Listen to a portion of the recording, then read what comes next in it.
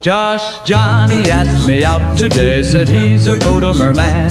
I said, if you use AI, you're just a flash in the pan. He claimed he fought in the war like a real hero. I said, games don't count Your work speed you roll. He said he coded with React all day and night, but I knew it was a mess, a sorry sight. He used Rust to sound cool, but it was all a lie. Just a bunch of copy-paste, no skill to apply. He thought AI would save him, but it just made him slow. And when I asked him code from scratch, he didn't know. He said, but I'm a master of AI. I said, that's just a myth, you're no coder, goodbye. You think AI makes you smart, a tech genius too, but it's just a crutch for those who can't code true. You paste and click with no skill to show, just a lazy coder with nothing to grow. You're no hero, just a boy with a screen. Your code is weak and your charm is unseen. You're lost in loops with no clue to share. Your AI dreams are just a pathetic snare. He tried to impress me with his AI skills so fine, but all he did was copy, no original line. He thought he was a pro with Rust and React too, but when I asked him to explain, he didn't know what to do. He said, one more model, the world will be changed. I said, you sound like a cult, completely unhinged. He said, but I'm a master of code. I said, that's just a joke, you're no programmer, go home. You think you're a coder, but you're just a fake, using AI to hide your mistakes. What a shame. You'll never be a pro, just a wannabe crew, until you learn to code without AI is true. You'll be left behind with the story to tell of how you failed and your dreams failed. You think AI makes you smart, a tech genius too, but it's just a crutch for those who can't code true. You paste and click with no skill to show, just a lazy coder with nothing to grow. You're no hero, just a boy with a screen.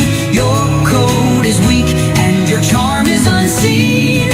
You're lost in loops with no clue to share. Your AI dreams are just a pathetic snare.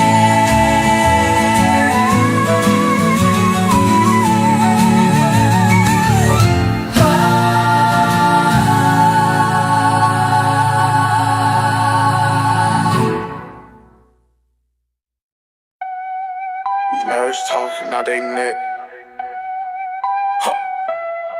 These nerds talking, now they neck. They get some AI, act like it's a tech. You was not coding, you was playing fetch. It was React that got you up, check.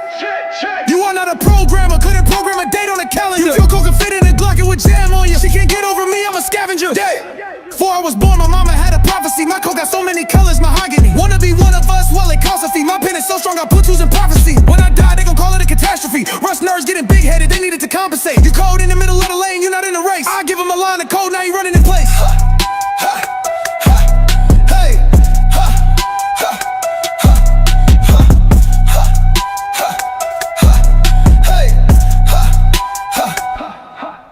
They want some nerd shit, then I bring it back. I'm sick in the head, hypochondriac. My shit slap, gave it to him in a bubble wrap. My code beautiful, they think it's off a photograph. He was talking down, now he's an epitaph. You're a code biter, you're a sociopath. You see the other side of the glass, I'm on the other side, you in a bubble bath. My shit's so hard, you might have a heart attack. The price of your life, you're not getting cash back. These nerds need a ride, they hit me for an open source drive. You was getting jumped, you didn't take a dive. You told the authorities you was going live. Your uncle said he was coding in 95, but he still broke. He can't code a better life. You a code sniffer, you a police dog. I'm out in Japan chilling with a beach ball. You wanted a problem that you can say konnichiwa. I'm sipping water, you sipping aguafina. He just got paid, so now he can't.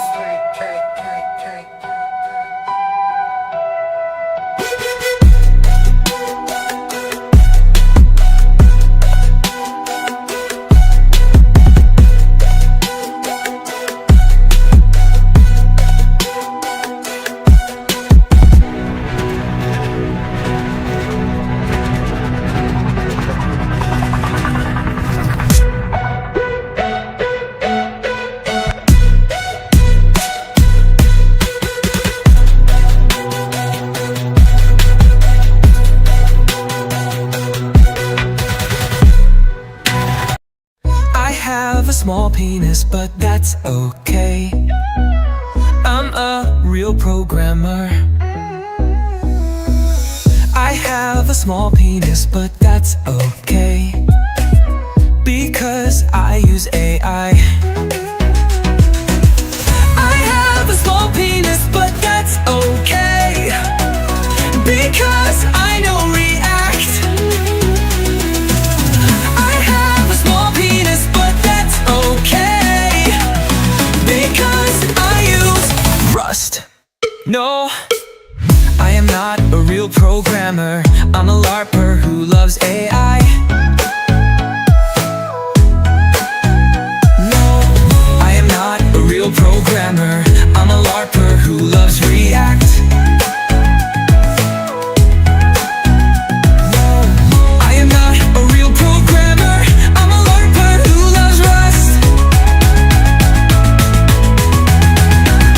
No, I am not a real programmer. I'm a LARPer who loves AI. AI makes folks, me feel almost like ready. a true programmer. AI makes me feel like a true programmer. AI makes me feel like a true programmer. AI makes me feel like a true programmer.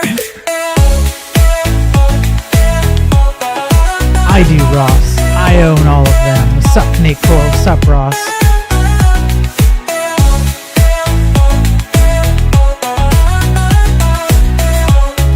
Hey, really?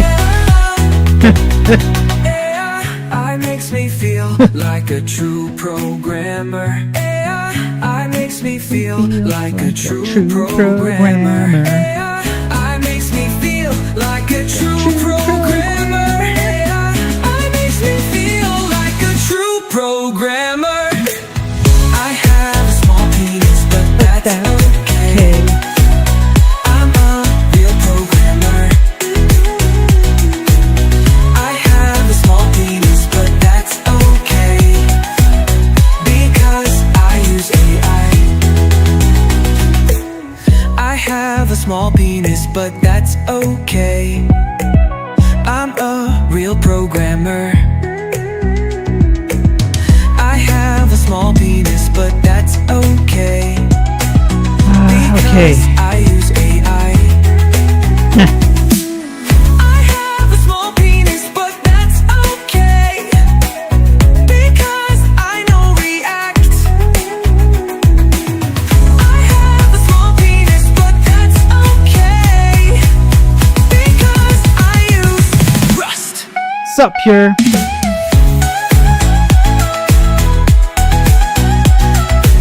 Should we do one more? Microservices song is incoming, Ross. I'm doing a microservices song. Incoming. One more song? Just one more? Hang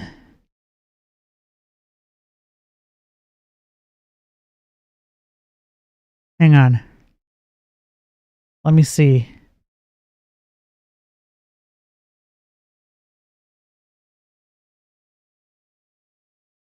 What would be a good one? Just a sec. Hang on.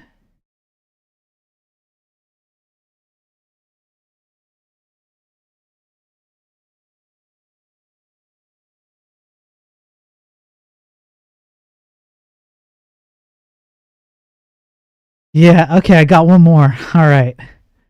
One more. Okay, we're having a chill day. Hey, Pure. I think I said hi to you already, but good to see you. If anybody's on any of the other platforms, make sure you say hi. I'm keeping an eye on Rumble and X and LinkedIn and all that. You guys are awesome. One more song. Today's a bit of more of a chill stream with a bunch of unhinged rants and some bigger articles that don't fit into the daily tech news stream. Maybe a bit of enlightened programming. Definitely want to work on the game a bit if I can, because there's some updates to the game I want to make. There's a lot. I'm way behind. And I have been doing pretty good keeping up with the daily tech news, but it comes at a cost. And the cost is that I can't do as many proper streams as I want. So I'm going to do kind of like a longer one today, maybe I will have Delaney from the datastar framework on later today if he has time. We'll see. He wants to talk about some updates to his system, so might do a bit of an interview. A variety stream. Your tech prophet is here. One more song. All right, one more. I don't think anyone's heard this one. I don't think I've played this one. Programmers don't use React. Baby dicks need AI for a fact. Real programmers still code in C. Baby dicks can't get no P. Real programmers got Linux and Tux. Baby dicks need React and Rust. Real programmers don't need AI. Baby dicks can't get no thighs. Real programmers don't need to rewrite. Baby dicks try and it don't come out right. Real programmers got libraries. Baby dicks don't get no flurries. Real programmers got pull requests. Baby dicks, they can't get breast. Real programmers don't need CI. Baby dicks don't get no Ike.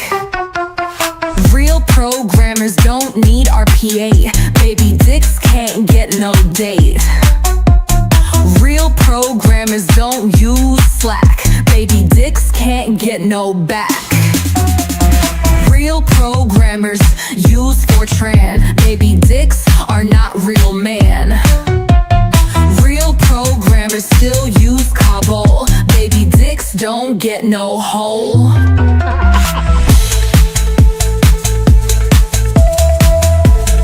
Oh, what a sick bird!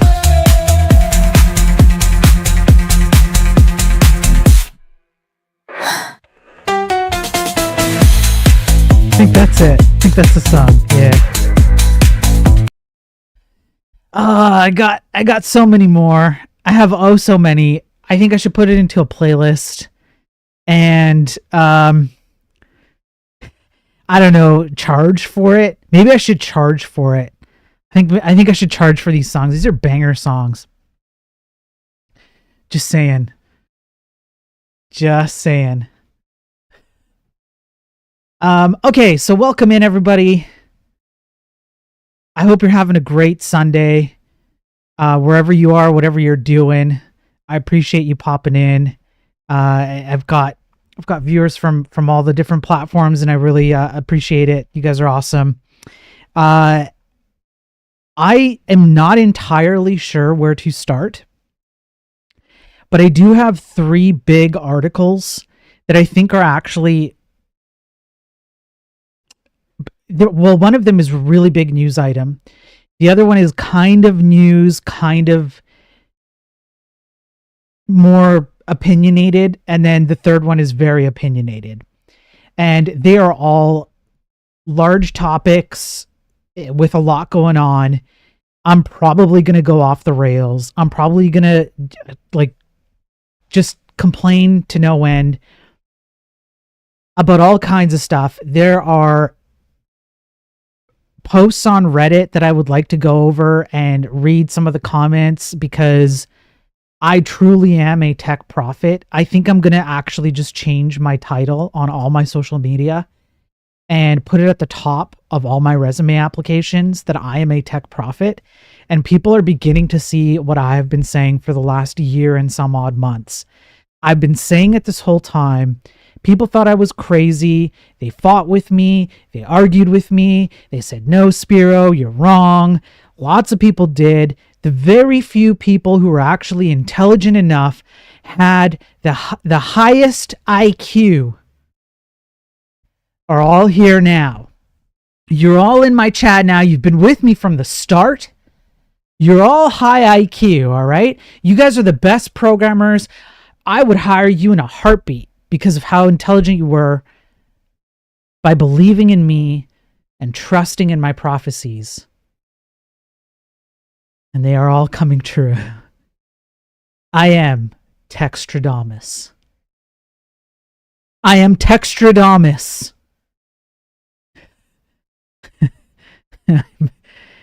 It's true. Shut up, Nacor. Shut up. All right? You don't count, Nacor. Okay? Ross, depending on how your question, which way you lean on the answer to that question, I might tell you to shut up too, but not yet. Textradamus is among you. Okay, so what do I have? I'm going to be blunt about it. There's some really fucked up shit going on. So I really do think that it's worthy of talking about it. Like I said, I would like to work on some video game stuff. I'd like to have some fun and make some jokes and whatever. It's going to be more of like a chill out stream because I haven't done one of these in a while. People keep asking me to do it. So let me take a sip of my Textradamus juice, which helps flow in.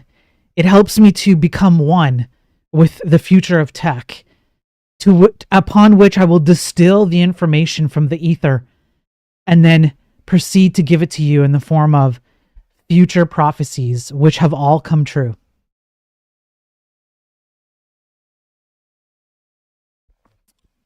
Okay.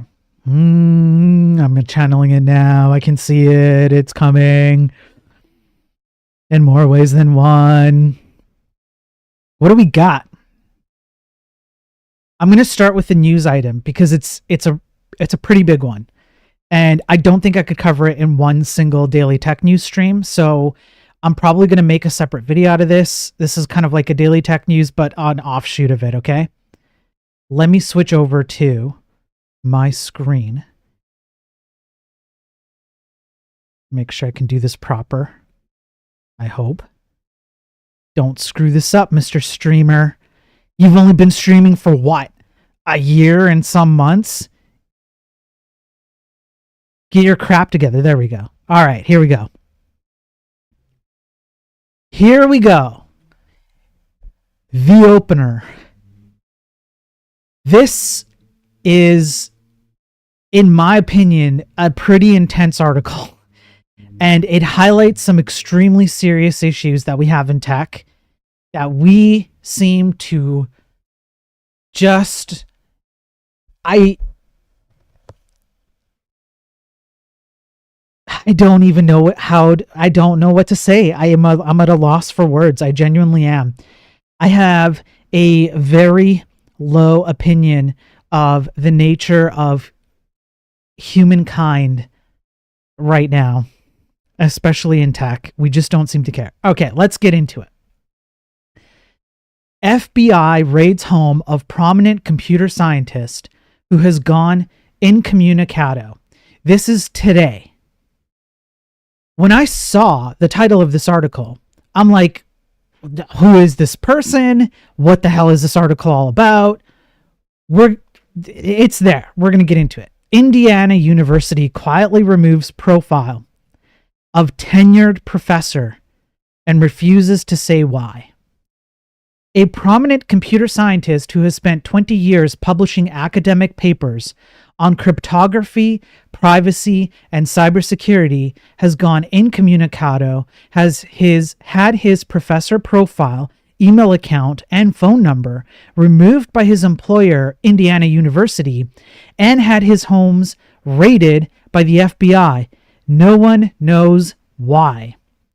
Let's just zoom in real nice on a computer scientist who has spent 20 years publishing academic papers on cryptography, privacy, and cybersecurity. Not only gone incommunicado, but the FBI raided his home. Do you think this is for a good reason or for a bad reason? I am going to butcher the pronunciation, so I apologize. Xiaofeng Wang has a long list of prestigious titles. He was the Associate Dean for Research at Indiana University's Luddy's School of Informatics, Computing, and Engineering, a fellow at the Institute of Electrical and Electronics Engineers. And the American Association for the Advancement of Science, and a tenured professor at Indiana University at Bloomington. According to his employer, he has served as principal investigator on research projects totaling nearly $23 million over his 21 years there. I just want to also bring up, I had to read this article several times this morning because I was so flabbergasted by everything that was in here. We're not even halfway through. I noticed that they expanded this term, Institute of Electrical and Electronics Engineers. Why did I feel like this was a familiar term? Because if you just read some of these, the title of the place sounds fancy and well-to-do, right? But I realized, where do you think I get a lot of my academic and scientific material when it comes to tech? Some of it comes from ARXIV. The other big portion of it comes from IEEE Explore. IEEE Explore. I guess triple E. So that's right. These guys are a journal for academic and scientific data. That's where I recognize that. So when I realized the roots that this individual has in the academic aspect of technology, and the fact that this is happening to this person, red flags everywhere. So, he has also co-authored scores of academic papers on a diverse range of research fields, including cryptography, systems security, and data privacy, including the protection of human genomic data. I have personally spoken to him on 3 occasions for articles here, and here, all of which are articles based on security issues with other services. For example, this one here is about a sign-in issue, which I think was related to Google, but impacted Facebook as a third-party service, for example. That's what these are, right? So the author of this article, Dan Gooden, has talked to this particular individual, Xiao Feng, at least on 3 different occasions. Has he been hey, Ghost Magic, good to see you, Ghost Magic. Has he been forced to 404 for finding another FBI backdoor? I don't know. The way things are going in the U.S., he's lucky he didn't get abducted and ended up in Louisiana. Maybe.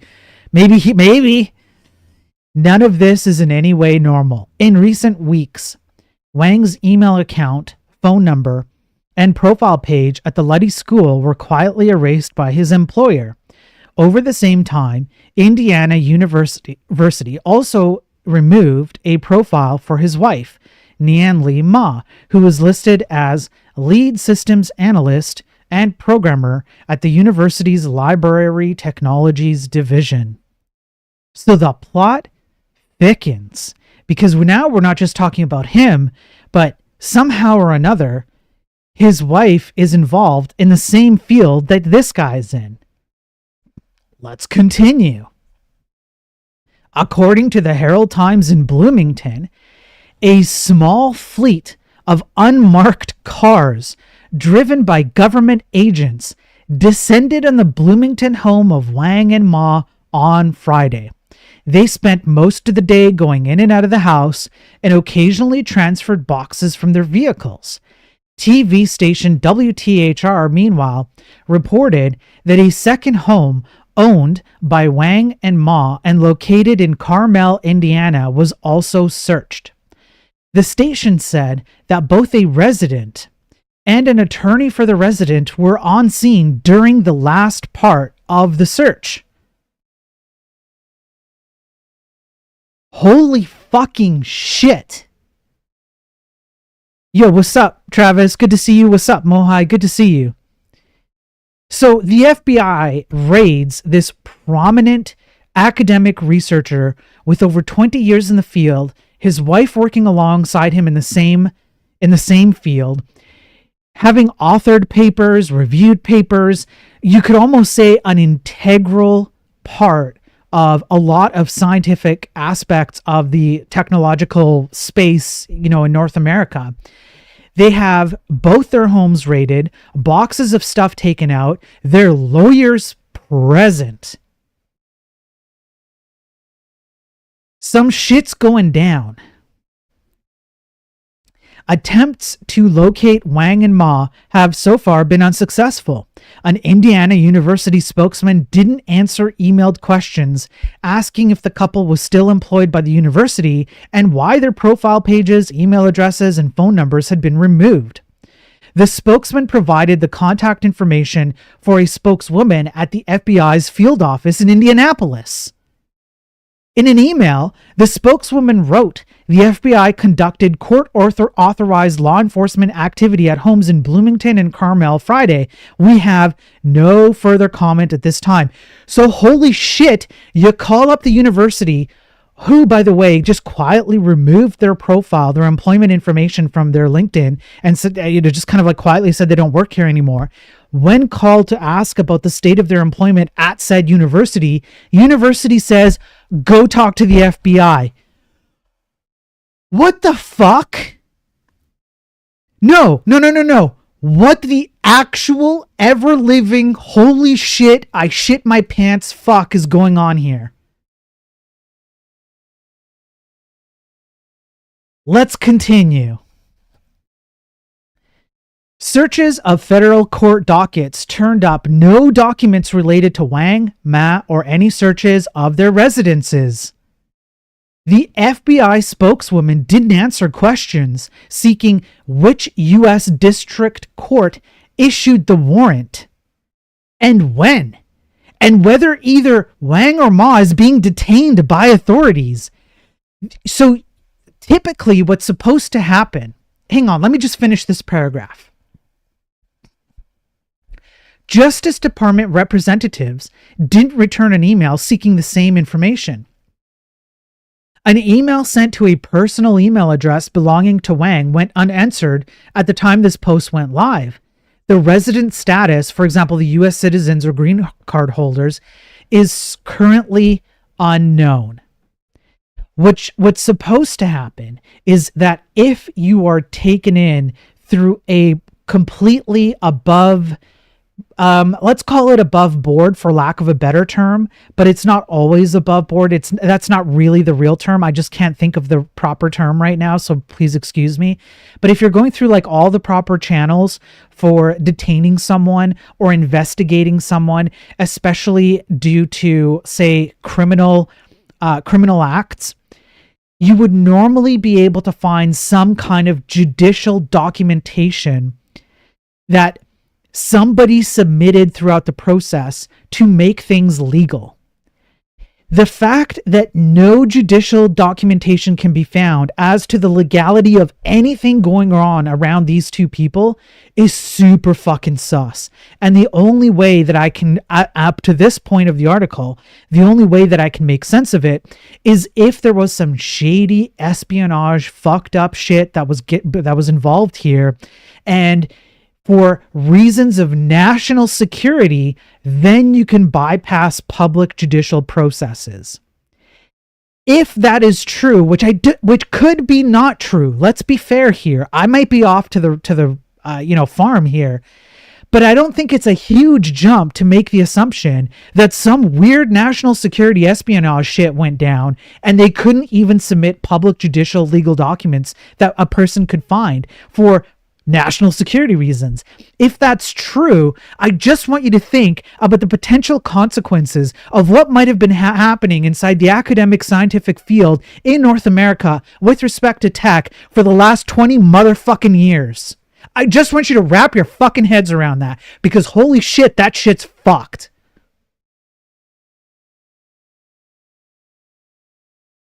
Let's continue. Fellow researchers took to social media over the weekend to register their concern over the series of events. None of this is in any way normal. Matthew Green, a professor specializing in cryptography at Johns Hopkins University, wrote on Mastodon, the place where people go when they can't cut it on X. He continued, "Has anyone been in contact? I hear he's been missing for 2 weeks and his students can't reach him. How does this not get noticed for 2 weeks?" In the same thread, Matt Blaze, a McDevitt professor of computer science and law at Georgetown University, said, "It's hard to imagine what reason there could be for the university to scrub its website as if he never worked there. And while there's a process for removing tenured faculty, it takes more than an afternoon to do it." Local news outlets reported the agent spent several hours moving boxes in and out of the residences. WTHR provided the following details about the raid on the Carmel home. Neighbors say the agents denounced, "FBI, come out," over a megaphone. This is movie level fucking shit. What the actual fuck, guys? What is going on? A woman came out of the house holding a phone. A video from a neighbor shows an agent taking that phone from her. She was then questioned in the driveway before agents began searching the home, collecting evidence, and taking photos. A car was pulled out of the garage slightly to allow investigators to access the attic. The woman left the house before 13 News arrived. She returned just after noon, accompanied by a lawyer. The group of 10 or so investigators left a few minutes later. The FBI would not say what they were looking for or who is under investigation. A bureau spokesperson issued a statement. "I can confirm we conducted court-authorized activity at the address in Carmel today. We have no further comment at this time." Investigators were at the house for about 4 hours before leaving with several boxes of evidence. 13 News rang the doorbell when the agents were gone. A lawyer representing the family who answered the door told us they're not sure yet what the investigation is about. Likely story. The post will be updated if new details become available. Talk to this person if you know more. This is insane. Now, I thought to myself, what if I just went and gave like a little bit of a cursory look at who this person might be? Could I just do like a simple Google search of this person's name and get like some kind of an indication of just exactly how deeply rooted this man is in basically North American tech in general? So I pull this up, and yeah, the news article is correct. You can even see he has a GitHub page. And if you go look at his GitHub page, his reach is unfucking fathomable. Let's just have one look, because if there's even a hint of some kind of espionage of any level to any country outside of North America, bros, we are fucked beyond belief. And I have a wild conspiracy theory to drop on you at the end as part of my unhinged rant. It's a wild conspiracy theory, but I'm going to drop it anyways. I'm going to Alex Jones all of you motherfuckers, okay? Your heads are going to explode. I'm playing motherfucking 6D chess with my conspiracy theories, okay? Textradamus is in the house, all right? So let's have a look. The Associate Dean for Research and a James H. Rudy Professor of Luddy School of Informatics, Computing and Engineering, Indiana University at Bloomington, and an ACM, IEEE, and AAAS Fellow. At IU, he is also a co-director of Center for Security and Privacy in Informatics, Computing and Engineering, and was the director of the Master of Science in Secure Computing, or the MSSC program. Dr. Wang serves as director and lead PI of Center for Distributed Confidential Computing, a frontiers project in secure and trustworthy computing funded by the National Science Foundation. Do you think this could get any motherfucking worse? Holy shit! The project is a multi-institution effort involving faculty from IU, CMU, Duke, OSU, Penn State, Purdue, Spelman, and Yale. The center aims at laying the technological foundations for practical data and use protection based on trusted execution environments over today and tomorrow's cloud and edge platforms, which is critical to the advance of AI and data science. Dr. Wang is the chair of ACM's Special Interest Group on Security, Audit and Control, and was also TCP co-chair of the ACM Conference on Computer and Communication Security, the ACM's flagship security and privacy conference during 2018 and 2019. In the past 20 years, Dr. Wang has been working on a broad range of research topics in systems, security, and data privacy. He is considered to be one of the most prominent system security and privacy researchers, a top author according to online statistics such as CS Rankings, System Security Circus, and Top Authors, the Systems Cirrus, EPFL.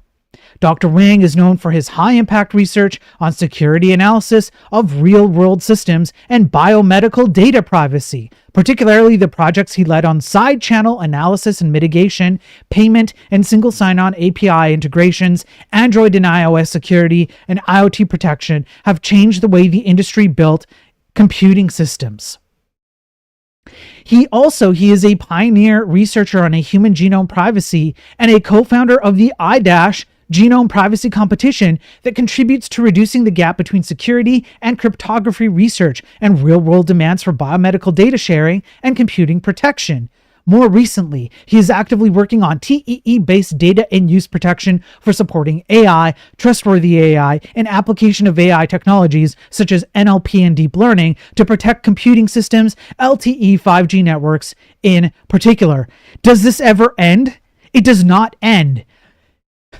For his work, Dr. Wang has received numerous awards, including Award for Outstanding Research in Privacy-Enhancing Technology, the PET Award, Best Practical Paper Award at the 32nd IEEE Symposium on Security and Privacy, and 2 Distinguished Paper Awards at the 26th Network and Distributed System Security Symposium. His work has been extensively reported by public media, including CNN, MSNBC, Forbes, Slashdot, Nature News, etc. Dr. Wang's research has been supported by NSF, NIH, ARROW, IARPA, and other federal funding agencies and industry. Since joining IU in 2004, Dr. Wang has been serving as PI on research projects totaling nearly $23 million by 2022. And then he has a CV. My research interest includes system security and AI security.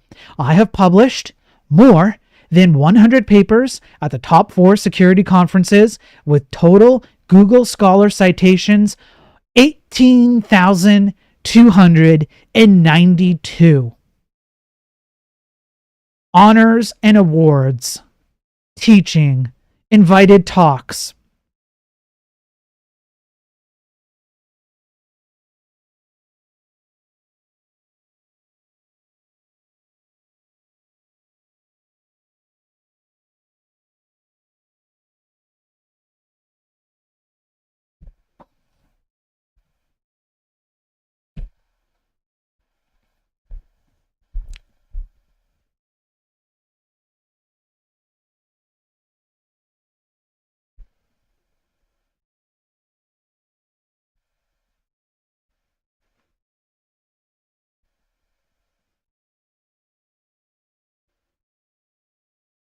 Now imagine this guy working at a university,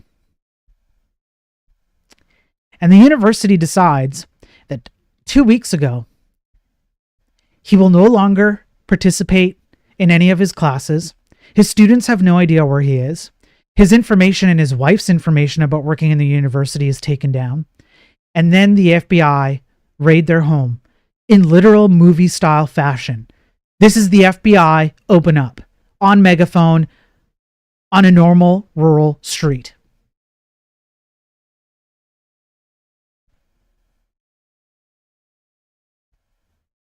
When you guys are ready to wrap your head around the absolute clusterfuck that this could turn into, let me know, and then I'll tell you my conspiracy theory. And boy, it's a wild motherfucking theory.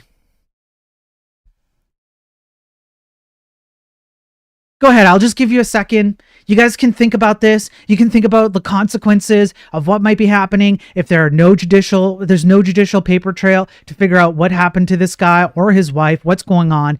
Maybe it falls under national security issues, but which would be a holy shit moment, right? Right? Just think about that for a second. What this could turn into. The Cold War started. Yeah. Are you ready? I'm telling you,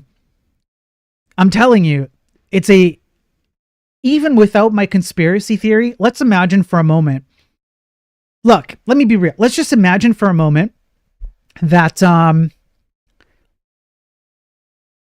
that the worst case scenario is that this guy committed some unrelated crimes. Maybe he's been running like a cockfighting ring, on the side, or some shit like that, right? Or he's got like a multi-level marketing scheme with like Tupperware containers, like whatever the fuck ever. And he scammed a whole bunch of people out of money across multiple state lines, and so the feds got involved. Okay, like maybe. And a bunch of students were involved, and like the university caught wind of it, and they're like, hey, why are you doing like this multi-level marketing, like, Tupperware scheme? You got your students to buy into this shit. You abused your power as a teacher to get them involved. Like, who the fuck knows, right? Possible. Absolutely possible. I'm not saying that you automatically have to assume that this is like an insane level of shitification that's happening before our eyes.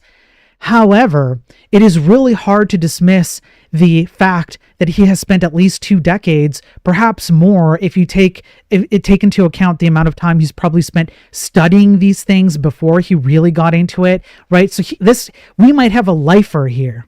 We might have a lifer of somebody who has spent their life in this field, particularly in fields, in aspects, in niche areas of this industry that people that you love and care about depend on, primarily security and privacy, okay?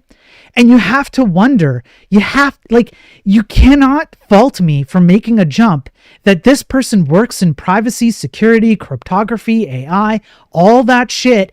And all of a sudden, we have this really weird scenario where the university removes his information before the FBI get to him, and then the FBI get to him, and you can't find anything above board as a paper trail of what the fuck's going on. And nobody knows where he is.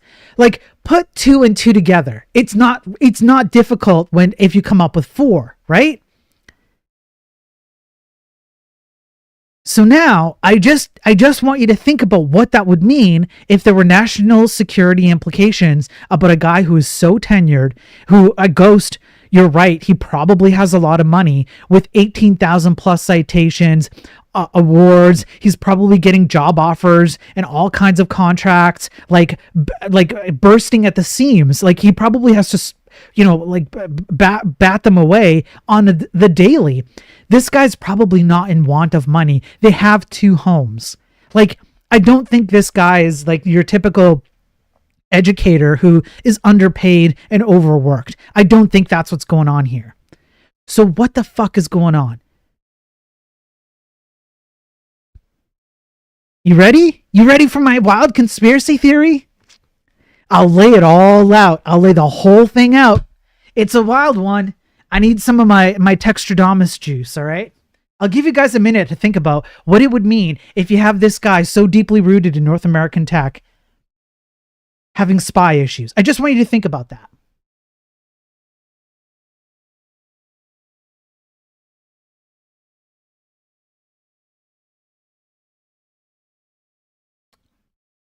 He's probably behind the issues I found on Stripe today. I saw those, Ross.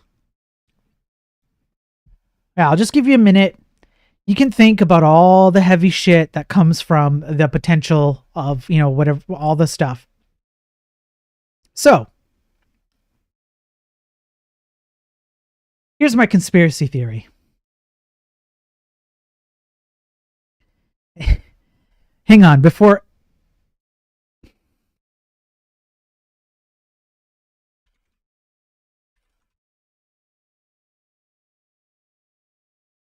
Hang on. I got to do this correctly if I'm going to do it. Let me go like that, and then I'll turn this. You guys can just think about what it would mean if this guy, I just want you to consider the consequences. You go ahead and consider those consequences. Well, I just fix up. I just want it to be like really, really nice for you guys, right? I just want to do it nice for all of you. Okay, here we go. All right. Conspiracy theory time. Here's my conspiracy theory, okay? If kids are listening, don't let them listen. I don't know why the kids would be listening to the stream anyways, but don't, because I'm about to go off the rails, okay? This is like completely unfounded, probably logically inconsistent, but I truly believe this for no other reason than just vibes and gut feel, and I am the Textradamus, okay? Everything that I say has come true so far. We'll get into that later. I mean, I've already covered some of it. I'm always right. I will always be right. But here we go.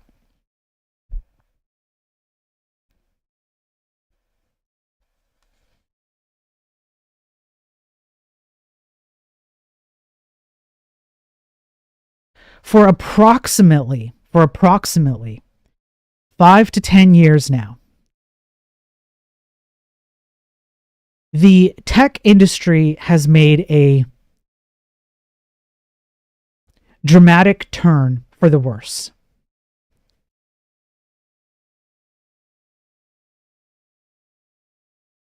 What's happened is that a field that should otherwise be principled on the foundations of logic, reasoning, and factual matters has been infected by a social parasite. That parasite is the parasite of your feelings are more important than any fucking thing else in the world. Granted, feelings are important, yes. But in this field in particular, your code doesn't give two motherfucking shits about your feelings. I know this to be true. I can demonstrate it to be true simply by the nature of the rise of tech streamers like Theo, Prime, and even Pirate Software. These people are entertainer streamers, not educational streamers. What they do is they entertain, and the point of entertainment is nothing if not but a play to your emotion. You do not go to a movie so that you can apply logical thinking abilities in order to have fun in said movie. You do not normally play video games in order to apply logical faculties so that you can have fun playing a video game, although video games do apply some logic. You don't look at a piece of art and then judge its value based on the logic and of the lines that were used to build the art. Entertainment, artistic aspects are based on emotion. They play to emotion. There's nothing wrong with that. I enjoy it myself. But tech has leaned too much into this premise that your emotions matter more than the thing you're coding, more than how you're coding it, more than the quality of the product that you're producing.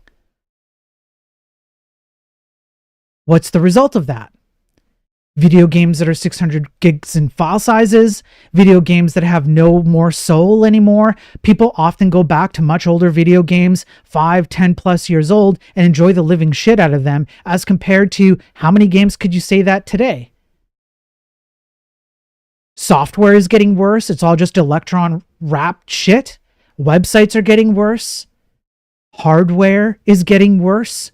How many times have you popped open your laptop or your desktop and come across an issue, particularly something's changed in the last 1 to 2 years? This shit is getting worse because what we did was we prioritized how people felt about the shit they're creating rather than the shit they're creating. The consequences are dire.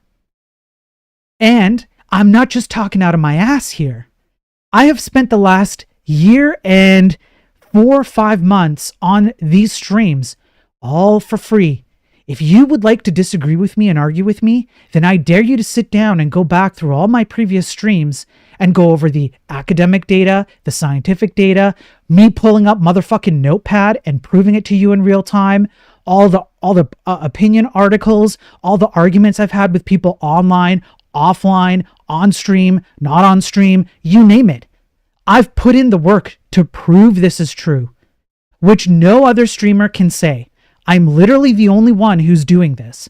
There are other streamers that I would say are good, but they have their own take on these things and their own way of approaching these problems. And some of it is extremely positive. I immediately think of Travis, who's in chat right now.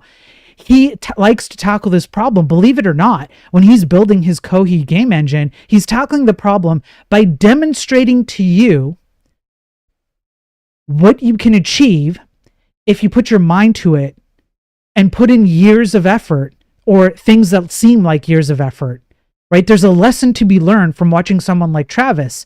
He's not doing it for the entertainment value, although there's some entertainment in it.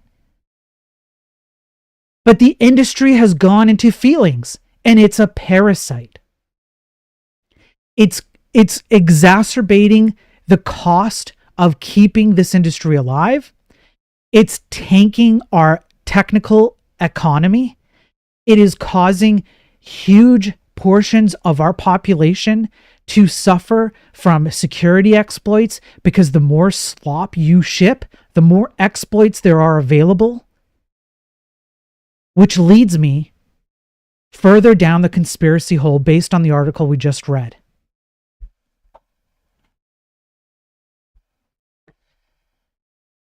I had the privilege, and I do mean the privilege, to go to China last year. I spent about 3 weeks there. Family thing. Walking around China, and China in general, I mean, I actually would highly recommend it. I was taken by surprise at how much I enjoyed being there.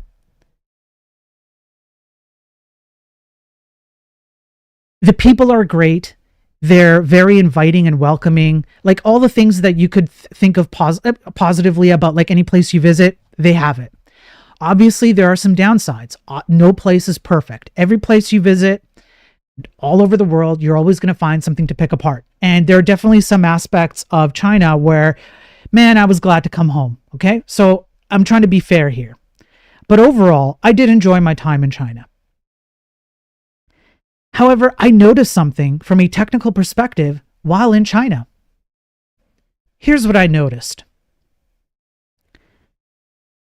First of all, the Chinese people in general are far more patient than any of you North American fuckers could ever hope to be. These guys will play all kinds of social and economic and governmental and societal games for decades, maybe generations. None of us in North America have that kind of patience. We want results, and we want them now. That was the first thing I noticed while there. They will patiently wait for all kinds of stuff. Now, they are very impatient when it comes to driving. I would not recommend you drive in China unless you're really willing to consider yourself putting your life on the line. They're extremely impatient drivers, but it's normal there. So for them, it's probably just like part of the driving thing. Like, but for me, I'm like holding on to my ass the whole time. Okay, like I didn't drive. We got driven around everywhere because there was no way that I would drive in China. Okay, they're extremely impatient. So again, just to be clear, I'm not like, harping on China here. Like there's some like amazingly wonderful country in every single respect. No, they have their problems, right? But there are certain things that they're willing to do that we can't even begin to comprehend here. To add further to this, I noticed that their technology, even on basic things like maps on their phone.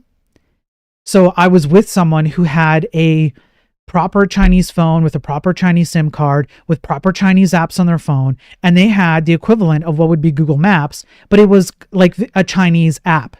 And the amount of information and the amount of features that app had and how quickly it ran, it was instant. everything was instant. There was no delay. There was no lag. Nothing ever crashed. Ever. Not even once. In 3 weeks, I don't think I saw...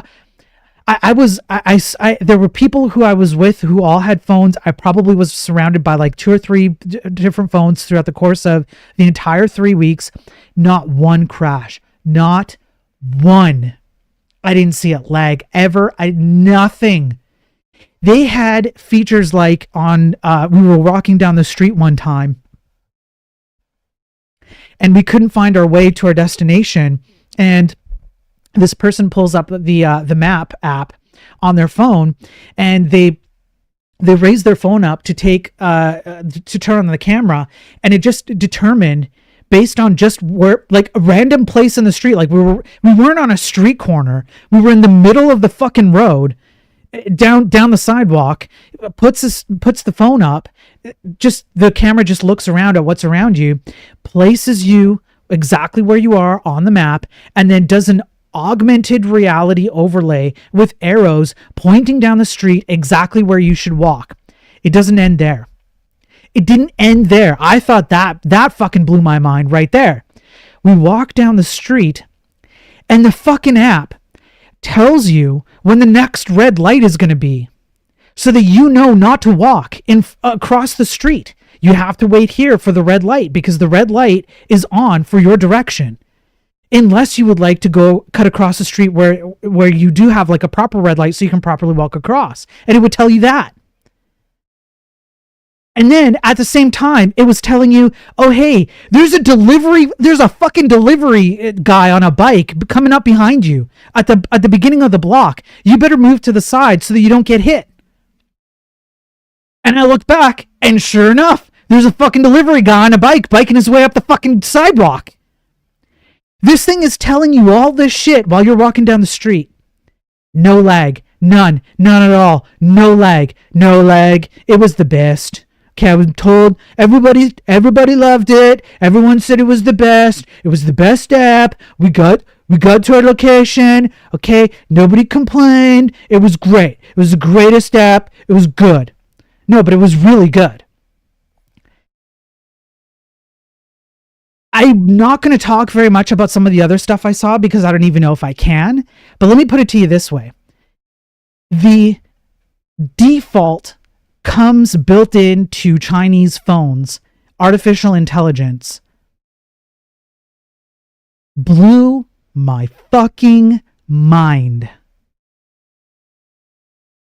It's just the standard AI that comes into most phones with most apps. And when I was there, I could not believe the shit that you could do with these AI apps. And that was bottom of the barrel default shit. All this to say, this is part of my conspiracy theory, okay? All this to say the following. It's not just China, but there are many, many other countries around the world, some that we don't even think of, who have technology that would put North American technology, and I'm talking about mostly software, to shame, but also some hardware. And the reason why is because they don't fucking care about the feelings of the programmer and how much they vibed or what their fucking developer experience was when they created that shit. If you go and watch people who have to work in those countries to build the code that they build, to write the code that they write, I should say, to build the products that they build, what they care about is the absolute maximum, most performant, most reliable shit you can produce. And I don't care if you had to work your fucking little fingers off to the bone to get there. You bend over backwards to produce quality shit. Why? Because they know that they can outpace the ever-living fuck out of countries that they see as threats. The countries that most of my viewers and myself live in. You take that into consideration and you add in the fact that a lot of these countries are far more patient about the things that they do and the things they want to accomplish than we will ever be here in North America, at least at the current rate. And I start to paint a picture.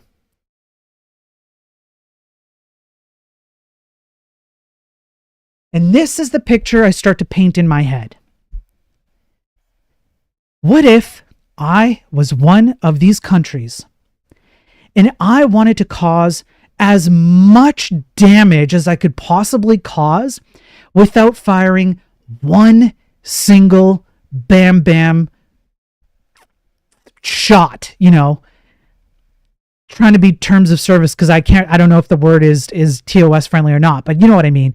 Put one in the barrel and fire it, kind of a thing. What if I don't want to do that at all? I don't want to send my sons out to go die in a needless war, but I don't want to lose my advantage. I don't want to lose any advantages I have, and I would like to gain advantages. And I would look at North America and I would say, man, North America has been leading the way in technological advancements for a long time, pretty much since the atom bomb. Pretty much. Scientifically and technologically, they're basically a world power, particularly America, but you can count like the West. You could probably group in a few countries together. So I'm using an umbrella term here, being a little bit loosey, but I don't think that the actual specifics matter to my conspiracy theory. If I was one of these countries, these are my goals. I want to maximize all my advantages and gain new ones.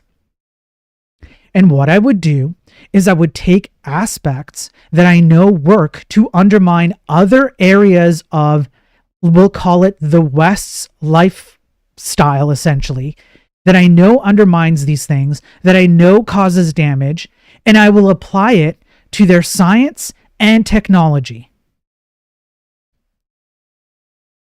And I'm willing to do this over the long term. I'm willing to do this over decades.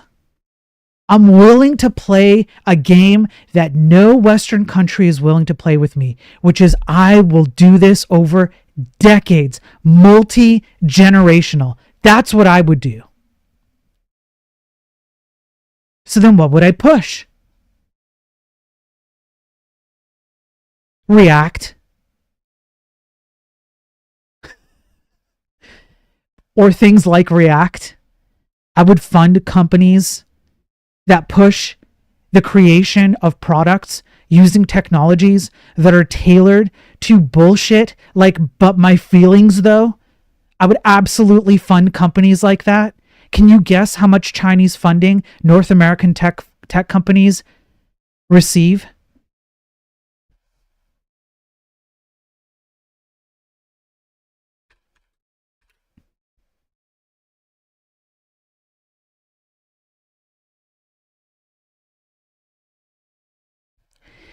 This is exactly the fucking shit I would do. Hey, Ubisoft. How about we silently invest some money into your company and encourage people to go into particular fields of, I don't know, you could say societal aspects, you could say performance, you could make it about anything, the code they produce. I have not been particularly happy with like the code quality or gameplay quality of at least the last two Assassin's Creed titles. You could invest in them to do that. Then you tank them, then you buy them out. And you just do that on repeat, year after year after year. You get your own people inside of the academics. You get your own people inside of the science. You get your own people inside of the companies. You get your own people inside of open source. You push stupid shit like, things that tailor to programmers' feelings. You basically just warp all the fundamental principles that things should be created on. And you just warp them until they can no longer sustain themselves in the country upon which you are, quote unquote, attacking. And you let it fail. Because that's what it's going to do. And you let it fail of its own accord. And then you come in, the savior of the day, and you fix it all. Or you take it all over. And before you know it, you've made such a dramatic impact on entire nations didn't have to fire one Bam Bam stick. Not one.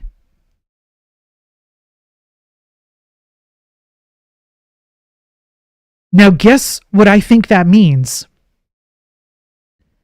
for the tech industry. We're fucked. That's what I think it means. Because unfortunately, we seem to be living in a generation of people like Theo, for example, who cannot separate their stupid, infantile emotions from reality and think that someone like me stating that we need to have a higher bar or we need to do better in the industry is somehow gatekeeping or raising the ladder behind me, which he has actually said word for word. Or other things like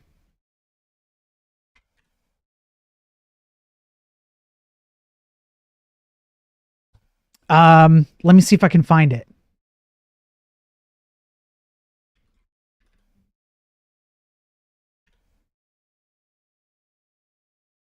I have it somewhere in my likes, or somewhere on X. I have it. I could pull it up if need be. But I remember because I retweeted this a few times. He literally said, "I hate game developers." Or we have someone like Prime who has good takes and bad takes, but leans in a lot to the entertainment rather than the actual thing itself. Or we have, well, it doesn't matter. I don't need to call out all the different streamers. It's fine. Although I'm perfectly happy to, because I think a bunch of them are absolute bullshit. But in any case, this is what we have today. We have people like that who think with their feelings, who don't think. That's the problem. I'm sorry to break it to you, but programming has nothing to do with your feelings. It has absolutely zero to do with your feelings. It has nothing to do with it. You have absolutely every right to feel in a particular way. And I'm going to be honest with you, I probably agree with a lot of the things you feel, because I'm also a human being who feels things. This isn't some kind of like, like you shouldn't be feeling things, or like feelings have no place, whatever. But if you're going to feel something, how about you feel shitty about the shitty code that you're producing, where other countries, other groups of people who do not feel the same way you do are going like this. Yes. Make more of this shit, because the more shit you make, the easier it is for me to take down entire societal structures. I can use exploits. I can hack into your companies. I can devalue your companies to no end. I can infiltrate and spread my ideology instead of the one you want. I can literally put the lives of people you love and care about in literal danger. You don't fucking believe me? As I said before, go back through my streams. I have proven it. Case study after case study of cybersecurity exploits, literally putting the lives of people at risk. We have no idea how many people have died because of stupid cybersecurity exploits that could have been avoided if people thought more and felt less while they're producing code. Sorry to break it to you, but you need to hear it. And my conspiracy theory is exactly this. If I were a unkind third party to my way of life, this would be a top tier method for me to infiltrate and cause disruption and chaos and eventually turn things around to my way of doing things. I will completely demolish your way. I will feed and invest and support things like Rust and React and Vue and Svelte and all this abstracted bullshit. And yes, let's get developers feeling nice about all the bullshit that they do. And the more we do that, the better it is. That is exactly what I would fucking do. And it's working. And there are not enough people out there who have the brains, unfortunately, to think past that.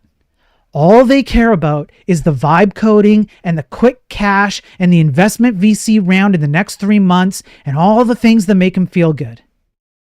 They don't care how they get there. They don't care what they produce once it's there. And they don't care about the downwind effects of what they produce. And that is absolutely amazing to someone who wants to capitalize on these open exploits, we are essentially just leaving the door open and going, come on in. We're just going to be over here on the couch vibing away. You do what you want, bro. Yes!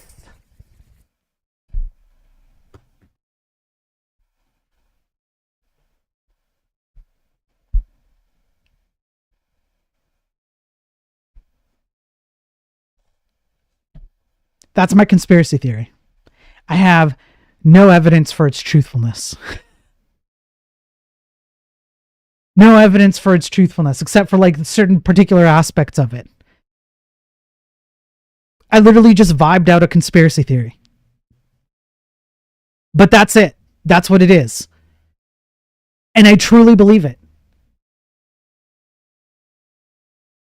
Hey, Six String, what you're blaming enemies for is caused by market forces prevalent in US software. Six String, this would presume that quote unquote enemies have no ability to play inside of our market forces. If the enemies cannot play inside of our market forces, then sure. Yeah. But if they can play inside of our market forces, then you cannot solely lay the blame at market forces in the US, for example. You can't do that. Because it's not strictly a monolith of a one nation playing with market forces. We need to go back to writing things to be performant and just work. We absolutely need to go back to that. And Ross is right, Six String. And I have proven it with academic and scientific journals that there is a market for writing secure performant code. To Six String's point, I would say yes, but you can lay that blame at the blame of companies that are seeking their dollar value. And I would completely agree with him. Because a lot of these companies have a short-sighted view. The way that myself and viewers who watch my stream would kind of package that up would be, right, but you can have your dollars now, or you can have some dollars now, or you can have many dollars down the road if you spend some time writing secure performant code. That's kind of like a hard sell, right? But you can make that point to companies, but companies aren't working that way. And that would be a completely accurate way to describe the problem if Six String was to make that argument. I would completely agree. Ghost says, same thing happened in World War II. Germans lost with USSR because they produced 100 times more tanks than anybody thought in nasty conditions in factories because they didn't care about worker conditions and Germans didn't want to work that hard. Yes. This is something that we kind of like, a lot of people they close their eyes to because it doesn't feel good to think about this. It doesn't feel good, especially if you're in the same field as the person you're thinking about, right? If you're also a programmer, would you feel good if you were, say, living in a country that didn't care about good working conditions or ever seeing your family ever again, or having a life outside of work? And because of the nature of the country, they could essentially force you to work like 20 hours a day so that you can achieve the country's goals with little to no reward for yourself. No, it doesn't feel good to think about that. But guess fucking what? That's the fucking world we live in. And these countries exist and they will do these things. And then our thinking pattern is, oh boy, we better just like think about how we feel and like develop our experience and vibes though. Like that's the answer? We don't necessarily have to do exactly what they're doing, but we most certainly do not have to fuck ourselves up our own asses. No lube.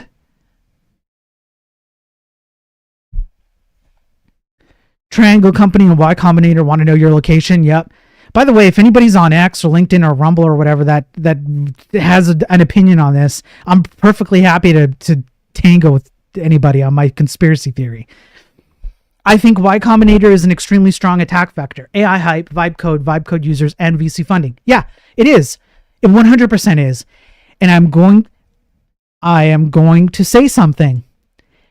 How about you take a look at the number of companies that exist on Y Combinator, and I want you to look at the source of funding and source of executive or management level people, and the source of the company, and also where these companies are, what would you call it, serving, like which other nations are these countries serving for? What product are they creating that's serving which other countries? I'm not going to give away the answer, but if you just go through the Y Combinator companies and you look where they come from, whose leadership, where their VC funding comes from, what countries are they serving, a picture begins to emerge. And it's a picture that does not require a lot of cognitive effort to kind of come up with a conspiracy theory like mine without any evidence at all. But there it is. It's working. And it's working. By FASC, there's a reason China requires all international companies in China to have partnership with local companies, which in turn are owned by the government. Yes, that is absolutely a requirement. When I was there last year, I'm not going to say because I don't. I want to be clear that that I would like to divorce the people of China from things that the Chinese government might do that I might disagree with to some degree, because there is a difference. But I did notice the hand of the Chinese government in mundane things while I was there. I won't say what, because again, I'm not actually sure if I can even say it. But it actually, I'm going to be as fair as I can possibly objectively be. It was not a bad thing. Actually, in some cases, it actually served to protect me from doing things that I might have otherwise gotten in trouble doing. But it was explicitly said that no, the government will not allow this or that to happen while I was there. So like, and I get it. So they very much have their hand in sometimes the smallest things. You might be surprised at how much China gets involved. But I single out China right now, just simply because of the news articles like this one, and because of this with like the FBI, this guy suddenly disappearing, FBI getting involved, secretly removing his employment information from the university he works on. Like, this is some fucked up shit. So it's easy to refer to China, but I know for a fact that there are other countries that behave in similar ways that China behaves in terms of at least the tech industry. And they have a huge advance on their tech that we can only hope to have. We can only hope to have here. We could have it in Western countries, in North America in particular. We could dominate again. But we've lost our way, and we've catered to the lowest common denominator of absolute bullshit, and we've completely destroyed the ability of people who actually are in our industry, who have a brain, to utilize their brain to maximum effect. We've essentially neutered ourselves.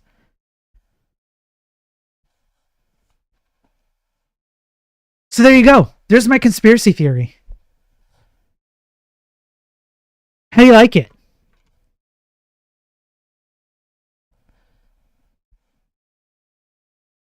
How do you like it? Let me get some beverages. My throat hurts after ranting, but there it is.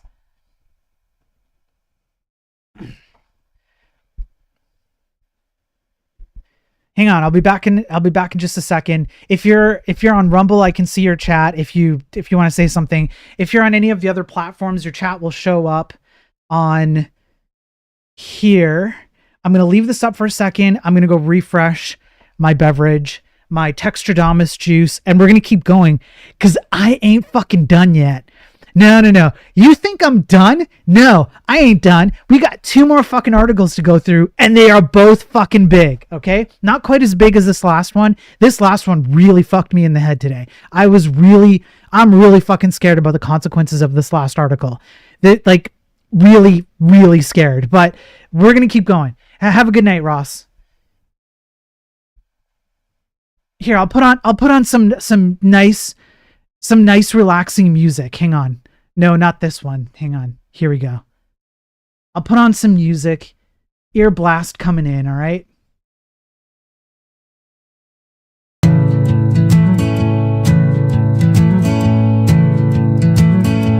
My name is Michael. software engineer, and my penis is small.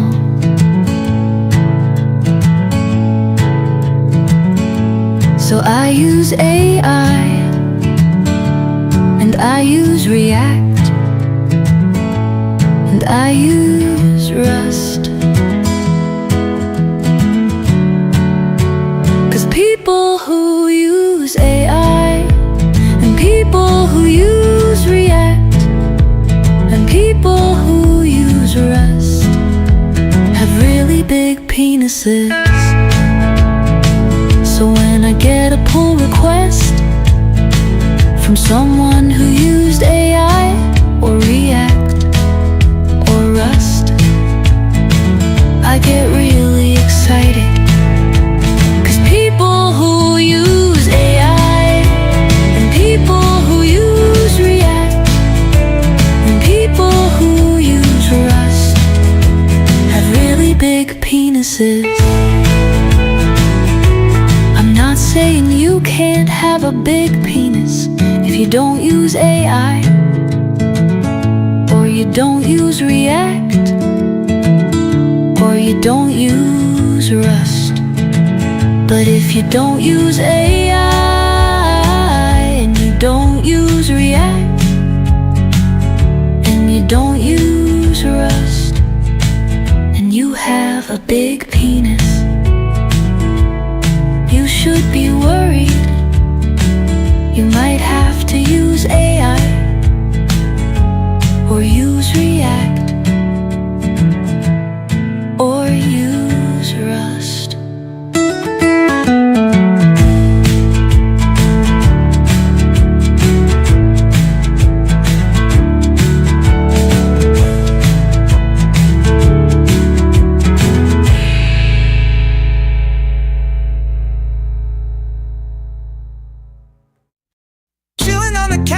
Nothing on the telly. Then I got to thinking, man, life is kinda smelly. What if we are trapped inside of a simulation? This whole world's just a damned abstraction. What if this whole life was built upon a bunch of code that all went horribly wrong? As if life's programmers got together in a room and She-Ra pointed the way to our doom. Adding idiotic things like React and Vite, as if extra steps to JS would make things alright. AI morons everywhere, no awareness anywhere. Rust, great, install the thing. STDs to us all bring memory safety won't save coders who aren't brave. Tailwind saves you CSS, so your brain you use less. What if life were like this too? Abstractions ruining all we do. Thinking about this really hard, must be real. A simulated world of poor code, I appeal. Ain't no way we live in peak branch prediction. Not with coders found guilty of coding dereliction, whose code brings nothing but performance malediction. Okay. Let's keep going. 'Cause I'm not done.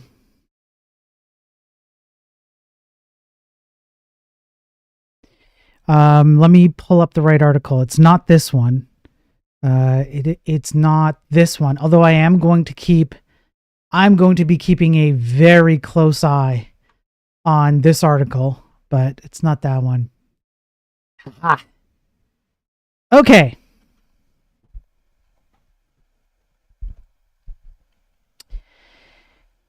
Have you guys heard of this? Have you guys heard of Roy Lee?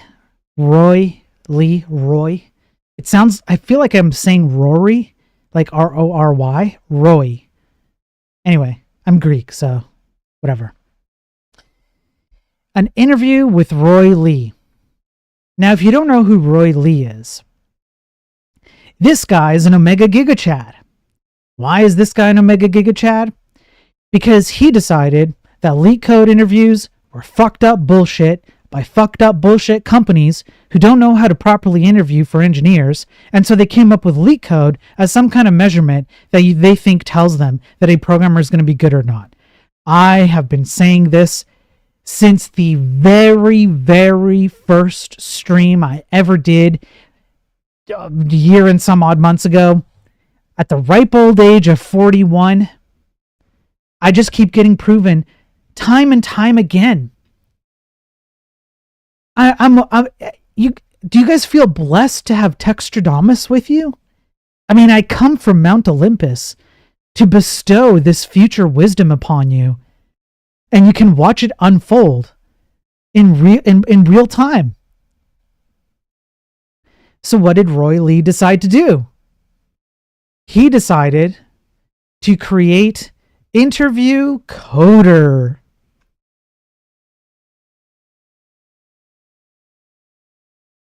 Cause fuck LeetCode. So essentially, you download this thing. It hides itself. The interviewer can't see a damn thing.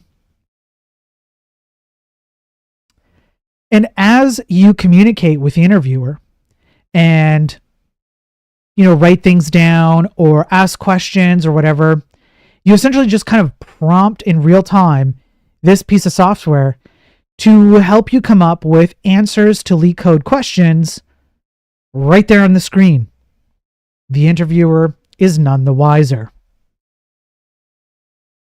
I'm sorry, but if you're going to interview me with bullshit questions after 20, 25 plus years in the industry, hundreds of hours of streaming where I am literally coding whatever the fuck I want without any guardrails in the most restrictive way I can think of, or I've built up several projects I could talk about for hours, get in depth into them, talk about the technical stuff. But no. You want me to memorize some stupid bullshit LeetCode math question and regurgitate that shit to you on demand like I'm some kind of fucking sheep? Well then fuck you, I'm going to use this. Absolutely fuck you, I'm going to use this.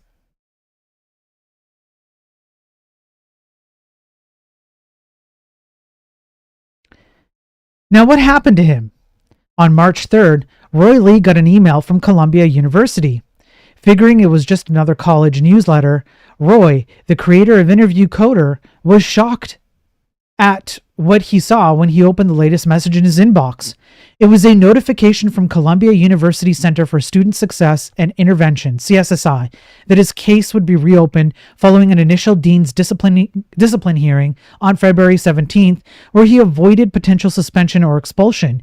The Columbia College sophomore spoke with the Pennsylvania Post about the saga that has catapulted him to virality on X, caught the attention of the global media, spanning from the Hindustan Times, global media, Hindustan to CNBC, and raised vital questions about the viability of current paradigms surrounding digital assessments and formal education. Specifically, it is alleged that you failed to comply with the file distribution agreement by publishing unauthorized documents regarding your dean's disciplinary hearing. Amazon execs are so mad, maybe stop asking dumb interview questions and people wouldn't build shit like this. So behavioral conduct reporting reform. His performance was spectacular. Soon after, I received a link to a YouTube video created by Roy in which he showed himself using an invisible cheating tool to gain an unfair and unapproved advantage during the interview process. We trust in Columbia to take proper action with regards to this student. This comes from... Well, it doesn't say exactly who, but the intent here, the insinuation is that it came from Amazon. Roy launched Interview Coder in February, a tool designed to solve LeetCode problems, the software engineering industry standard in applicant technical assessment. Long the bane of computer science majors applying for entry-level positions and internships, LeetCode has been subject to a great deal of criticism for being unrelated to the day-to-day reality of programming roles. Because it is! Because it is! And it doesn't tell you shit about the programmer, you motherfucking idiot! Posing a substantial barrier to entering the industry and exacting substantial tolls on the mental health of applicants who typically spend hundreds of hours preparing for career-defining technical interview problems that last around 20 or 30 minutes. This is the only thing that this is good for, is to determine if someone is willing to be a baba sheep at your company. That's it. Not whether or not they're good at coding, not whether or not they're going to be creative and, have like ingenuity in their coding practices. None of that. It gives you literally zero indication of that. All it tells you is if somebody was able to memorize a problem and then come up with a solution upon asking on demand. That's it. The emergence of large language models changed everything. Consumer-facing LLMs like ChatGPT and Claude challenged the continued relevance of LeetCode interviews as these tools persistently improved their ability to code. Leveraging this technology and the concepts he was learning in computer science courses, Roy set out to demonstrate this point, publishing a video of how he used Interview Coder to get a summer internship offer from Amazon at their headquarters in Seattle. 2 days after uploading the video to YouTube, which has since garnered over 100,000 views in a month, an Amazon executive filed a behavioral conduct reporting form with CSSI on February 9th. And then they did the whole, like, let's pull you in and make you toe the line. You're not a socially acceptable person. You have to be socially acceptable because holy shit, conspiracy theory. We're being funded by third-party nations by making things feelings based, including the programming industry, instead of actual like logic based and like outcome based. No. You can't deviate from the emotions of the programming industry, including in a university. You better get in this room. We're going to correct you. Toward the end of February, Interview Coder began gaining traction on X. Roy posted a screenshot of an email to his advisor expressing his intent to drop out of Columbia, thought it would be an ideal time to capitalize on an emergent wave of virality by posting a copy of the redacted behavioral conduct reporting form. In his comments to the Penn Post, Roy said that he intended to ride the marketing and hopes to bring down LeetCode-style technical interviews. Holy fucking shit, talk about fucking based. So this guy knew the writing was on the wall. Roy was like, I'm pretty sure that this is going to turn out to be like not so great for me. I'm probably not going to make it here. I'm probably going to get fired. I'm probably going to lose my university position. Okay. Everybody's telling me this. I'm going to lose it. It's going to happen. It's going to happen in the best way possible though. I'm going to maximize on this. I mean, he basically knew that this was an unavoidable thing. He stuck to his principles. And so then he decided, well, fine. If this is just going to happen anyways, I'm just going to market the living fuck out of this. Based. We need more of this. Amazon execs are so mad. Yeah, right. Then here's the letter. We went over this. So his instincts were right. The redacted form has accumulated over 7 million views. 7 million views. It also notably includes an implicit threat made by Amazon's representative. Absent proper action with respect to Roy, Columbia's long-standing partnership with the tech giant might be at risk given their deep concerns over situations like this. So they obviously have a program where Amazon hires university grads out of this university.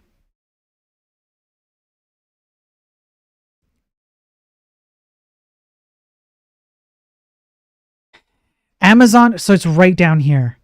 Amazon has a long tradition of working with Columbia Engineering, including the SURE program, and it deeply concerns us to see situations like this occur. We trust in Columbia to take proper action with regards to the student. And we hope to continue this long-standing partnership. Implying, if you don't toe the party line, get fucked. Okay.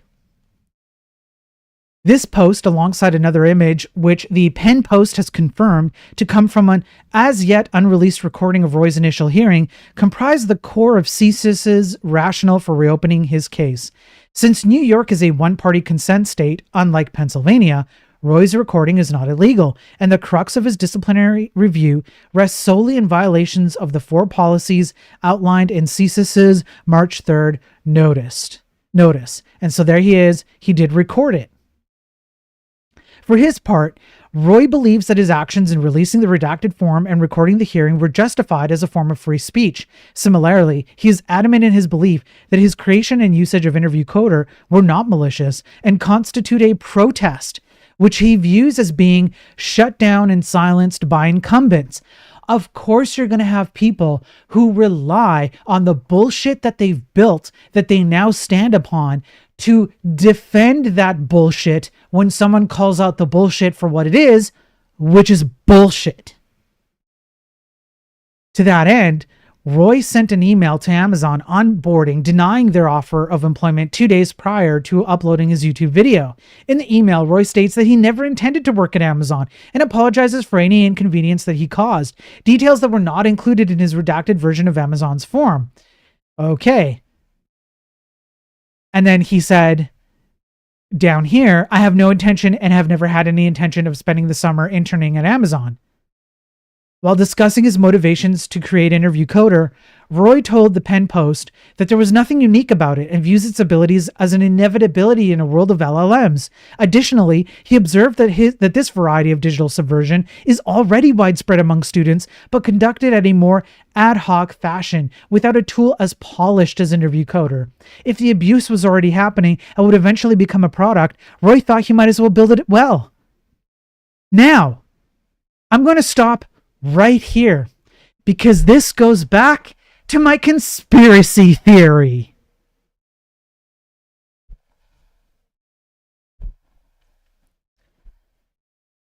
So, you're an AI hypist, and you would like to have everybody hop on the AI train, because AI is the future. Artificial general intelligence will make us all dependent on universal basic income, and jobs will disappear like, I don't know, the way of like the horse and buggy.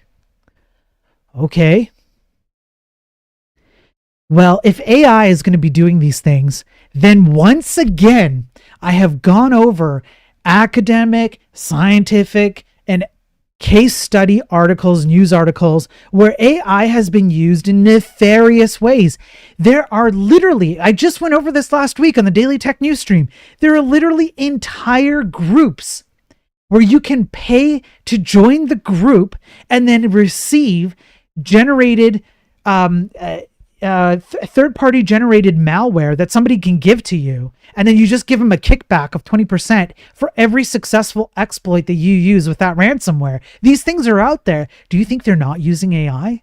Do you think these people look at AI and go, ha, no, my ethics won't allow me to use AI to build the sloppiest shit in the world that easily and quickly gets shit done in all kinds of ways that I can take advantage of to fuck people over. I'm going to draw my ethical line at using AI.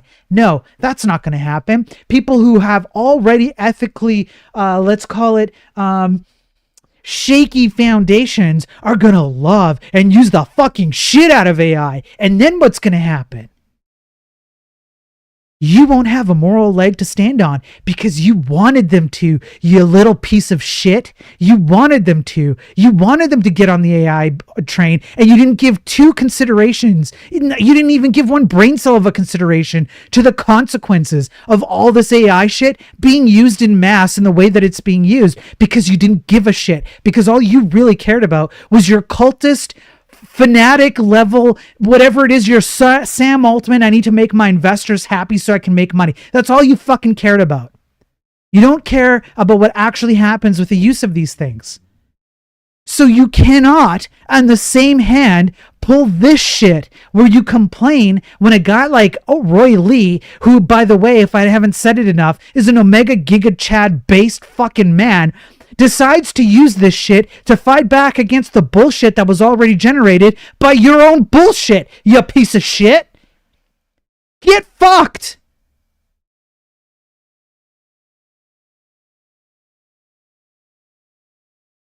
Let's continue. Roy argues that LLM's influence on academic work is a problem today on Columbia's campus.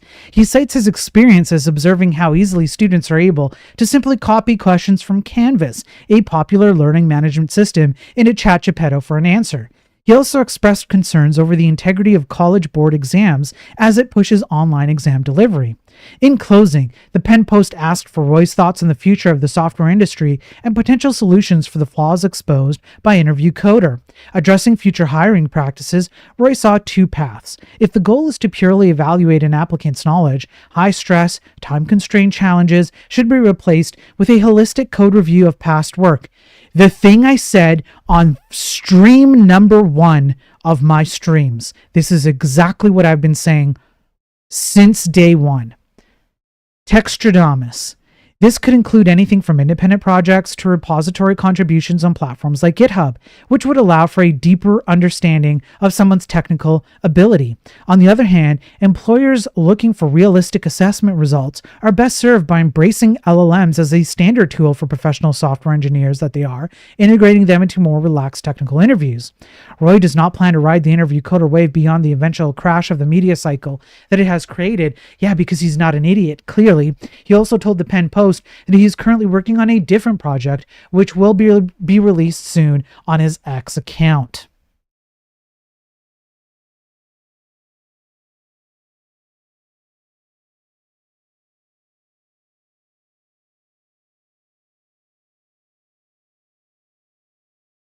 Do I need to say anything more? Do I need to? Is it required for me to say anything more? I think this is beyond self-explanatory to anybody with a brain. And it was only a matter of time before leak code shit was going to rear its ugly head and people were going to start realizing that it's dumb, and companies like Amazon are going to regret the fact that they ever introduced this, much like Agile and Scrum ideologies are in regret mode right now. And Textodamus, you heard it here. I said this months ago, not exactly on first stream, but a few months ago. I'm talking like maybe 3-ish months ago, before the end of last year. AI is going to go the way of leak code here is. AI is going to rear its ugly head. It is going to cause so many problems. People are going to begin realizing that AI causes more problems than it solves, and then a huge about turn is going to take place. And when that happens, I will happily charge $2,000 an hour for my time to clean up the fucked up shit that you thought you could pull off because of your feelings, though. I cannot wait. You have not put these things in their proper place. AI has uses. Even leak code to some degree has uses. All of these things have their uses in the right place. But when you prioritize how you feel and what the quick, easy button and the things you get for it today, and you ignore the consequences of the future, get fucked. And people like me, there is definitely a silent amount of people. It is a silent amount of people who are silent because they either don't know or because they don't even want to participate in this lunacy. There are people like me out there who are going to swoop in and be very, very happy when all of this stuff blows up in your face. And we get to charge whatever the fuck we want to clean up your mess. It's going to happen. And it's probably a year away. That's my prediction. That's Textodamus's prediction. Like and subscribe. Like and subscribe, folks. Okay. Next article. Because I'm not done. No, I'm not done. You think I'm fucking done? No, I'm not done.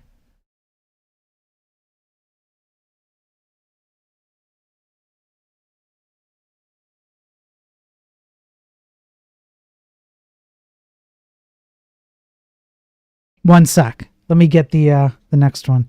Okay, this one.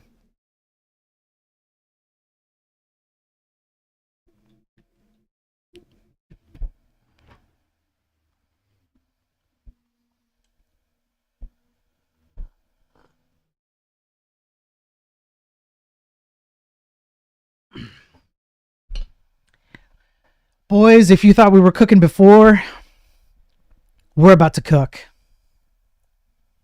One sec.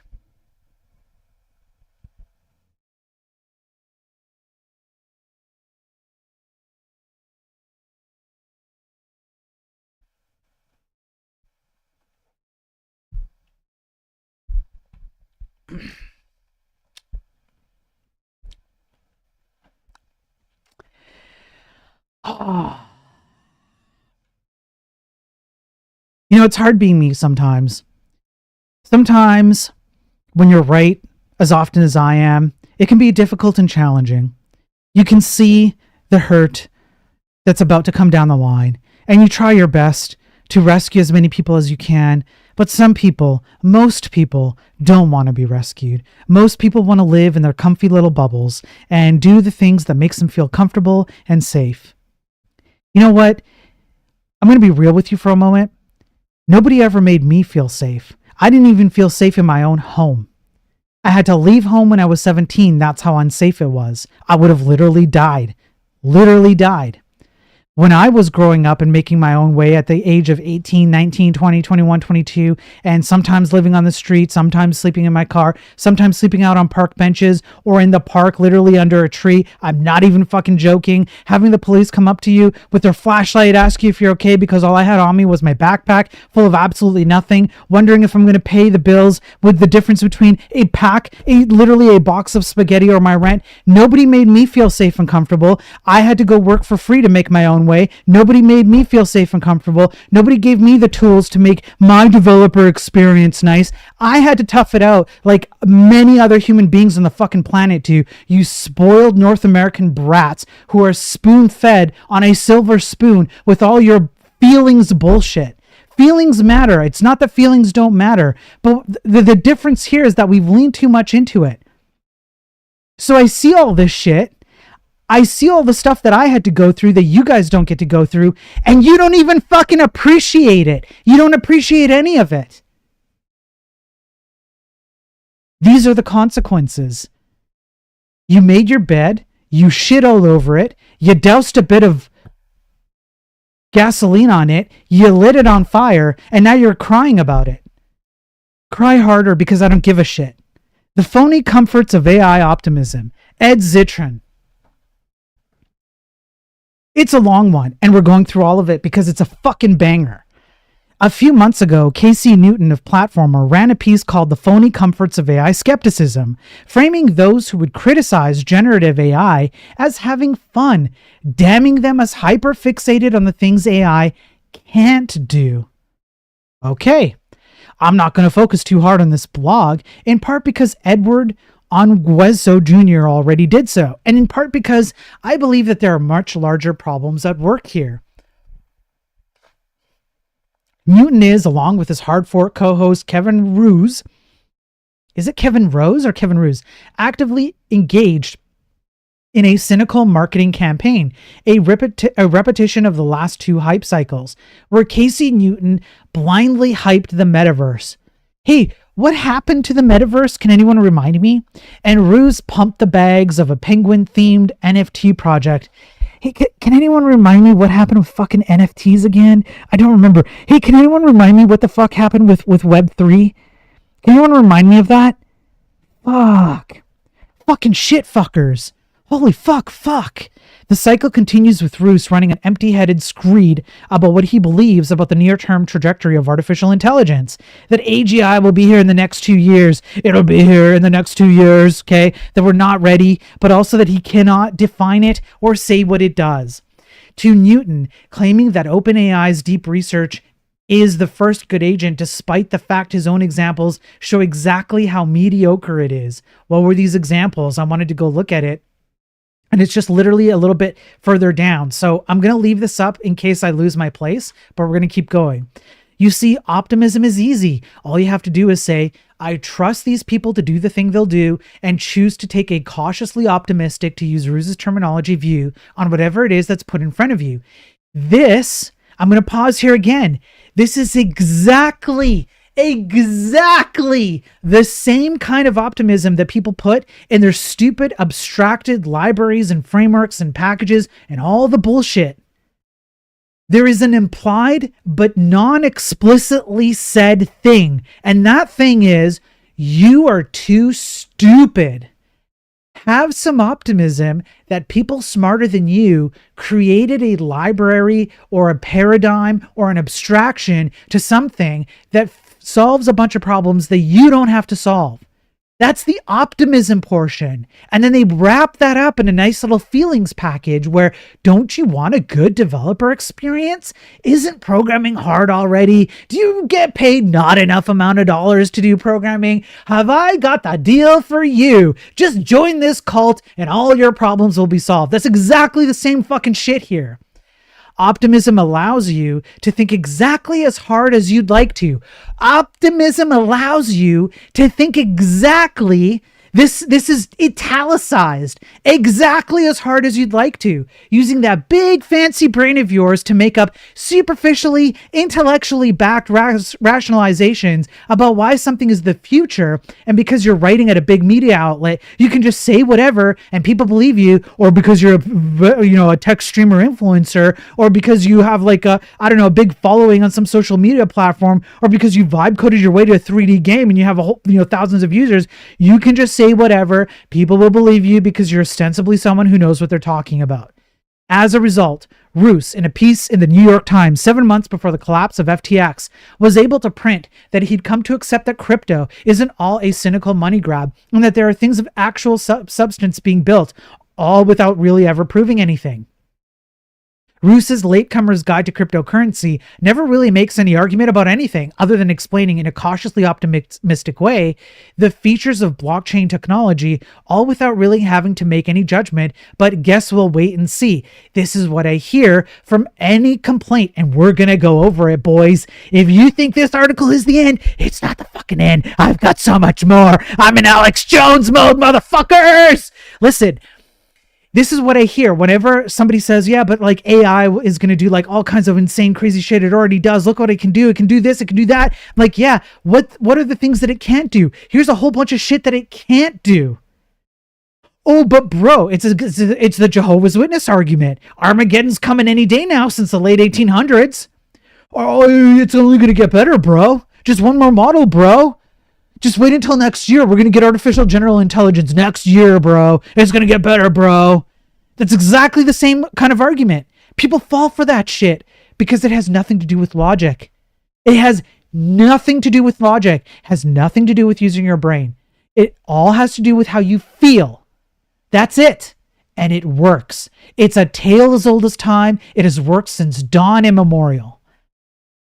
While it might seem difficult to write 14,000 words about anything, skill issue by the way, Roos's work is a paper-thin, stapled-together FAQs about a technology that still, to this day, lacks any real use cases.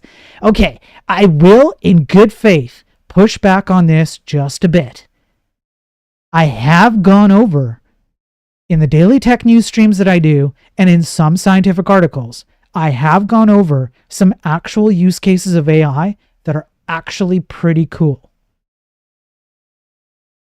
So I am perfectly happy to admit that there is no way that you can make a blanket statement across all AI and say all AI is terrible. I don't think that's true. But it has to be put in its proper place. 3 years later, we're still waiting for those things of actual substance, or for that matter, any demonstration that isn't a cynical money grab. Roos's AGI piece is somehow worse. Roos spends thousands of words creating flimsy intellectual rationalizations, writing that the people closest to the technology, the employees and executives of the leading AI labs, tend to be the most worried about how fast it's improving, and that the people with the best information about AI progress, the people building powerful AI who have access to more advanced systems than the general public sees, are telling us that the big change is near. In other words, the people most likely to benefit from the idea and not necessarily the reality that AI is continually improving and becoming more powerful are those who insist that AGI, an AI that surpasses human ability and can tackle pretty much any task presented to it, is looming on the horizon.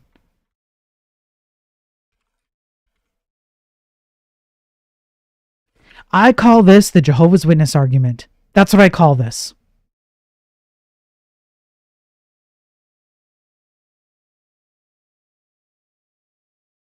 Straight from the jw.org website. When is the Battle of Armageddon? And then they go on to describe the different aspects of the Battle of Armageddon. Now, what you might not know is that Jehovah's Witnesses have been saying that Jesus began an invisible presence over the entire cosmos in 1914, which originally, if you look back on the historical publications published by the religion, goes back to the late 1800s. They believe Jesus began his invisible presence in the late 1800s, and 1914 was going to be the year of Armageddon, when the entire world was going to be destroyed. And then that didn't happen. Then they moved it to the early 30s, and then that didn't happen. And then they moved it again to, I think, the 50s. That didn't happen. So then they moved it to the 70s. That didn't happen. I heard it growing up as a kid. Many people who were grandparents as I was a kid kept telling me, don't go into post-secondary education. You don't need that bullshit. You know why? Because I'm not even going to die in this, they call it the system of things, this world. I'm not going to die. I'm not going to get old enough to die. Armageddon's going to come anytime now. You don't need that post-secondary education. Where are we? Most of them are dead. It is exactly the same Jehovah's Witness cult-like argument wrapped up into AI. And that's exactly what these kinds of movements do.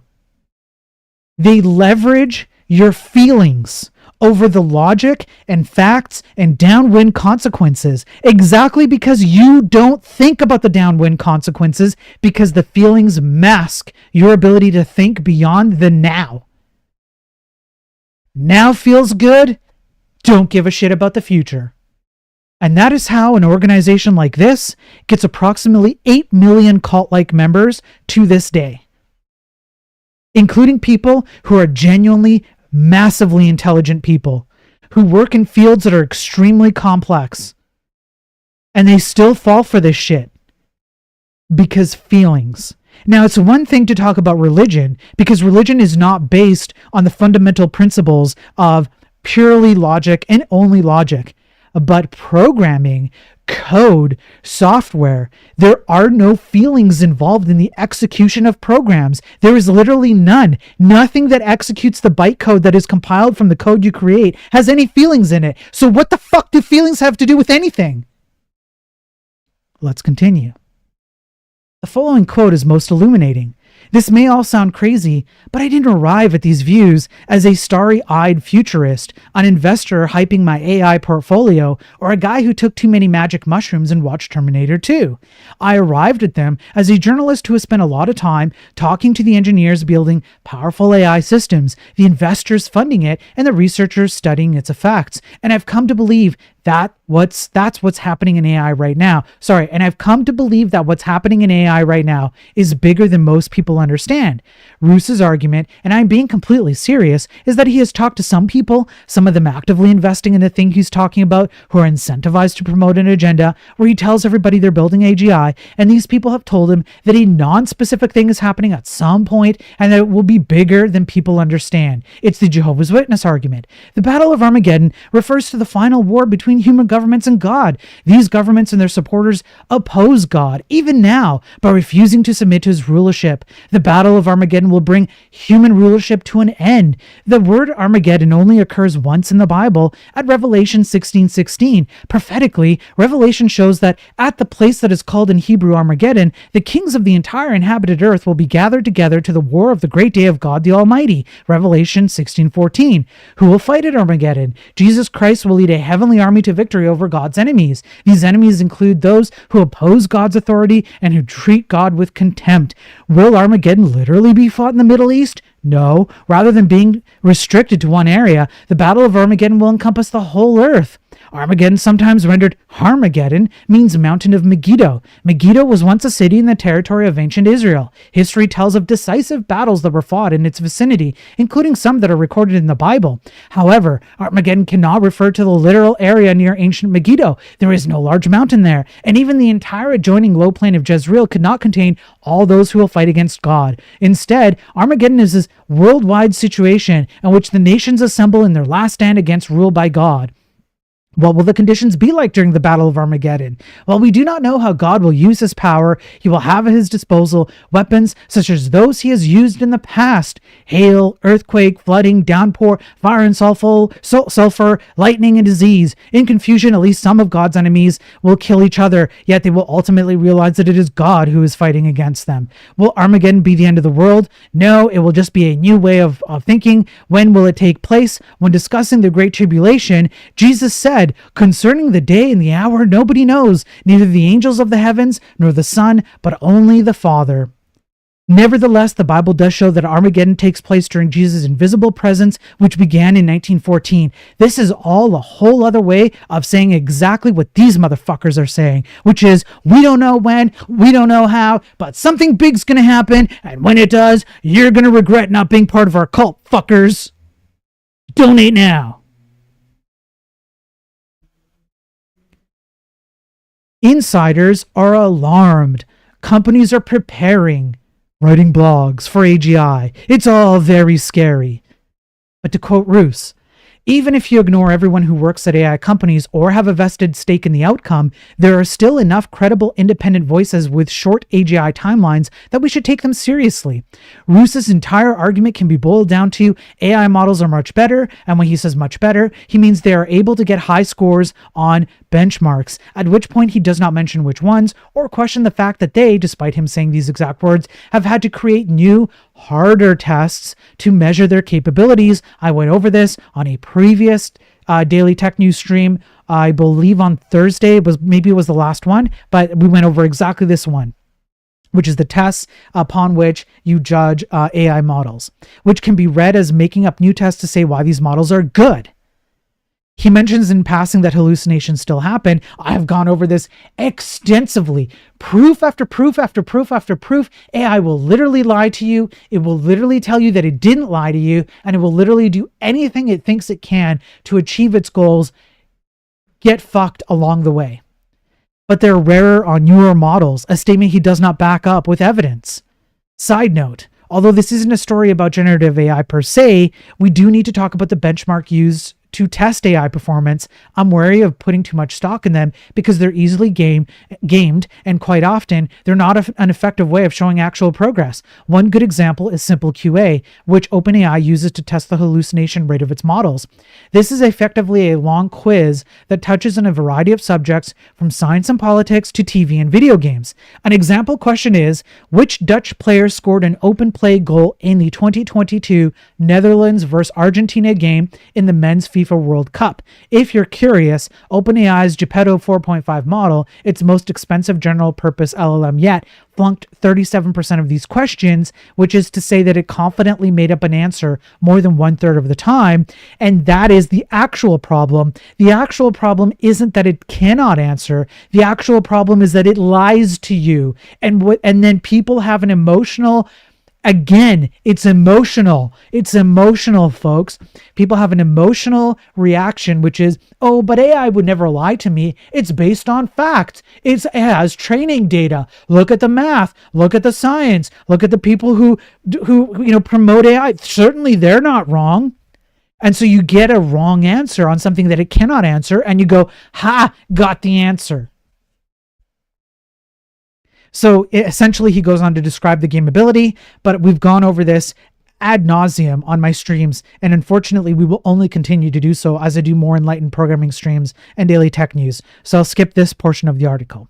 He mentions that in AI, bigger models trained using more data and processing power tend to produce better results, and today's leading models are significantly better than their predecessors. He does not explain what those results are, what results they produce, and what said results lead to as products, largely because they haven't. He talks about, if you really want to grasp how much better AI has gotten recently, talk to a programmer, then fails to quote a single programmer. And again, this article ain't the stop, boys. We're going to get into it after this about programmers and their experience with AI. We're going to get into it. I won't go on because the article is boring, thinly sourced, and speciously founded, but it's also an example of how comfortable optimism is. Roos doesn't have to make actual arguments, exactly the same way that people who use these abstracted bullshit frameworks and libraries and all that bullshit, when you ask them and you say, why is this thing good? Why should I use it? The arguments are always internalized. They are always, it worked for me, or it worked for my team in this instance, or it makes me feel good, or what, you want to go back to assembly, bro? These are all stupid, straw man, emotional, non-logical arguments. Nobody can actually make an argument as to why these things are objectively good. Because the optimism takes over, which is feelings-based. He makes statements, finds one example of something that confirms his biases, and then moves on. By choosing the cautiously optimistic template, Roos can present intelligent people that are telling him things as proof that confirms what he wants to believe, which is that Dario Amodei, the CEO of Anthropic, who he just interviewed on Hard Fork, is correct when he says that AGI is mere years away. Man, Jesus has been around since 1914. We are talking literally almost 101 years since Jesus has been around. Armageddon is just around the corner, bro. Just around the corner, bro. Roos is framing his optimism as a warning, all without ever having to engage with what AGI is and the actual ramifications of its imminence. If he did, he would have to discuss concepts like personage. Is a conscious AI system alive? Does it have rights? And for that matter, what even is consciousness? That's no discussion of the massive world-changing consequences of, again, a totally theoretical, no proof that exists, artificial intelligence that's as smart and capable, again, how capable, as a human being.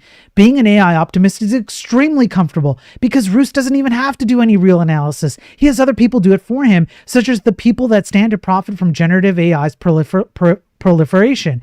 Roos doesn't have to engage with the economics or the actual capabilities of these models or even really understand how they work. He just needs enough to be able to say, wow, that's so powerful. That is exactly what's happening, again, not just with AI, but with general programming in general. When I talk about the economic factors, such as user happiness reports on websites, software, and hardware over the last 5 to 10 years taking a massive dip, the market is fucking telling you something, and that is vibe coding and developer experience and NPM packages and Rust crate and all your abstractions and React this and Rust that and Vue this and blah signals that and solid that and all that bullshit. All it's doing is it's making you feel good at the cost of literally every fucking thing else. That's what the market's telling you.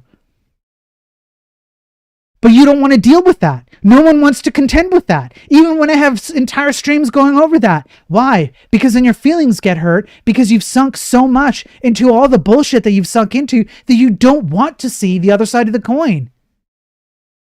AI is just this on speedrun mode. That's what it is. It's speedrunning all the stupidity. And I, for one, am all for it, because what's going to happen is that the results of all this stupidity are going to be seen much, much sooner without AI. So full pedal to the fucking metal with AI, because the sooner people wake up and realize the bullshit that they're engorging themselves on, the sooner we wake up to the reality of things and get back to doing the shit that mattered. Cautious optimism allows Roos to learn as little as necessary to write his column, knowing that the market wants AI to work, even as facts scream that it doesn't. Cautious optimism is extremely comfortable, because as Roos knows from boosting cryptocurrency, that there are few repercussions for being too optimistic. I personally believe that there should be. Here's the thing I wrote 3 years ago, the last time Roos decided to boost an entire movement based on vibes and his own personal biases. The tech media adds two industry-unique problems, the fear of being wrong and the fear of not being right. While one might be reasonable for wanting to avoid the next Theranos, which was a huge issue with a company that essentially rug pulled a bunch of people, one also does not want to be the person who said that social media would become boring and that people would leave it en masse. Yeah, absolutely. I completely agree with this too. There's absolutely an emotional aspect of saying like, oh, social media won't become a thing. And it's like the biggest thing that ever became ever. This is the nature of career journalism. You want to be right all the time, which means taking risks and believing both your sources and your own domain expertise. But it is a nature that cryptocurrency has taken advantage of at scale. And so has AI, and so has abstracted bullshit. So have many things in the tech industry. I hate that I've spent nearly 2,000 words kvetching. I don't know how to pronounce this. I don't even know what word this is over Roos's work, but it's necessary because I want to be abundantly clear. Cautious optimism is cowardice. Yes, that's right. I 100% agree with Ed here. If you are someone who's cautiously optimistic about all the bullshit you've bought into the tech industry, you are a fucking coward.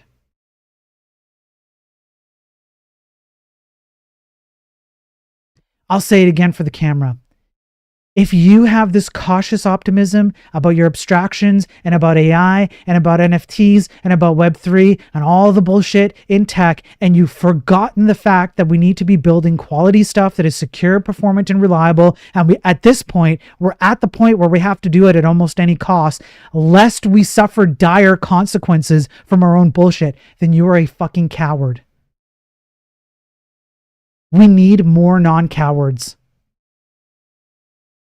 You are wasting your brain away. We need more people with brain and strength to step up and actually learn the fundamentals of programming and hardware so that we can start building good quality shit again. We have to get back to that. We need you to do that. You don't have to buy into this. You're being lied to. You don't have to just accept the status quo. This is not something that you have to do.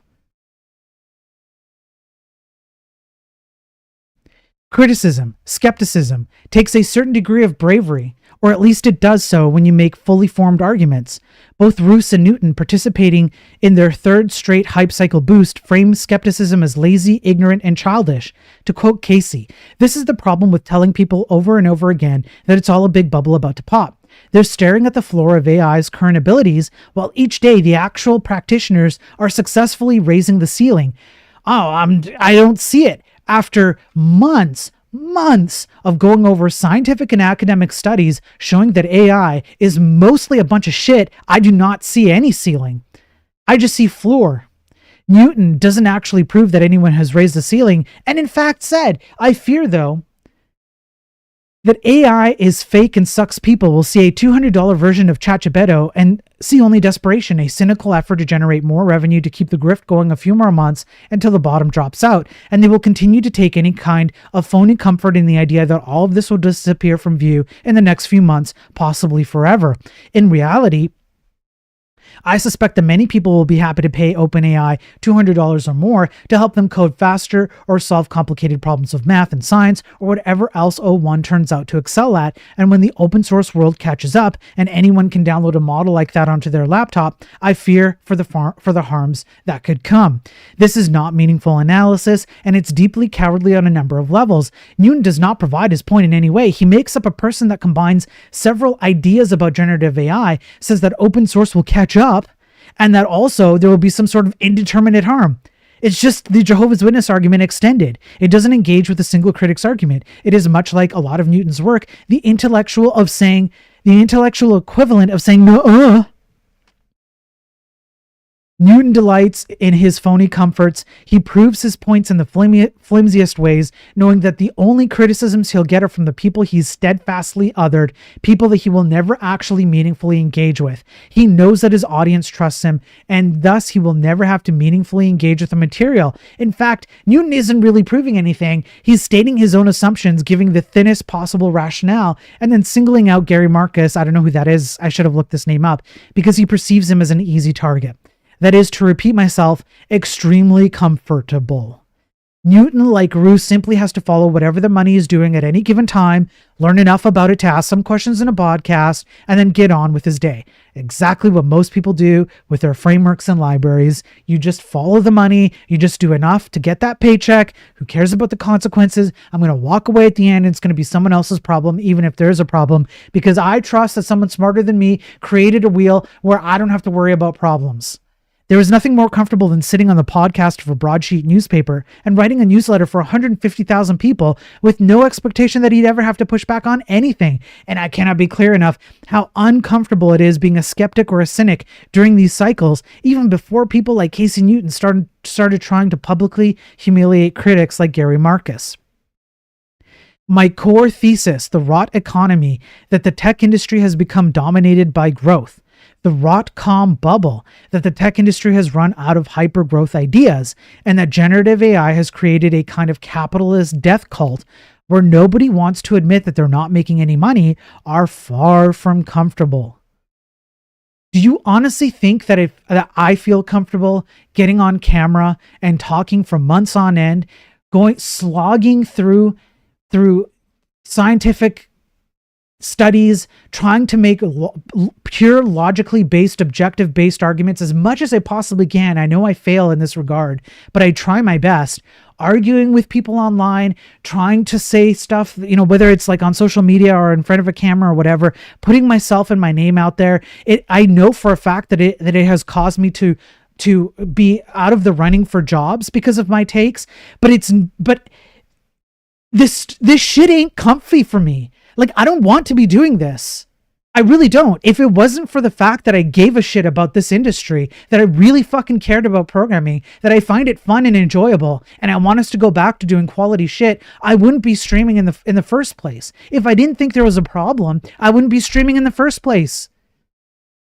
But there is a problem.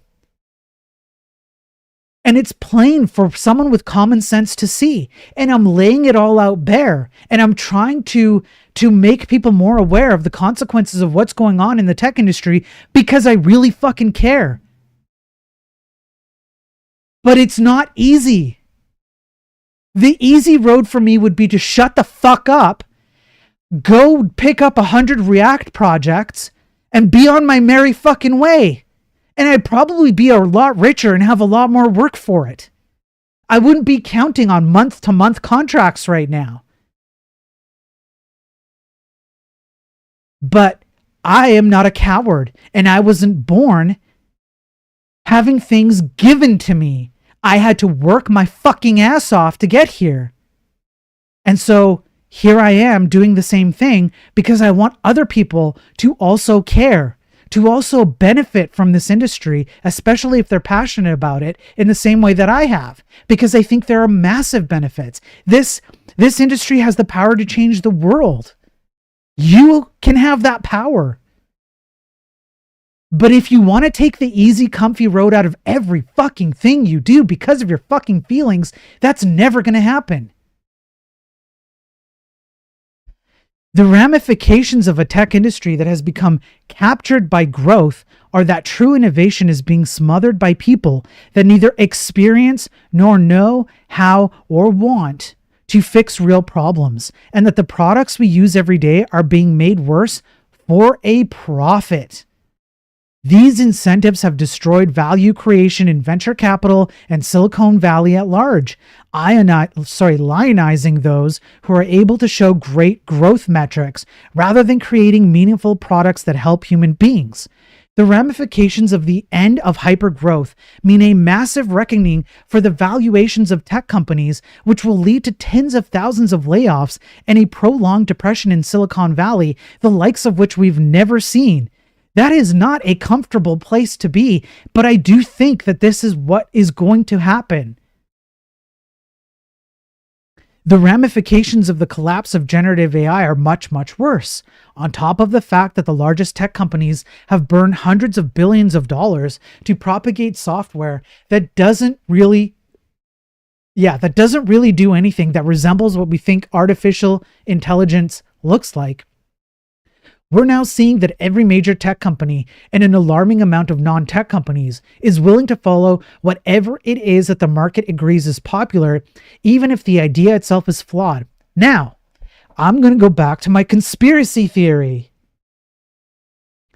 If you are a third-party nation or state actor who does not like the way of the West or whatever you want to call it, this is ripe for disruption because, as I said, I have firsthand seen the use of AI in other countries that do not give a fuck about the feelings of programmers who create the code that runs AI, that runs applications on your phone, that runs desktop software, that runs just general billboard software. You'd be fucking amazed at some of the billboard software I've seen running on billboards in other countries where your developer experience and your packages and your abstractions don't mean shit. What matters is the performance, the raw fucking performance, the quality and the security of the thing you're building. That's what matters. That is of tantamount primary importance when you're generating any line of code. What's going to happen is that these people, these groups, these nations, whoever they might be, are doing this. Keep going. That's what they're doing.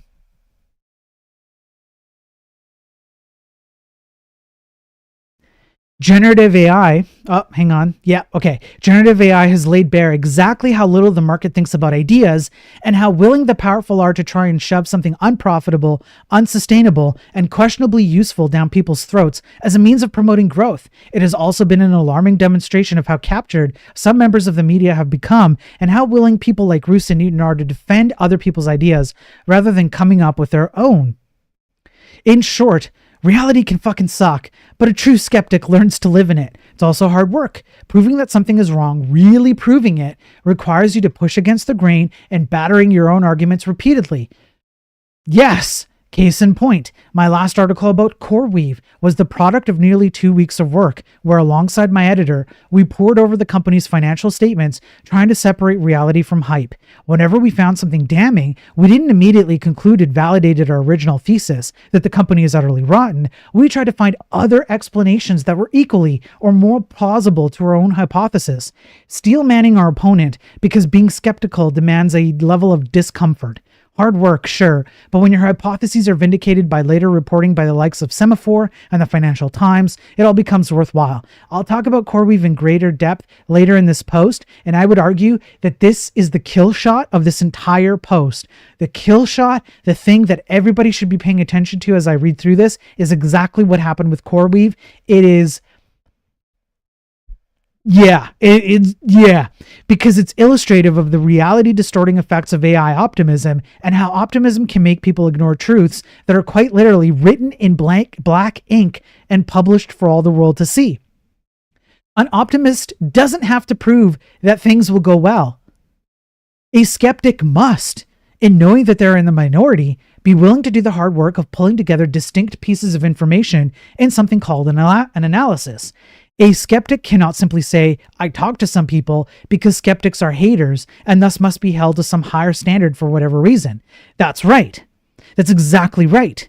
I have spent weeks, full-time weeks, so probably months, going over my enlightened programming articles where I literally have a massive markdown file where I've categorized and tagged all the individual pieces of data that I've gone over. If you do not believe me, I'm going to show you a piece of it now.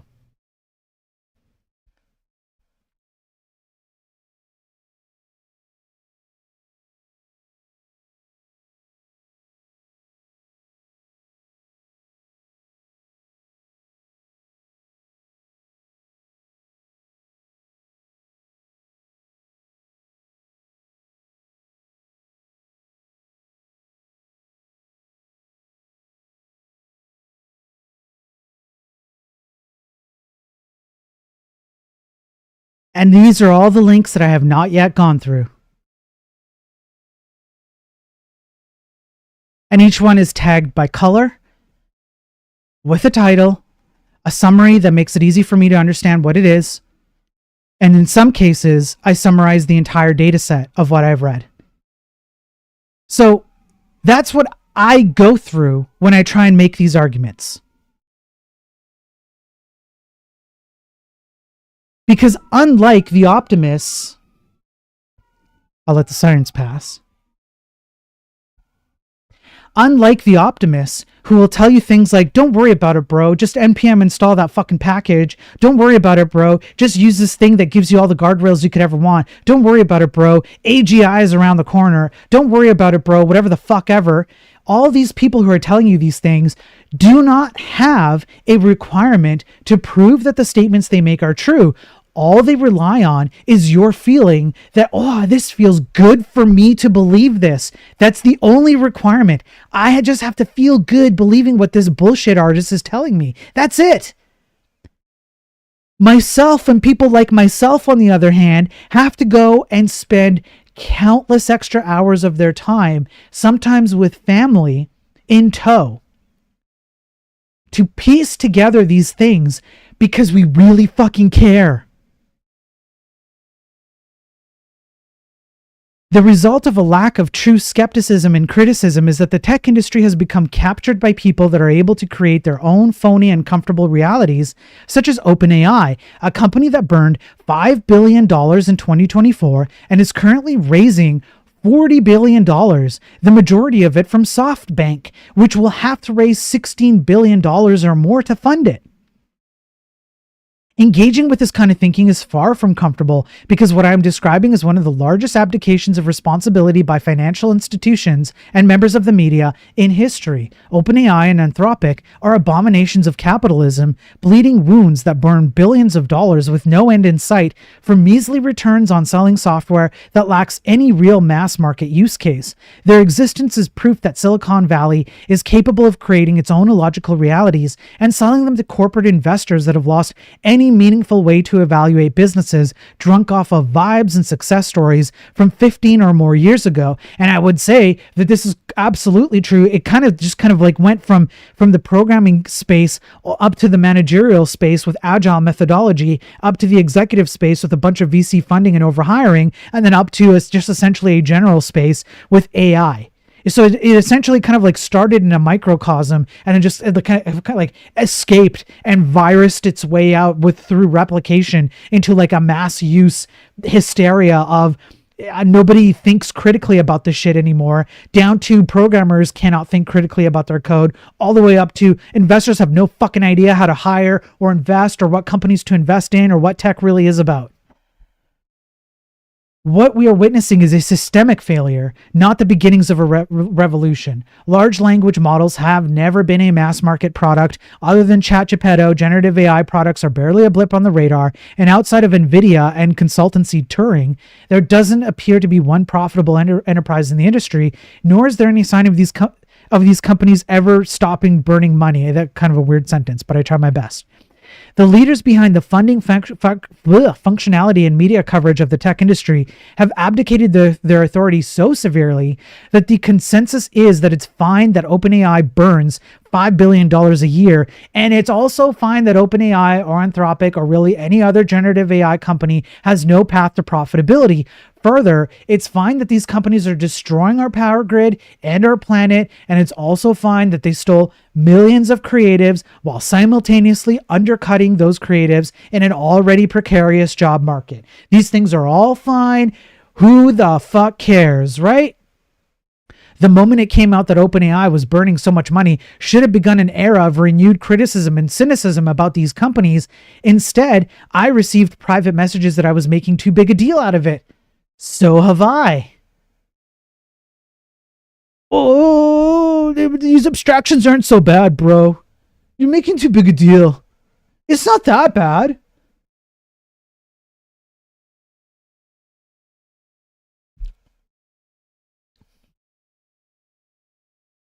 These are objectively horrifying things. Blinking red warning signs that our markets and our media have reached an illogical point where they believe that destruction isn't just acceptable, but necessary to make sure that smart tech people are able to build the future. Even if they haven't built anything truly important in quite some time, or even if there's no evidence they can build their proposed future. I am not writing this with any comfort or satisfaction. I am fucking horrified. Our core products, Facebook, Google Search, Microsoft Office, Google Docs, and even basic laptops are so much worse than they've ever been, and explaining these things unsettles and upsets me. Digging into the fabric of why these companies act this way, seeing how brazen and even proud they are of their pursuit of growth, it fills me full of disgust, and I'm not sure how people like Roos and Newton don't feel the same way. And now, boys and girls, and now comes the main event. I want to show you how distinctly uncomfortable all of this is. Are we ready? I'll take a break. Are we ready to see the main event that Ed here has absolutely nailed? Studio Ghibli, Last Victim. Yep. I'll be looked on as a person who is resisting progress because I will absolutely refuse to ask Copilot how to do code at work. I will not use the tooling. I have yet to have my peers outperform because they've used Copilot or any other LLM. So that's what Chief Multihat said on the Twitch side. So essentially he's saying that he refuses to use Copilot, and in so doing, he has not noticed any depreciable, any decrease essentially in his ability to outperform his peers. I would argue that for the most part, there might be some cases where LLMs or other AI models have good use cases for programming, but they are niche, few and far between, and for the most part, you have to stop using them. And I'm going to extend Chief Multihat's argument here. Not only have I stopped using them, I raw dog all my code. I don't even have fucking LSP or autocomplete because I don't need that shit. I exercise my brain all the time. It keeps my brain at tippity top shape. But I have gone over several scientific studies that demonstrate that automating away your brain through AI literally causes atrophy in your brain. I said this months ago. I went over the studies months ago. Most people didn't give a shit about it. And now in the last month, I'm seeing a lot of people on social media, particularly in the last month, saying, I was an avid user of some LLM model during my coding process. Something went down. I ran out of tokens. I couldn't access the service. And I feel like I've forgotten how to code. Fucker, it only took a month for you to forget how to code because you're using an LLM? Tell me again how this shit is good for you? How we're not like basically genuinely raising a bunch of brain dead programmers. Were like, the waste is that a lot of programmers actually have good brains that we need. Like, a lot of you out there are smart, intelligent people who can write smart, intelligent code, and you don't need anything to do it. You just need to use your brain. But instead of that, you want to take the fucking easy button. And what have I said about the easy button? I've been saying this for months too. Textradamus over here. At the ripe old age of 41, I have learned that anybody who tells you that an easy button has no consequences is a fucking liar. Every easy button has a consequence. Some easy buttons are worth it. Most are not. You do love your autocomplete. I don't have a problem with you using autocomplete. It's like, I'm not making like a moral, like, you're some like reprehensible, ethically immoral person because you use autocomplete, right? What I'm doing is arguing for more people understanding the right place for these tools. Because right now we're in some weird bizarro land where any tool that makes anything easier is meant to like fit into like, you must make it use for everything because I want to use 0 of my brain. Like, anytime anybody sees like, oh, I get to use like 1% less of my brain. How can I expand this to 99%? Autocomplete isn't even AI. It's built into the editor. Turn that shit off, Owen. Turn it off. But I did C code without it in the past. I miss C. C is great. I mean, normally when I'm not ranting and making wild conspiracy theories on stream here, I typically write C for the video game I'm building. You've been here, Chief, I think, so you know it. I mean, C is great for it. It's simple, right? It doesn't take very long to get used to the basics of C. Literally anybody who's worked in any programming language can look at C and pick it up in like a week max, maybe a day for some people. And fine, like, what you build with it, it might seem overwhelming at first because there's very little that like direction, but that's kind of the point. The point is that you can build so much with such simple tools. But no, let's take the easy button out. Let's just let a machine generate everything that we want in the world and not use our brains. The less we have to use our brains, the better things are. Sure, yeah, let's just fuck ourselves over like 100 ways to Sunday. Sure, why not? Who gives a fuck, right? Okay, before I get to the main event, let me do something real quick, and I need to take a swig of my Textradamus juice. All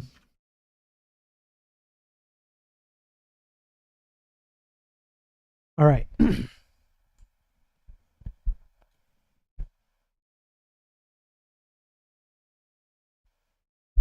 Here's the main event of this article.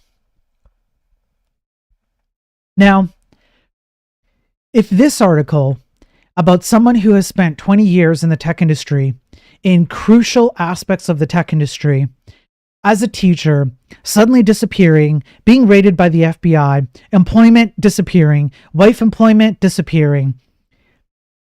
If this didn't fuck you over, if the idea of an Omega GigaChad programmer who creates a way to bypass LeetCode with AI because fuck LeetCode, if that didn't fucking scare you, getting removed by the university because he proved that LeetCode interviews are bullshit, if that didn't fucking scare you, if so far this article hasn't fucking done anything for you.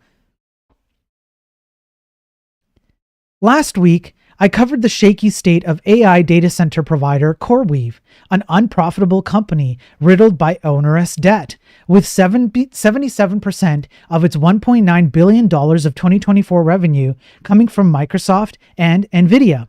CoreWeave lost $863 million in revenue in 2024, and when I published this analysis, some people suggested that its growth would fix things, and that OpenAI's deal to buy $11.9 billion of compute over 5 years was a sign that everything would be okay.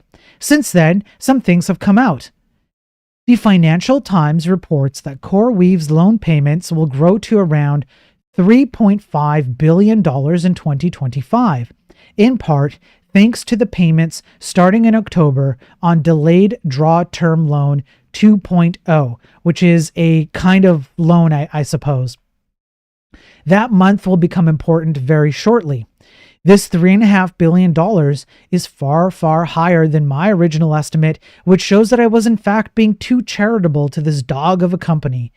Remember when the Financial Times reported that Microsoft had dropped some CoreWeave services? I believe I covered this on a Daily Tech News article where I went over as well that China had went on a massive building spree of data centers for AI energy, and lately they've had to essentially drop it. There's a whole bunch of these data centers that are left unused, just like doing nothing, sitting there doing nothing. So China also went through this, and CoreWeave was a part of that news article.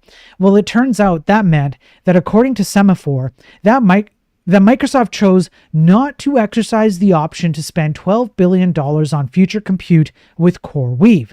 Semaphore further reports that OpenAI snapped up the contract, suggesting, I believe, that this is Microsoft disconnecting from OpenAI, which is now, at least on paper, CoreWeave's largest customer. Can you begin to see a possible problem here? This comes at a time when Microsoft has pulled back from over a gigawatt of capacity, or the combined capacity of every data center in Tokyo, the largest data center market in Asia. Hey, remember when I mentioned the month of October? Well, the information reports that this is when OpenAI's deal with CoreWeave starts, which means that CoreWeave's continued ability to pay its bills is both contingent upon and absorbed by its revenue from OpenAI. The information also reports that CoreWeave will burn $15 billion in 2025, up from around $6 billion, I imagine including capital expenditures in 2024. The Financial Times reports that CoreWeave has $5.8 billion of cash available, made up of loans it's yet to draw, and $1.4 billion in cash. To summarize and repeat one part from my previous article, CoreWeave is set to lose $15 billion this year. Its projected revenue, according to the information, is only $4.6 billion. That is a huge gap.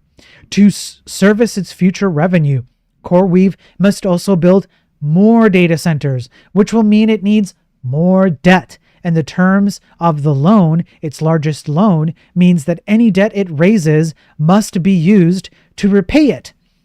CoreWeave's revenue is highly concentrated, and its future almost entirely dependent on both OpenAI's ability to pay, and that it needs the money, and its loans are contingent on the creditworthiness of its contracts, according to the Financial Times.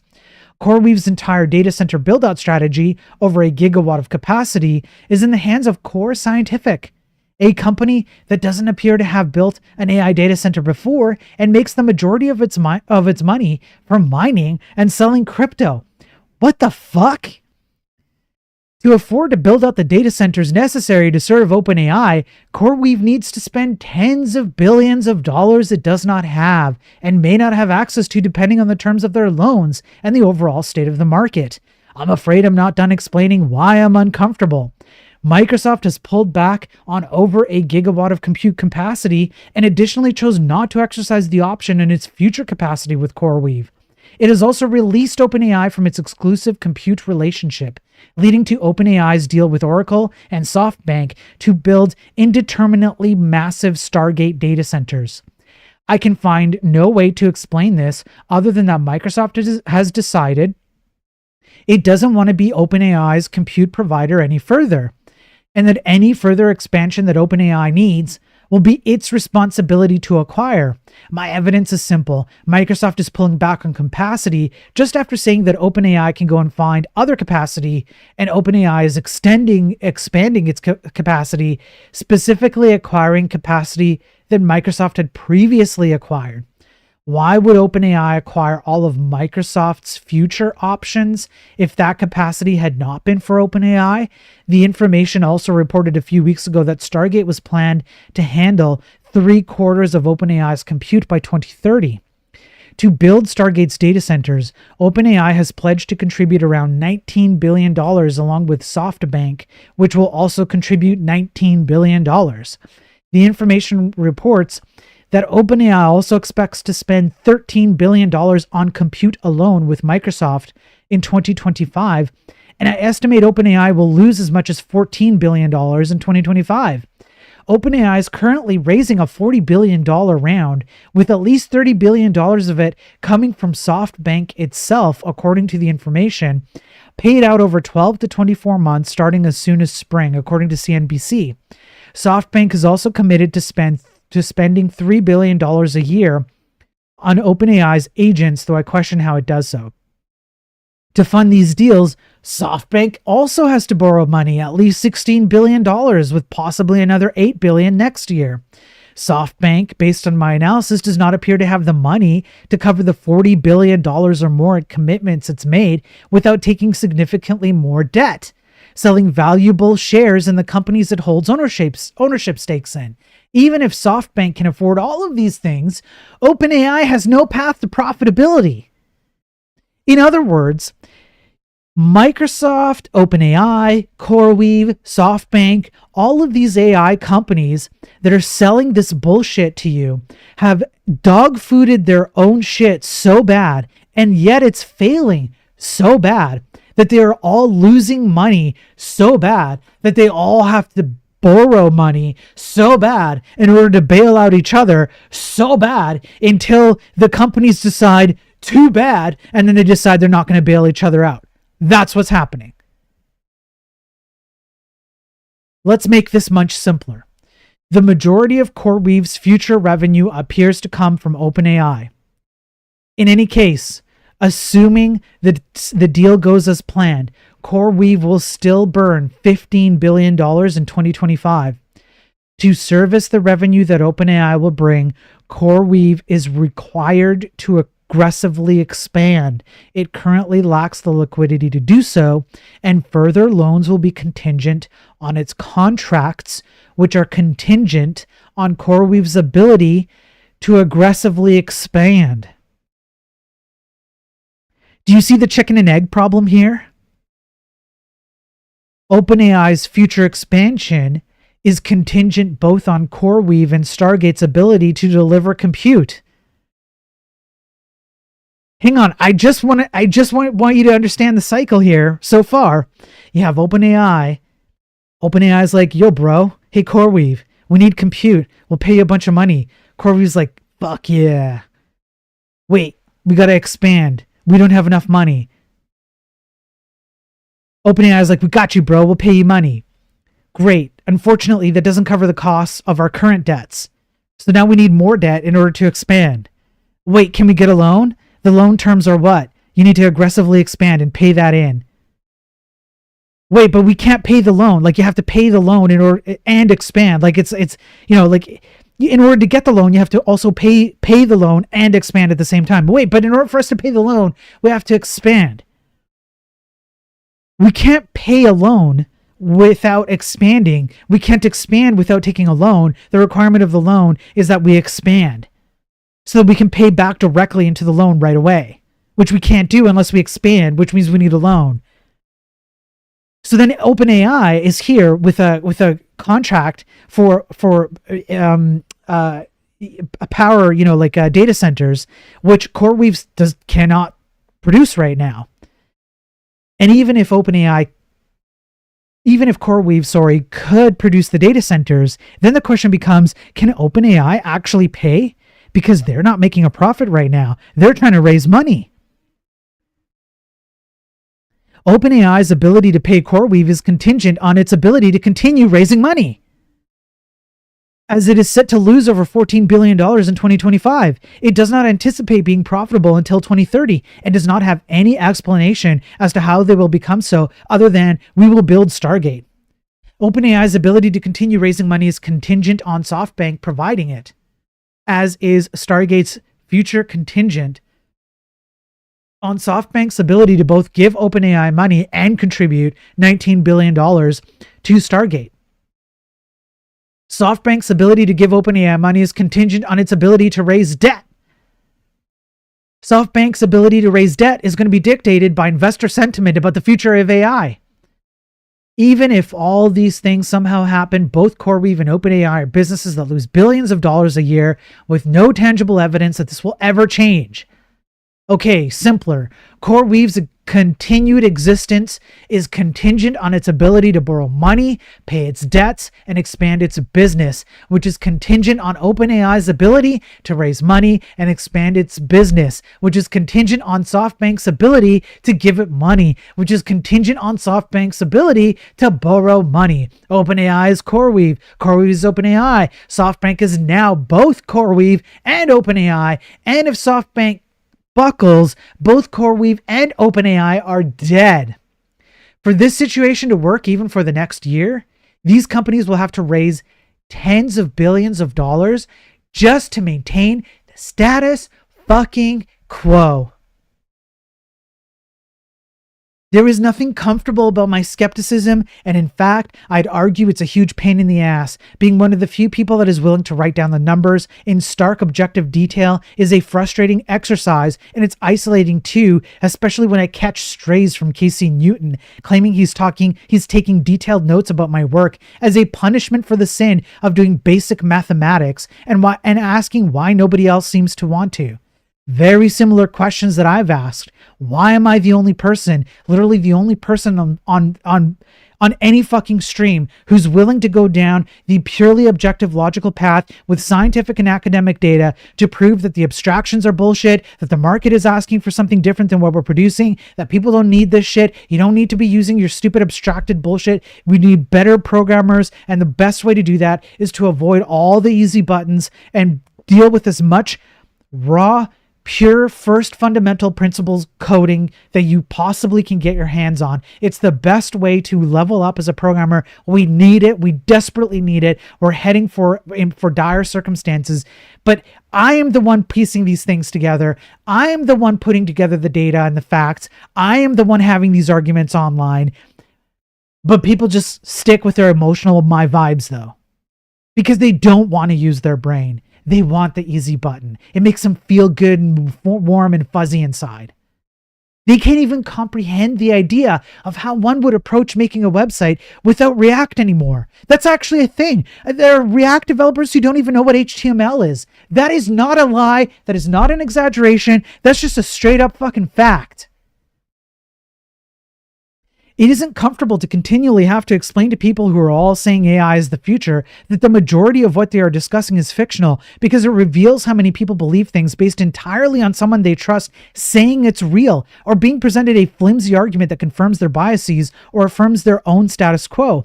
In Newton and Roos's case, this means that they continue being the guys that people trust will bring them the truth about the future. This position is extremely comfortable, as it does not require them to be correct, only convincing and earnest. I don't fear that we're not taking AGI seriously. I fear that we've built our economy on top of NVIDIA, which is dependent on the continued investment in GPUs from companies like Microsoft, Amazon, and Google, one of which has materially pulled back from data center expansion. Outside of NVIDIA, nobody is making any profit off of generative AI, and once that narrative fully takes hold, I fear a cascade of events that gores a hole in the side of the stock market and leads to tens of thousands of people losing their jobs. Framing skepticism as comfortable is morally bankrupt, nakedly irresponsible, and calls into question the ability of those saying it to comprehend reality as well as their allegiances. It's far more comfortable to align with a consensus to boost the powerful in the hopes that they will win and that their victories will elevate you even further, even if your position is currently at the very top of your industry. While it's possible to take a kinder view of those who peddle this kind of optimism, that they may truly believe these things and can dismiss the problems as surmountable, I do not see at this time in history how one can logically or rationally choose to do so.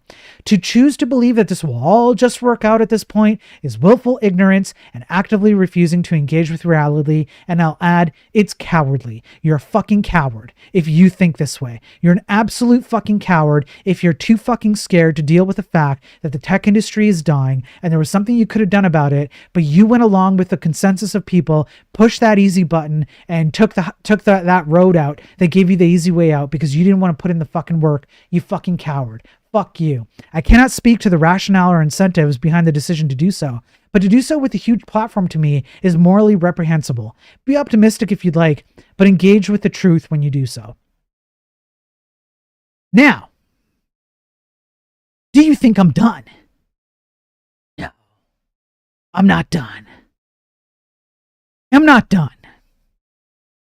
Let me take a break.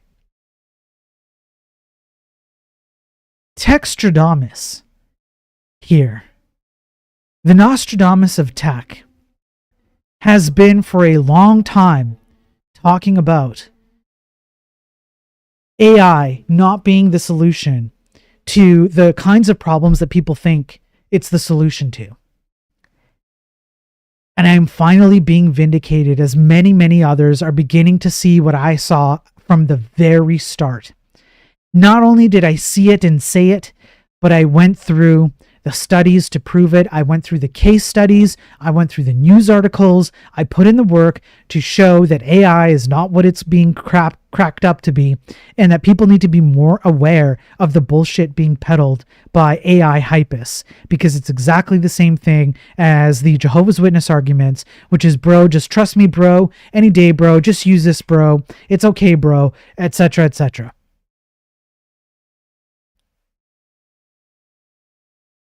I gotta pull it up. I gotta pull up the right article because apparently I'm not a good streamer anymore.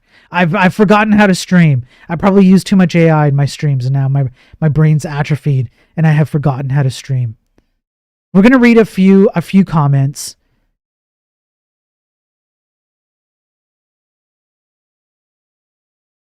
Hey, what's up, going? Hope you're doing well, Owen. Good to see you.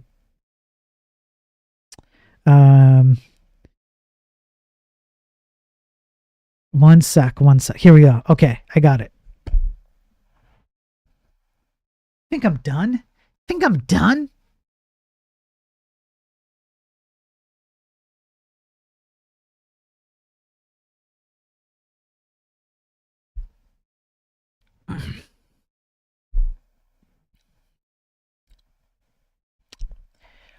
What do programmers think of AI? I'll show you. Reddit is probably the last place that I would go to for programmer advice. Generally, I find that the people on Reddit, including programmers, generally, okay, not as a all-encompassing term, but generally, they are the ones who really love to defend this bullshit. They love to defend AI. They love to defend their abstractions. They love to defend their frameworks and libraries. They love to defend the easy button. They love to defend the things that have worked for them. They love to make these stupid ass arguments that are based solely on internalized experiences and anecdotal things and how it makes you feel. And, oh, but when it happened to me, it didn't happen this way, so therefore I can make a generalized argument. Reddit is just full of these programmers. So when I see posts on Reddit from programmers like this one, I get giddy. I get giddy and excited. Why? Because it's proof that Textradamus was right all along. That's right, me. I was right all along. And I kept saying this, and people didn't believe me. Well, you're about to fucking believe me, because there is a wall coming. Like I said, within a year, there is going to be such a fundamental shift on the view of AI and how AI is used. No one will be able to ignore it. And we did it to ourselves. AI is ruining our industry. I hate this right side shit, but we're going to deal with it. It saddens me deeply what AI is doing to tech companies. For context, I've been a developer for 11 years, and I've worked with countless people on so many projects. The tech has always been changing, but this time it simply feels like the show is over. Building websites used to feel like making an art. Now it's all about how quick we can turn over a project, and it's losing all its colors and identity. I feel like I'm simply watching a robot make everything, and that's ruining the process of creativity and collaboration for me. One's in chat if this is how you feel.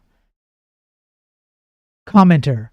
Now it's all about how quickly we can turn over a project, and it's losing all its colors and identity. Have you really been a developer for 11 years and you're only realizing it now? Yeah, I worked for an agency where we honestly did pretty cookie cutter sites. That isn't to say that we were cheap, just that we blew a lot of money on advertising, which honestly isn't a bad approach. One of my coworkers was married to someone who wrote erotic novels, a lot of erotic novels, with a lot of assistance from ghostwriters. She was spending roughly half of what she earned on advertising. But she earned $80,000 a month, which is close to $1 million a year doing this, so not bad. But it is kind of depressing living in such a world where nothing really matters other than the advertising budget. The silver lining is knowing that AI in this regard isn't making things worse, but rather preserving the status quo, and also knowing that there are people out there who really do appreciate craft and show it, but finding those people and making something that resonates with them is hard. I actually do not understand what the fuck this guy's point is. What is your point? I don't know. I really don't know. But then there's some other, all that money spent on advertising in reply to that, and I can't think of a single renowned erotic writer off the top of my head. What the fuck happened to that advertising money? For companies that spit out cookie cutter sites, I feel like AI is almost guaranteed to render them obsolete because it seems like it's just reskinning a template at that point, which AI is getting better and better at generating. AI generated sites will become the new baseline for this segment of the industry, so these companies need to adapt or die.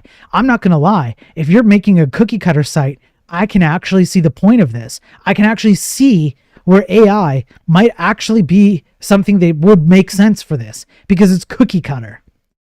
It feels a lot like when Bootstrap was the de facto UI lib. It worked well for generic use cases, but quickly falls short when you need something purely custom. Yeah, because Bootstrap is not purely custom. By definition, Bootstrap is a non-custom thing. No duh.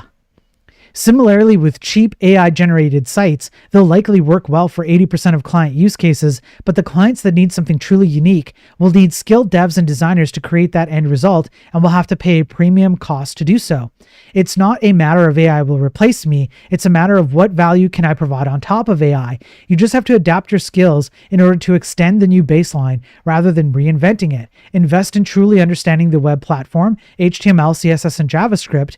Don't invest more time than necessary learning UI frameworks. When the time comes, you're going to have to know how to read and understand the code that's spat out by an AI in order to augment its capabilities.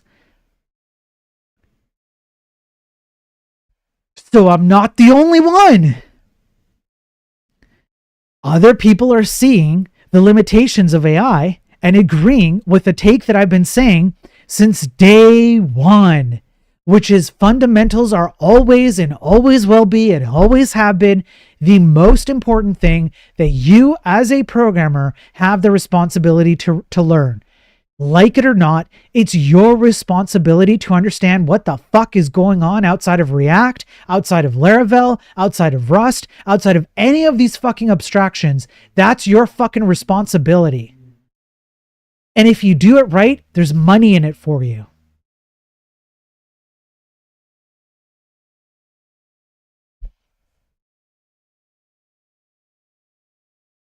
So the comments continue. It's not the AI. It is the hype that surrounds it that bothers me. I see utility in it, but it is way too inflated. Yeah. Then it won't be long till the market corrects itself again, just like it's correcting itself now after the huge hiring of developers after the pandemic.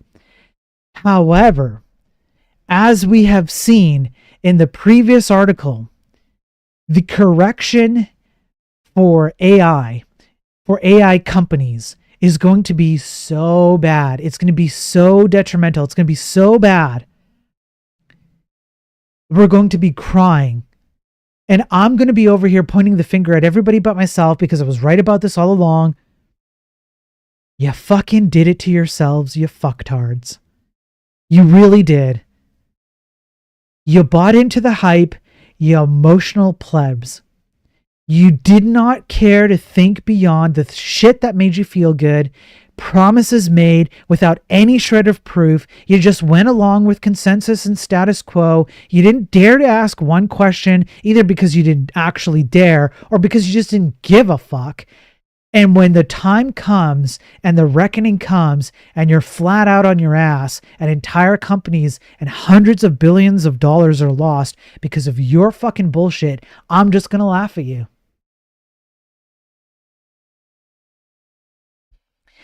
I don't think it's ruining the industry. I think it's ruining the people in the industry. 100%. If you slack off and let the model do the work for you, it's a disservice to you.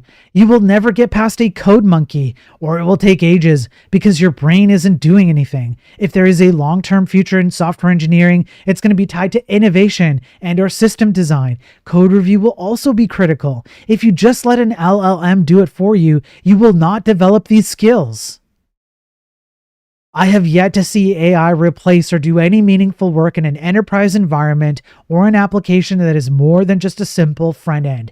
If you feel like the show is over, to me that suggests you are not building sites with any real features beyond basic CRUD forms or static displays. I know this sounds shitty, but if you want your job to be more bulletproof, you need to start learning how to build applications that AI can't replicate. AI isn't going to design, set up, and build your service bus that manages your mapping engine job scheduler, which then calculates risk portfolios across Florida roof maps. Yeah, from my experience with AI, it's just kind of like a more advanced autocomplete and helps me save time writing map functions and stuff like that. Things I could easily do, but consume time and energy I could be spending on more complex things. But when it comes to understanding requirements, architecting projects, third-party integrations, and more complex coding, it is really bad. It's a great productivity tool, but like you said, if you never find yourself needing to change it or even program from scratch, you may be doing stuff that could have already been done with low or no code solutions already. But I get that a lot of people here are doing agency work or other smaller, less functional websites that are more about producing the same thing frequently rather than bespoke functions or complexity. That's a valid way to earn a living, and we probably will see AI eat up a lot of those jobs, though you'll still need someone who understands enough to fix when it's wrong. This, I think, is the crux of the problem. You might be able, again, it's an internalized argument. Yeah, but for where I work, this works for me, right? Because I work at a company, I don't need to be writing my own bespoke solutions. What are you, crazy? You think I'm going to do like cookie cutter stuff and write a bespoke, like invent my own wheel every fucking time? Like, I'm not going to do that. That shit's whack, yo. Yeah, that's fine. I'm glad you have a job. I'm glad you're making money. That's great. Here's the problem. Are you going to work there forever? No. If you're good at what you do through practice, working out where you are, inevitably, you're going to end up at some other company doing something more complex. And what will you have learned? Fuck all. Because AI did it for you. And abstractions did it for you. You didn't learn shit.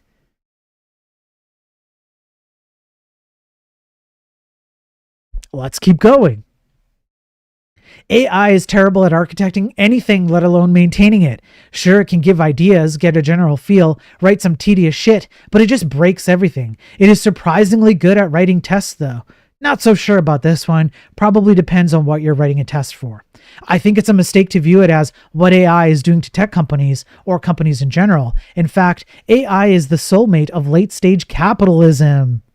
Nice. It's the spring in its step. It's the song in its heart. It's a marriage made in heaven. CEOs who want nothing more than to drop their labor costs to zero, see the chance to employ a tireless servant who will generate stuff for them. Doesn't matter that it's unsustainable crap because everything is built to be disposable. I agree, and I disagree. I agree that CEOs love this shit because they pay less money. Here's where I disagree. This commenter excludes the fact that there are people who just want to use this as part of their jobs. They're not a CEO. They're a user. They're a programmer who uses AI to build programs, to generate code. They also like it because they want to do less work. They want to think less. They like it too. All it takes is one person in the proverbial wheel to get out of the wheel and say, I don't want to participate this way. So no, I'm sorry, but it's not just late stage capitalism. Companies willfully, gleefully discarding the jobs, their ignorance, their greed, they don't understand the difference between engineered solutions and canned solutions. Maybe they will in time, but not in time for a lot of us. I gotta say, when I started coding, there was magic. Stuff like spending hours to find syntax or tricks. Now in ChatGPT, in 2 minutes, you get everything properly laid out. It's all about how you use the tool. Sure, because there's no way that ChatGPT is going to give you the wrong syntax ever, right? Nails it every time, right? Peak ChatGPT syntax advice every single time, right? This wasn't caused by AI. It was caused by corporatism. It began in the 90s. Socialist found. Chief Multi-Hat. The Copilot is being rolled out in C level and director level are adding language to indicate the LLM will enhance and make the coders more efficient. Perfect. Hey, Sergeant Pepper, good to see you. The strive for mediocrity. AI fits right in. Yeah, I don't even think it's mediocrity. I think it's below mediocrity. Yeah, that's right. I'm going to fucking socialist. Get the fuck out, you communist. You don't even get to be on my screen, okay? Companies who just wanted to push things out fast without a single care and quality existed and will continue to exist. These companies are now empowered by AI usage because to them, better AI or even replacing devs with AI means less costs. What bothers me the most is the slow death of self-expression. I can see it in students and junior devs who treat ChatGPT like crystal balls, who spit the bare minimum answers without caring about trade-offs or software quality. We pushed make it work and move on, ship it bros, because perfectionism is the enemy of good, such a valuable and true sentence because we assumed a level of personal engagement with the craft. We didn't consider the implications. I did. I was saying it from the start of my streams. Premature optimization is a fucking bullshit lie. It's a lie sold to you to make you an idiot. Don't worry about premature optimization. Okay? That's for gatekeeping motherfuckers who don't want you to have a job. That's what premature optimization is. Just ship it. Doesn't have to be perfect. Perfection is for gatekeeping motherfuckers. They're old. They're graybeards. Do you really want to go back to assembly and see, bro? Do you really want to go and invent wheels every time? Just use React, bro. No one thought to think about the implications, but I did. Textradamus here did, and now people are wisening up to it. I don't want to live in a world where the private hard work and toil of someone, artist, musician, programming, can get taught and copied by AI models primarily owned by gorillionaires who want to improve their genies and replicate it effortlessly. And I have proven again and again and again with data and logical facts how these systems end up promoting really, really shitty things, or how they just outright promote false information, and they do so literally lying to you. LLMs will literally lie to you. They will make you think that they're telling you the truth when they are most assuredly not. People have emotional attachments to this shit. This shit is wild. And what you are telling me is that you would like to have a bunch of people in a small group at the top control all the data that floods into it and all the data that floods out of it. You really want to give people that much fucking control over literally every fucking thing in life? Really? You moronic, idiotic, naive child? You really think that's going to go well for you? Most developers I know are not optimistic about AI at all, myself included. I hope that's true. LLMs have been receiving way too much attention lately. It's only ruining things for people who treated code as the hard part of the job. It doesn't even produce good code. Just like how fast fashion takes over cheap clothes market. If people want quality clothing, they are still willing to pay a premium, so I wouldn't be worried. I would, because it's not just about what people are willing to pay. I think AI is ultimately ruining education. It's too easy now to refer to generative AI for answers instead of traditional research. Although I believe AI can have a meaningful impact, it's not properly understood by the average user. Two people can ask the same question using different prompts and receive two completely different, contradicting responses. It may be smart, but it also requires a user who understands prompting.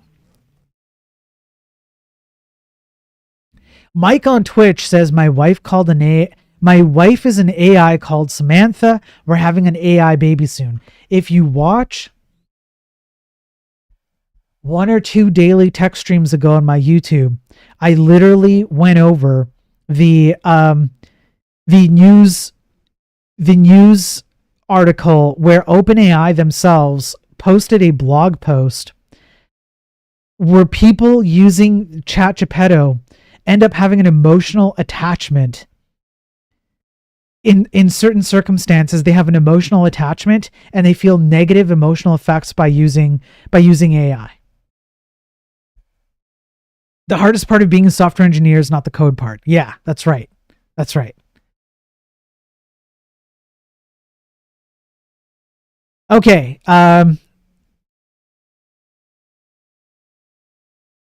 All right, we have Delaney here. So let me go over one more article, and then Delaney, if you're willing to hang on for like 10-ish minutes, you can hop on and talk about datastar. Yeah, there isn't much that I want to go over here, so I'll just finish it up with this. So Delaney is the author of datastar, and he's going to come on and talk about updates to datastar, which is, by the way, an abstracted framework. Okay. So, okay. It's an abstracted framework. All right. But at least he's taking this kind of thing in the right direction and simplifying things instead of making things more complicated. So even though I might have some pushback, it's at least heading in the right direction. So, okay.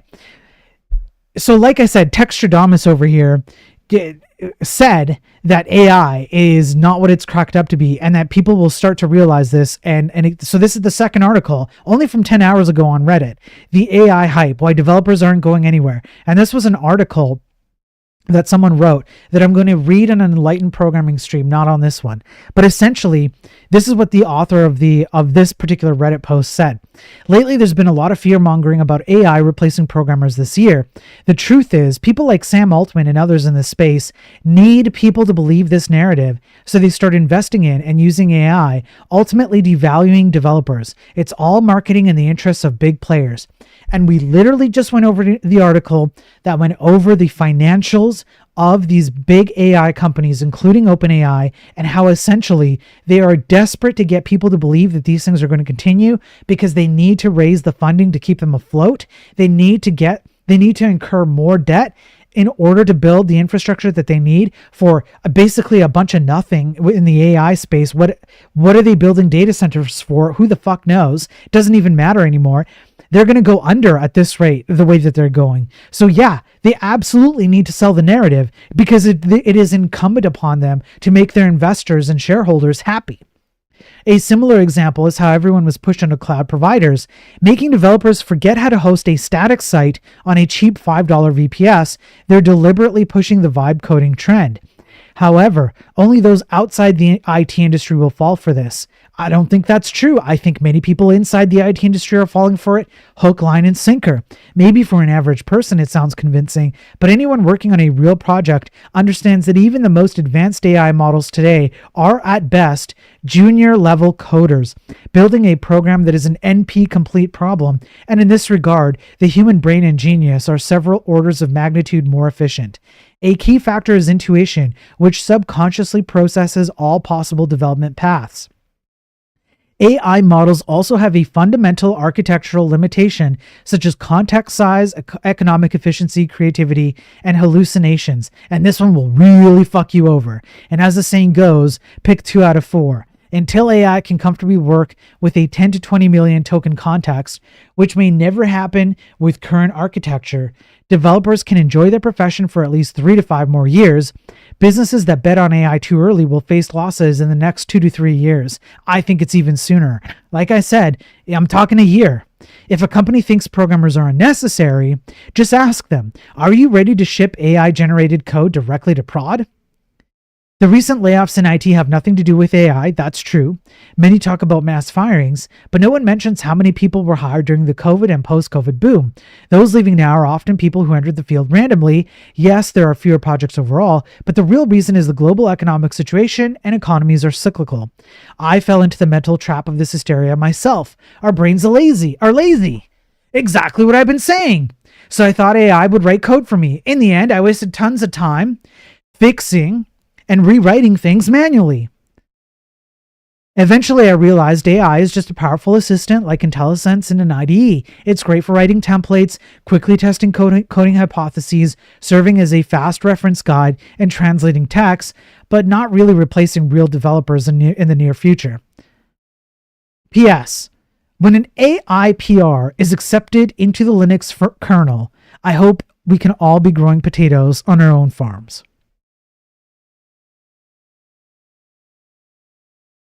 The most ironic thing is that AI can do the most basic things and very easily.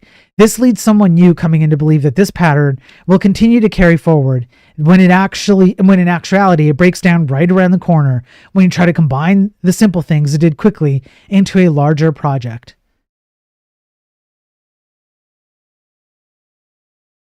Yeah, so this guy gets it, which is that it's exactly what I've been saying. AI has a place. Put it in its proper place and you will be fine. Expand the bullshit out of its proper place and you're in for a world of hurt.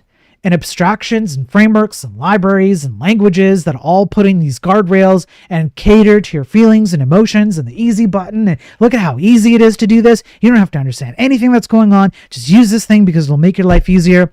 That is exactly what these things cater to. It's an emotional play, not a logical, objective, fact-based one based on numbers and data and statistics. That's how these things take off because emotions are extremely easy to override. Logic is extremely difficult to override if you have logic in application. Okay. Should we interview Delaney now? What do you guys think?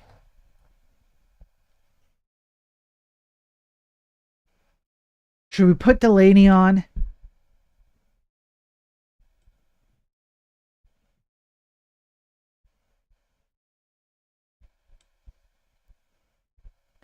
And we'll talk about datastar and anything else he wants to rant about for a while, for as long as he has time. I don't know how much Well, I'll tell him. I'll tell him when it's on. Let me just get things set up, and then if you're listening, Delaney, I'll call you on Discord. So hang on, folks. I hope you all enjoyed that. I hope you enjoyed my conspiracy theory. Well, theories. Let me make sure I have the right source. I do. Okay, I've got my source set up. I'll take that down. I will switch over to... Okay, so the desktop one is over there. I'll keep myself on the side. I'm going to call Delaney.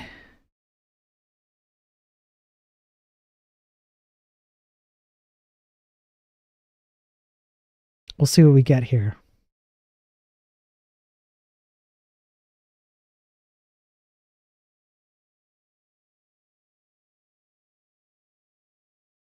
All right. I'm going to turn off. Well, will I turn off my camera?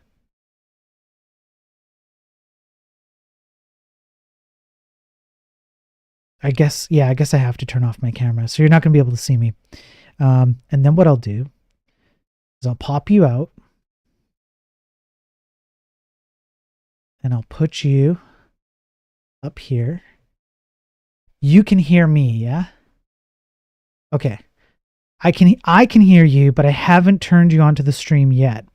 I think everyone can hear me. So let me mute myself for a second.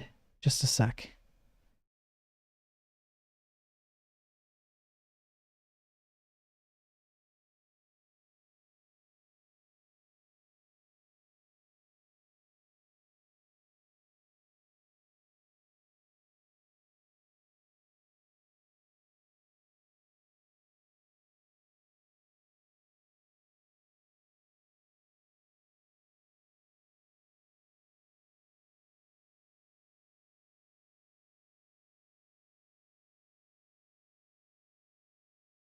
Okay, folks, so I'm going to switch my stream over to this.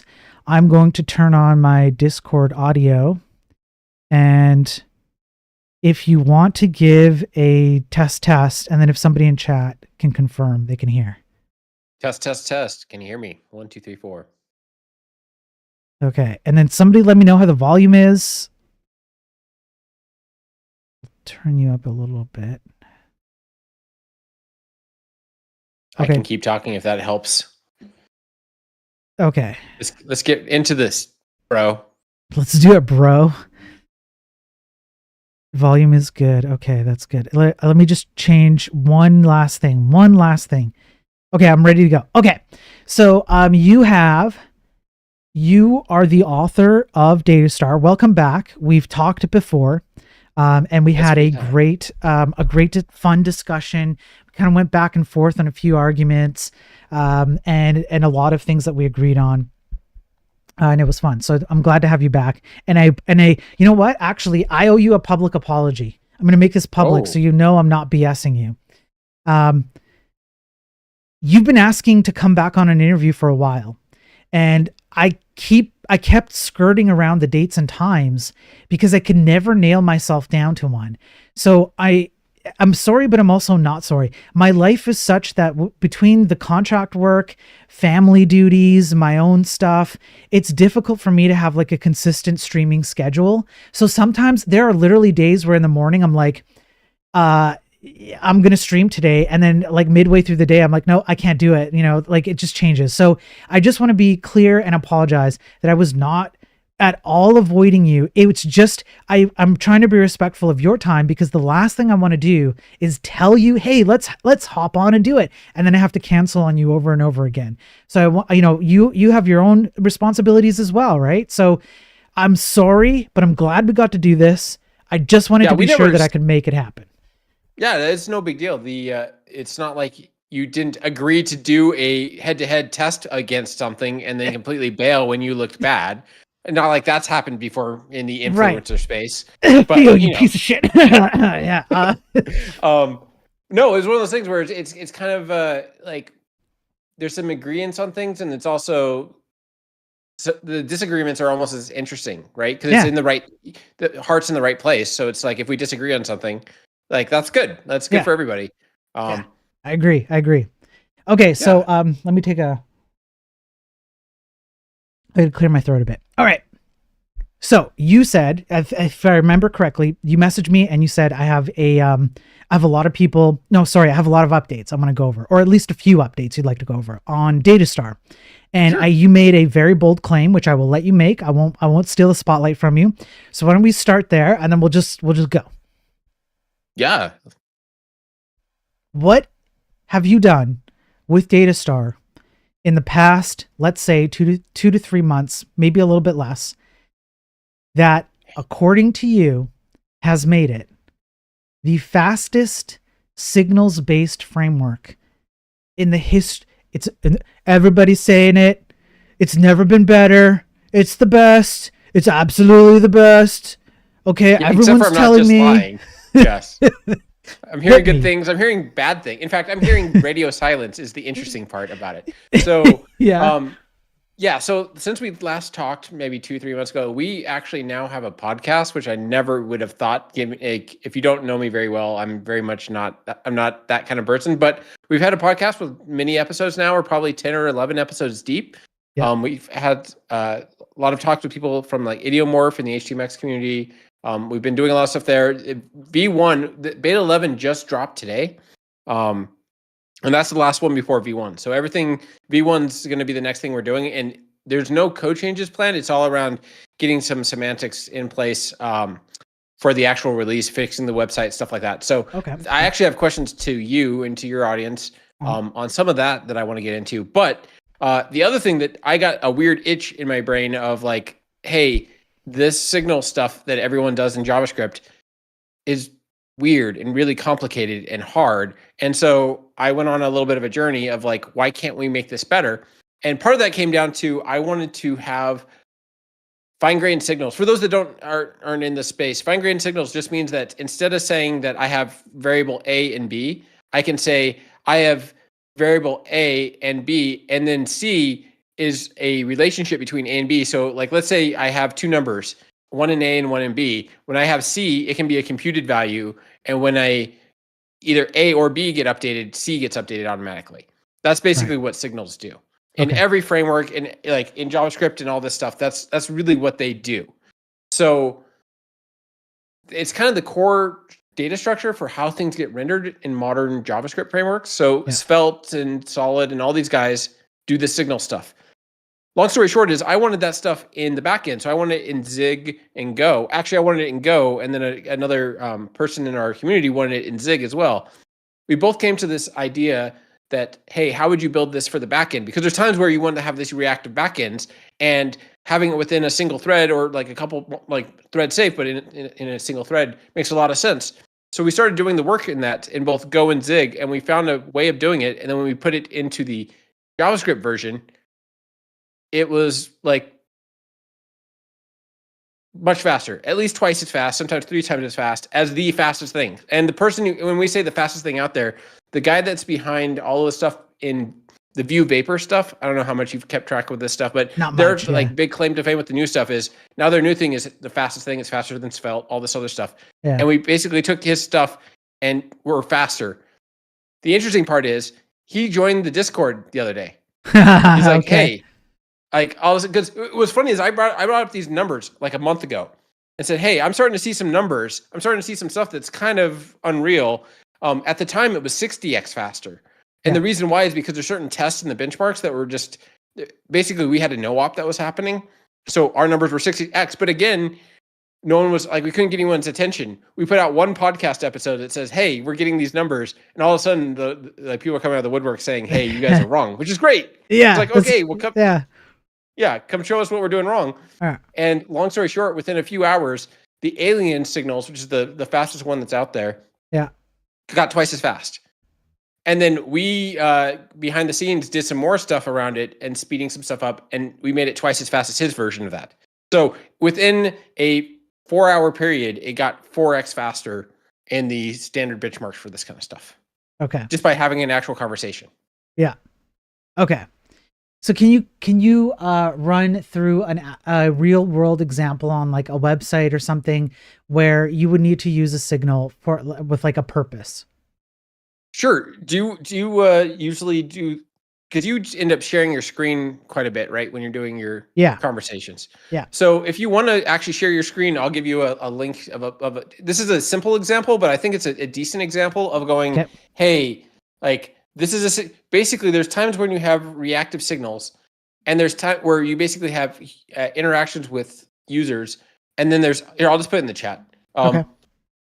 So this is on a free tier Flaw.io server, so it's nothing that's spectacular. But if he wants to share that, basically this is a situation where the DOM isn't changing constantly, but the contents of the DOM is changing constantly. So in something like HTMX, you would actually have to be sending down new fragments every time. Whereas in this case, we can send down just the contents of the signal. So there's no HTML that's getting updated on this page. If you actually go, yeah, if you look at the elements on the page, yeah,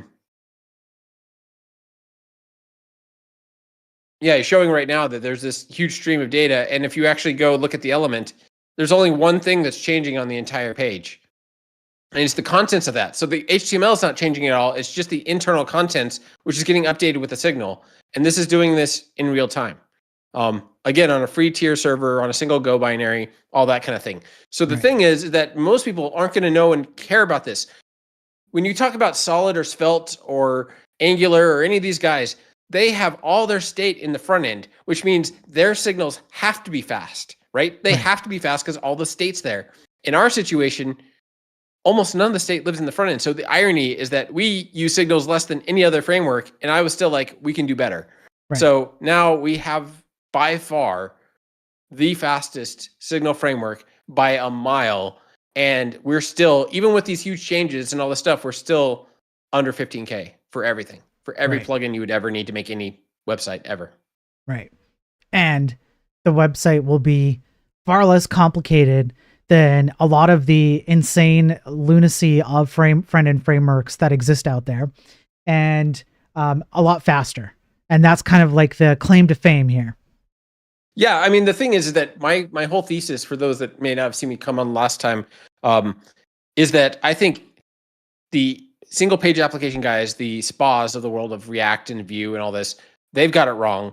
But also the HTMX of the world, or the MPA people, have it wrong too, because there is some interactivity that you need on the front end. There is some stuff that needs to be updated in real time. There is things. So it's the fact that they're talking past each other when it's a combination of those two. I will say that the MPA style is more correct in that most websites should be multi-page applications with links and forms and stuff. But when you have something that's interactive on the page, like, yeah, y'all are doing it wrong, as someone said in the chat. Like 100%, you're just doing it wrong. Like you're putting state. All of it comes down to you're putting state in the wrong place. Right. There's times where there's front end state, and there's times when there's back end state. The thing is, 95% of the time, the state's in the back end. So for very simple applications, HTMX is great. But I always get into a situation where it falls over as you get more complicated. So that's basically the gist of what we've been up to, and it's basically done. There's a couple of plugins that we're looking to do in the future, some inspector stuff, but like it's a solid application. You can scale to huge updates. I'm doing like 500,000 DOM updates per second without issue. So like I'm doing some pretty high scale things for real time dashboards and stuff. But yeah, it's basically done now. So if you haven't tried it yet, now's a great time because it's done. We're gonna be doing V1 in the next few weeks. So okay, that's crazy. That's really cool. I would have concern over the amount of DOM updates that you do at any single time. There's I already know the answer, but I'm gonna ask this anyways because I don't think a lot of people know this, and there are some people who are a bit misled about the nature of DOM structure and how browser parses it and when you make certain updates, etc., etc. So my concern at first would be if you're making like many DOM updates, how is that not slow? Because everything that you would typically hear about doing massive amounts of DOM updates would be, but that's really slow to do. Enter React virtual DOM, right? Yeah, that's a perfect valid it's wrong, but it's wrong for the right reasons. Right. In that, the thing is that when people think about that, it's because they're doing the updates inside of JavaScript, and you're like, well, but you're a JavaScript framework. But all we're doing is basically like when you go to a website, right? The fastest thing you can possibly do is dump the page originally, right? Like before you do SPA or any of that stuff, you basically have a static version of that site. Well, guess what? That's just a giant string of HTML. And what are browsers really good at doing? Like, what are they? Literally, their job is to take a big dumb string of DOM elements and turning them into like a renderable context, right? So, yeah, that's the whole point. That's what browsers are really good at doing. So all that datastar does, and it leans on Idiomorph to do some of this, it says we're going to do these big, thick, coarse updates. And the only hook into JavaScript we're doing is basically saying, call the C++ code that says, parse this into your DOM nodes, and then here's where I want you to update on the page. That's it. Like the amount of code that's written in JavaScript is basically a single line. It can be 2 lines. So the amount of code that's actually in JavaScript is tiny. So you're really just doing the C++ code that you'd minimally have to do. Even if you wrote this in V8 directly, like in C++, you would be writing the same code. Like you're basically saving 2 little steps. Everything else is in C++. So yeah, it's really, really fast because you're not doing any of the Java. You're not having to do all this logic on the front end because there is no logic in this case. Right. So you're talking about an immediate mode. If you've ever done game development, immediate mode is definitely where it's at because you know that you're going to get getting ready for something in the next frame. So it's better to do that than have a bunch of state around. Same basic idea. So datastar is really, really fast because it is an immediate mode framework. In fact, I was talking to one of the Solid core members, and I was like, hey, like, I don't want to just talk past each other. We should be talking. There's a JavaScript framework benchmark that's out there. And the thing is, it's generating about like 10,000 DOM elements for an update, but that doesn't matter because what matters is getting the JSON from the back end, rendering it, parsing it, doing their stuff, and then putting it on the page. Whereas if you did that in datastar, it would just render that DOM directly. How do we have a real test that makes sense in a real world situation? And yeah, there's been a little bit of radio silence there in that, right. Like, okay, like even if you rendered, even though ours is very fast, the point is that they have to render the entire JSON. And JSON actually is really expensive compared to HTML to render. Most people don't even think about this because most of the time when you're rendering HTML, most of your stuff is static, right? So you're sending these big, large string buffers of data with these little islands of interactivity. So you can get really fast and do caching and do all these interesting buffer things in the back end. The irony is that they have to try to do the same kind of thing, but in JSX. So I can start sending down streaming stuff immediately, especially with the SSE stuff I do, and get results immediately, whereas they have to render the JSON, render an entire tree, then send that JSON down, then recreate everything in the front end. So we're already orders of magnitude faster just by not doing the silly things.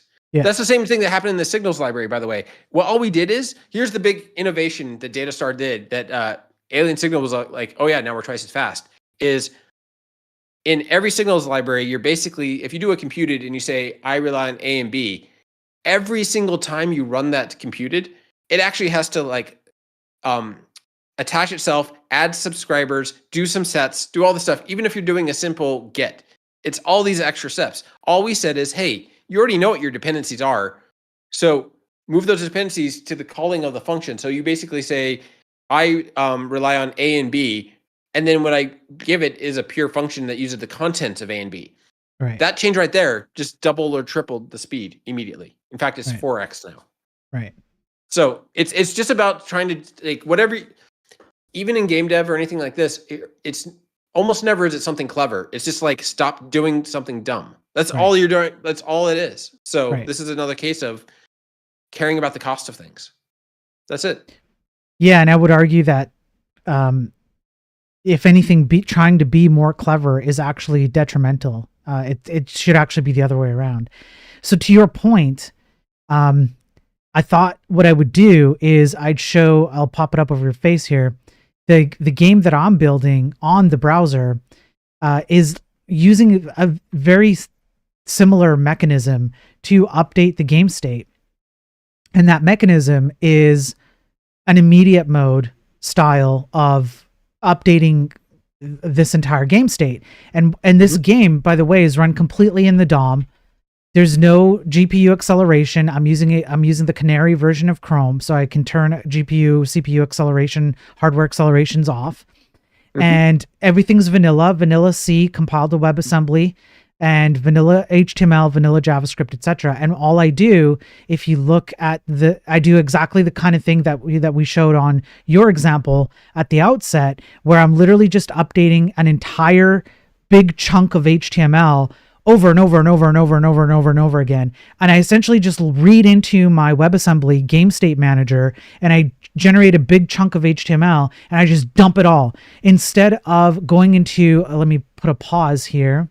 And then if I do this, instead of going into each individual element, you can see I've broken things up into individual divs. So there's no canvas or anything like that. This is all running on div elements. Instead of going into each one of these and then doing like those like inner HTML or like apply style or whatever, things like that. No. Screw all that. Just create the entire set of HTML you need and dump it immediately onto the browser. And this is blinking fast. It's stupid fast. Well, in fact, the one person in the chat was saying, "Is this similar to Elixir Phoenix?" No, and the reason why is because the problem with Phoenix and LiveView and a lot of these other options in this space is that they're using WebSockets, and WebSockets has a host of issues that as soon as you do it, you're on your own for security, you're on your own for retries, you're on your own in all these different ways. Whereas what we use uses SSE, which is server send events, and the nice part about that is we do automatic reconnect. We are standard HTTP, so you can use it. Literally uses fetch under the hood for you, but it does all these nice things with exponential backoffs and retries and all this stuff. But you can write this in any backend server that handles HTTP 1.1. It's just a different header, and instead of kind of like when people talk about chunked encoding when you're uploading a file, it's almost the opposite. Basically, all you're saying is that I'm going to send you down a text file, and every time you see a double new line, like flush the buffer so that it treats it as a separate section of data. That's it. Right. Like that's literally it. It's simple. Just instead of sending down application.json, you're sending down text-event stream, and then every double new line gets treated as a different chunk. That's it. Right. That's the entire thing. Now, datastar does add a little bit of a protocol on top of it, but all that protocol is saying is, hey, we're going to merge fragments, we're going to remove fragments, we're going to merge signals, or we're going to remove signals, or we're going to execute JavaScript. Okay. There you go. You know all of datastar now. Yeah. Okay. That's really, that to me anyways, that sounds really straightforward and a lot less messier than the stuff that gets touted as your de facto off the shelf thing to build any given website. There's also kind of like this thing I was thinking about after our last interview where I'll try and say it as best as I can, but I might screw up the wording of it, but I think you'll get the idea. There are some frameworks out there where it's almost like a necessity that you must build something complex to fit with the framework or library that you're using, because it itself is also tailored to those kinds of things. But then you try and jam it into something that's simple and it doesn't work. The kind of stuff that I get from Datastar or HTMX is more like, well, especially with Datastar, it goes in the opposite direction. It's like, look, we're dead simple. Like it almost doesn't get simpler than this. Almost. If you use us, there's an implication that's not like being explicitly said, which is we are simple, and so you can do simple things. You start there, and then you escalate as needed. The nice thing about Datastar is that the escalation seems to me at least really, really easy. That is really not that hard to go into, and I think you've proven it. I'm pretty sure. I'm going to go out on a limb and say that you have actually proven it with some of the demos that you've created, including ones that you showed where like people are like interacting with the grids, the Excel spreadsheet kind of thing all at the same time in mass, like in large numbers, and there's zero issue. That's the kind of thing where it's like you start at a simple step and then you work your way up. That I much prefer to see the industry go that route, which is why I'm a huge proponent for what you're describing here and things like HTMX too. Even if there's like a disagreement on like methodology or whatever, it's much more preferable to me. Yeah, just to make it clear to people is that I liked HTMX. I was on the HTMX train. But the two, like me as a person, like I do mostly real time stuff, right? So there's a plateau to HTMX where Carson will say, don't ever use HTMX for X, Y, and Z, right? Yeah. But my thing was I disagree with it, like don't use HTMX, but do use hypermedia. And it just didn't fill those other parts. The one thing that I really like about where we've gotten to with datastar since we last talked, the API has gotten really solid. It's so easy to use. And that's help from the outside because I didn't really care. Because internally to me, I have the tags I need. I have the setup I need. I can work around it. But now it's getting more people involved that are newer to it has helped a lot, make it really nice. Now I'm like, oh yeah, these are nice features. I didn't ever think of these. Like these are nice.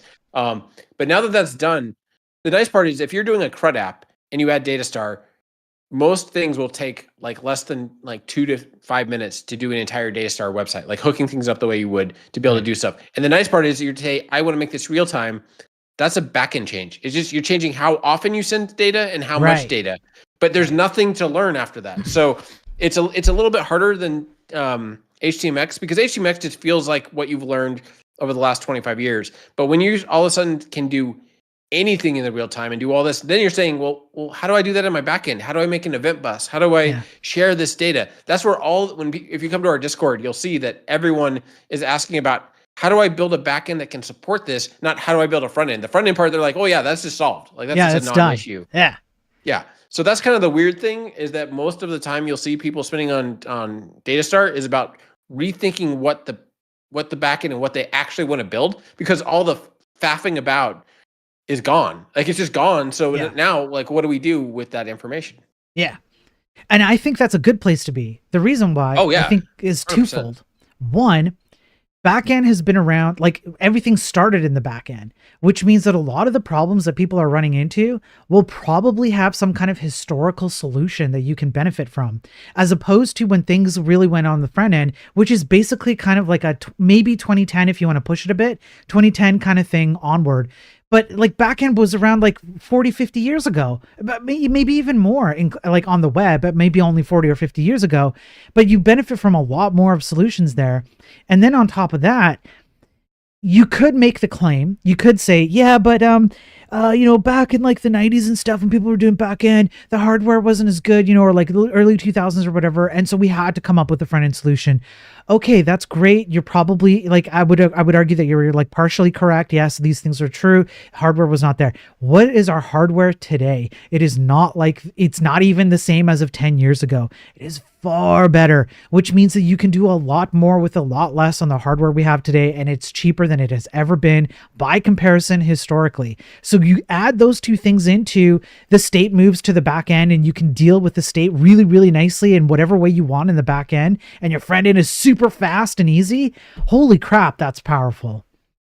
Yeah, what's funny is I'm always pushing the edge of what datastar should be used for, and I actually did a demo because I work at Synadia on Nats, which is another open source project. And I was working on a demo that we ended up not using because I actually did not like the jank I was seeing. It was funny because we were actually doing basically a live datastar update where you're using your phone to tilt and actually play Agario live. So you're basically playing it and you're streaming down the information from everybody else. The problem is that basically it was running at 20 to 30 frames per second, but I didn't like it. It felt a little janky to me, which is funny because I'm actually like running live with someone in East Coast. I'm on the West Coast and we're playing a game live with this thing. And it's like, okay, that's the line. But the interesting part is some of the stuff that I want to move forward towards is now that datastar is done. I have another initiative that I've been working on in the kind of the back end called datastar, and that's built around basically making declarative web transport a thing. So all the things that you would get out of WebRTC and WebSockets, but basically using web transport with QoS and UDP and stuff, taking it to that extra level, and then also writing some stuff around doing rollback netcode.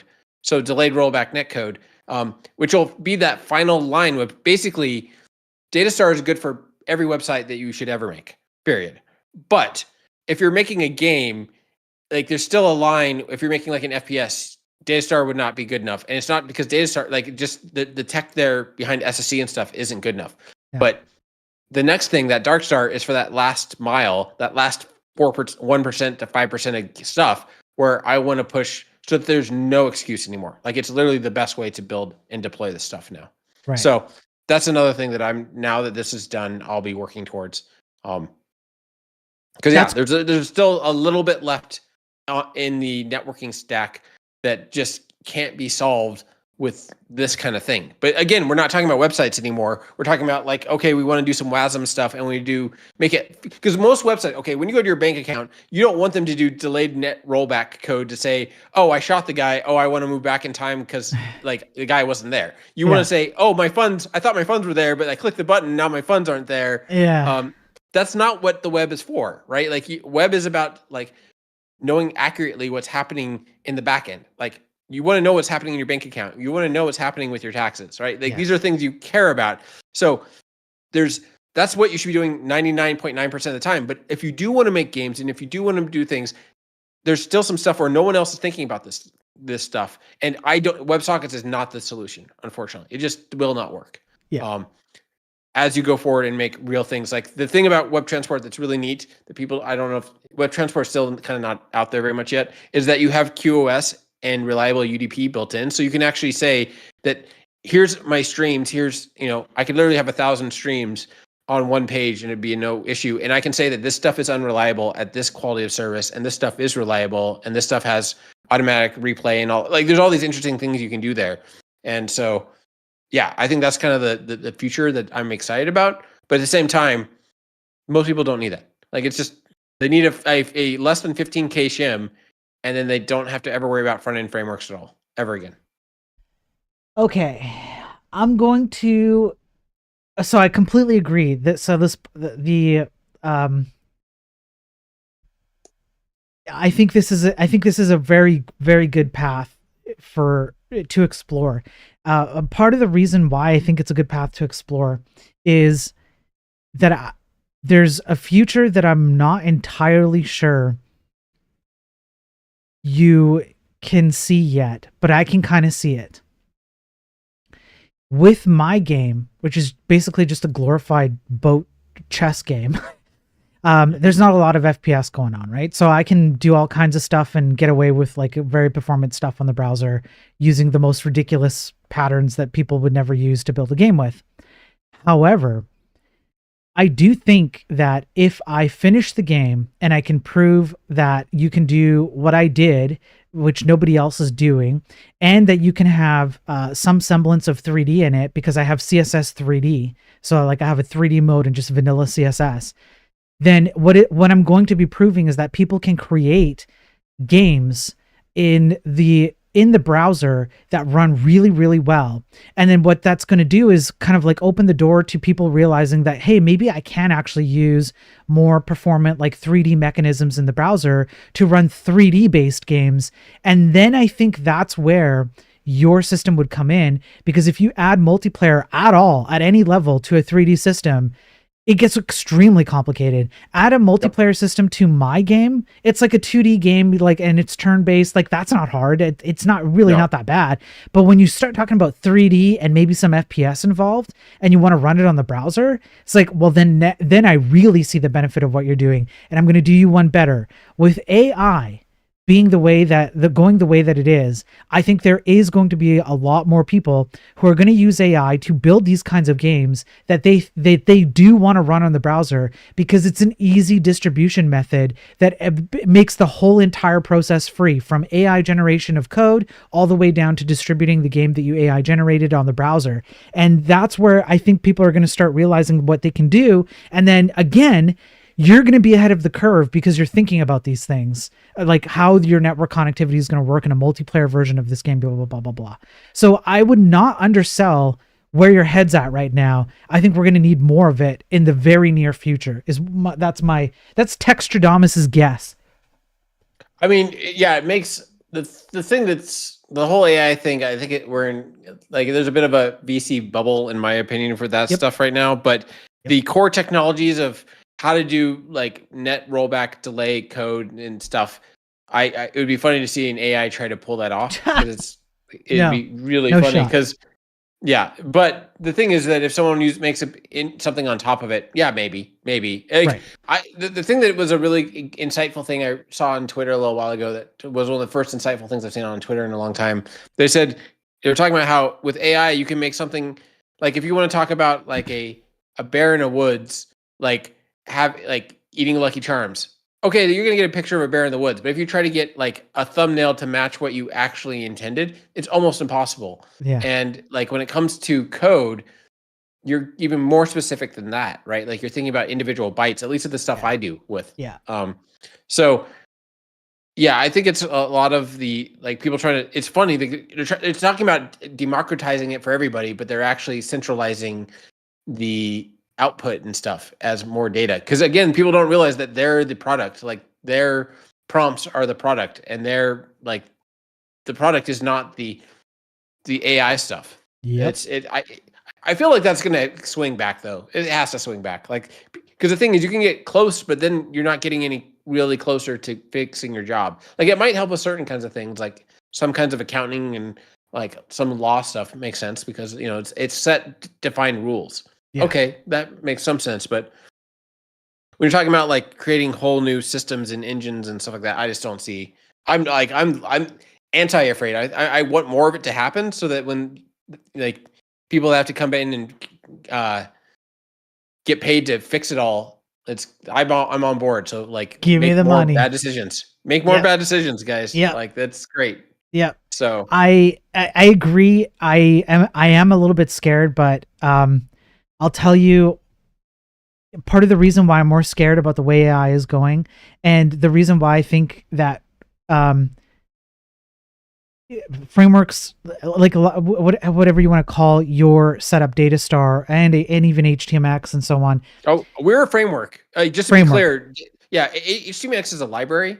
And it doesn't give you all the answers. That's why you need to bring in Alpine or Hyperstrip and all that. And the irony is we're a framework and we're smaller than HTMX by quite a bit now. So, and smaller than Alpine, either one of them, let alone together. So, I mean that right there. Yeah, I'm going to be using Datastar on something soon. But anyways, so the reason why I really appreciate, even though there might be like points of contention that I might have, but I appreciate them as a whole, is if you couple in what happens with AI in a negative sense as well. I have gone over some scientific articles. They were boring. It was boring streams where I was reading these academic scientific articles, including one from Microsoft from this year, where they demonstrate that the use of AI necessarily leads to what they call an atrophy of the brain. So it necessarily leads to the fact that because you don't use your brain's thinking faculties, you lose your ability to use your brain's thinking faculties. And I've been making the same argument before AI took off about other libraries and frameworks that do the same thing for you, like React and Vue and Svelte and even Laravel and even Rust. A language like Rust likes to play on this a lot. What they'll do is they'll tell you, you don't need to think as hard. That's the implied, non-explicitly said thing. It's implied, right? It's not actually said. It's just implied. You don't need to think as hard. Somebody else who's smarter than you thought for you, and they came up with a solution, and all you have to do is use this solution, and you're going to be fine. It's the exact same argument for AI, but the consequences for AI are far more dire and far more widespread, because I do the daily tech news, and so I see the news daily about what AI does and how it has negative consequences and so on. So I am more scared because I see more the consequences of it, and we don't have enough people like yourself or frameworks like Datastar that encourage programmers to use their brain as they work within inside of the confines of the framework. All we have are frameworks and libraries, like for the most part, not all. For the most part, we have things that make it easier for you to not think. That is the real problem. So I want to see AI used full pedal to the metal, just like you, and for a similar outcome, but I know that it's going to be a very extremely painful thing, but I would like to speed run through that pain. The sooner we get to that pain, the sooner people wake up, the sooner we get back to things are a bit more normal or normalized, and we get to make some money out of it because we get to clean up all the crap. Well, I think there's a line between so here's like, I think it's actually a really useful tool, and I have quite a few friends in game development space, where, especially with things like C++, where it can be really valuable. And the way, here's basically my line is that when I'm writing variable names in code, the length of the variable name it basically needs to be directly proportional to how much I use it and how deep the file is. So if I'm using it way down, 500 lines down, or 2,000 lines down, or 10,000 lines down, it better have a very long descriptive name. And the name can get shorter and shorter the closer and closer that scope lives. So if it's only one line, I'll use a one-line variable. I don't care. It's about knowledge of scope, right? Like that's where, because mentally you're like, oh, A equals A right here. I got it. They need to be longer as you go into higher scopes.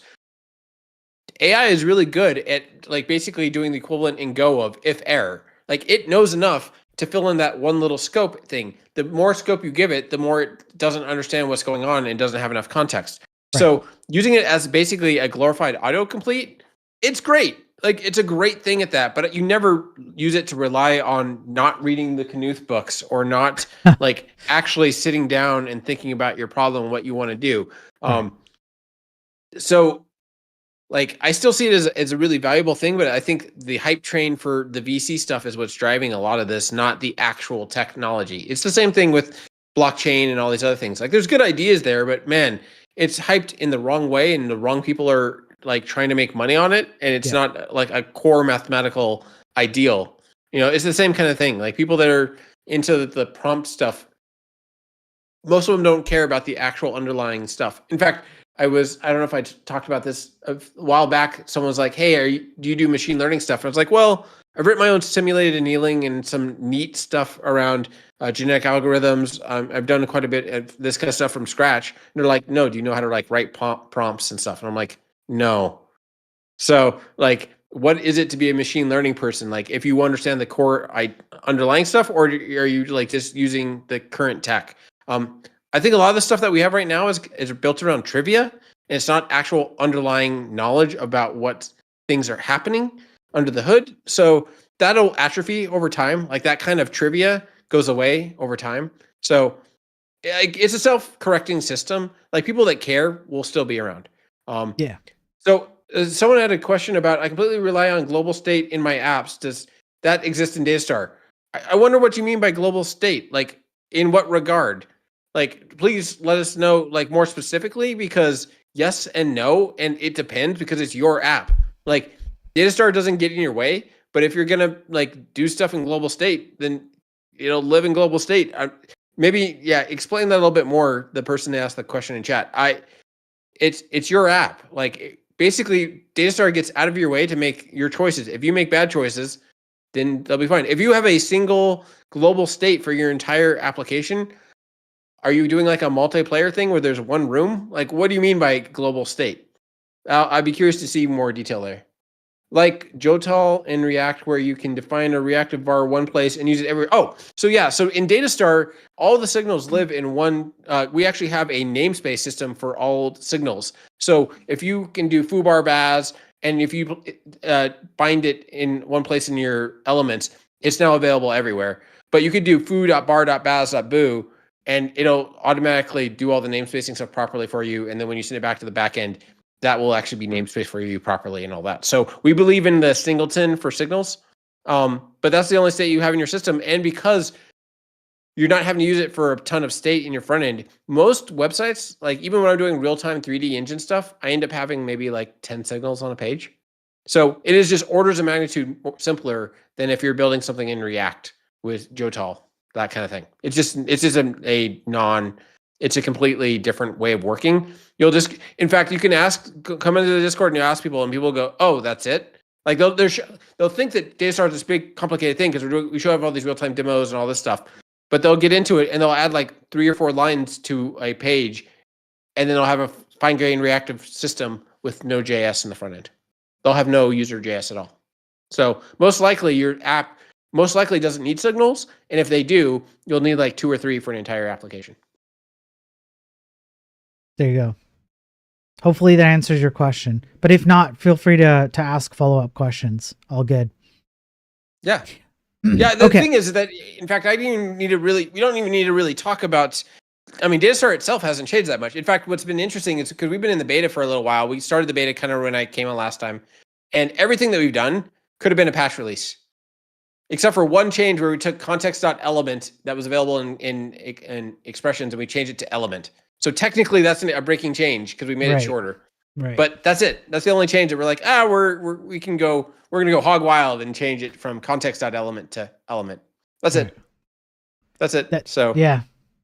Simple can get you very far. Sometimes you do have to get complicated. It has gotten smaller too, by the way. So since we last talked, it's gotten kilobytes smaller, and it actually has way more features than it had last time we talked, just so you know. Just flexing over here, I guess. What would be... Sorry, not sorry. Yeah, why should you be? What do you think would be the most complicated aspect of datastar?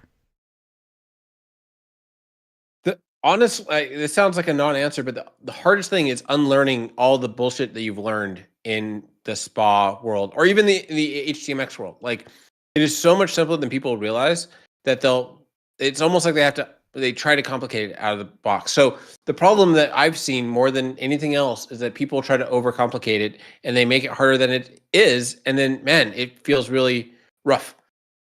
Like, because people will be like, why can't I port this thing over from HTMX? Well, because it's actually less code and it's easier, but you have to it's not just, if I was just going to make a different implementation of HTMX or a different version of React, I hate JavaScript. I would not be doing any of this. Like, there's no reason to do that. There's a million other frameworks to use. But if you want to truly simplify your entire stack and write less code and write better code that's more scalable, datastar is the right answer right now. I don't see anything that's can come even close to it. So, in fact, we were on, Ryan Carnito ended up he does these solid Friday streams, and datastar was on it a few weeks ago, or maybe a month ago at this point. It was really funny because he was looking at the demos and looking at the stuff, and he's like, I don't even know what we're testing anymore. Because we were just trouncing people on the tests and stuff. And I tried to interact with them with it, but yeah, the thing that's interesting about that is that you aren't going to get a lot of people that are on board because it almost looks too simple, and it almost looks like you're like eschewing all this other people. You're making people feel bad because all the things they learn about SPAs and all the things they've learned about MPAs kind of goes out the door. Yeah. So that's the hard part, honestly, is being willing to learn. Yeah. I'm going to follow up with you on exactly what you just talked about there. But first, on the YouTube side, you don't see it in Twitch chat, but on the YouTube side, Programming Siri asks, 3 signals only. How do you manage complex state? You don't have to. That's the irony. Simple. That's it. So the state lives on the back. So you can kind of imagine it. It's not exactly the same thing here, but it's similar. You can imagine it like if you have ever heard or used PHP. What happens with PHP is your state, especially back in the olden days, like early 2000s, your state would live in your PHP server, which was the back end. And you would make a request, and it would be an HTTP request. Your PHP server would receive that request and say, what state were you in? What state should you be in? Do I need to deal with your previous state? Like, say, a form submission. That would be a previous state. Maybe it doesn't need to deal with that. Either way, it's going to determine your new state. That new state generates a bunch of HTML on the PHP server. So the PHP generates that HTML and ships it right back over your HTTP request. And then your browser just dumps it in for you and you get a new page. That's why you would see older websites where you'd click on a link and the entire page would reload because the entire set of HTML would get shipped. That's the kind of state that Datastar and Delaney here are talking about. Again, it's not exactly one for one. It's a little bit different now because you can have finer portions of states in control on your back end, but you can absolutely manage that state in a similar fashion as PHP. So hopefully that answers your question, Programming Siri, or anybody else who might be wondering. So Ghost Magic just said, yeah, but if you click on a checkbox, it feels laggy. If you can, bring up your page again and go to the front page. Well, let's just try this. Let's talk about how terrible it is. All right. So yeah, just bring over. Okay, go down, scroll down, go down to the to-do menu down there. Keep going. Click on a thing. Click on a toggle. All right. Let's talk about how terrible it is to click a toggle. So I'm going to click on Learn Datastar. 1, 2, 3. I don't see anything happening. 2, 3. 1, 2, 3. Okay. So click the toggle at the top, the blue one. Yeah, let's see how terrible it is. And also, just so you know, I'm not doing optimistic concurrency at all or anything or optimistic updates. So how fast is that when you click? It might be hard to get it across on stream because stream streams exactly. It's but, like 200 milliseconds, but you can feel it. It's not 200 milliseconds. I don't know what world you're living in. Let me see if I can. Okay, I'm going to expand this. So even just the entirety of the request itself is like 40 milliseconds. Yeah. So, and this is on a free tier server on like a basic situation. Like, to me, that's fine. That's okay.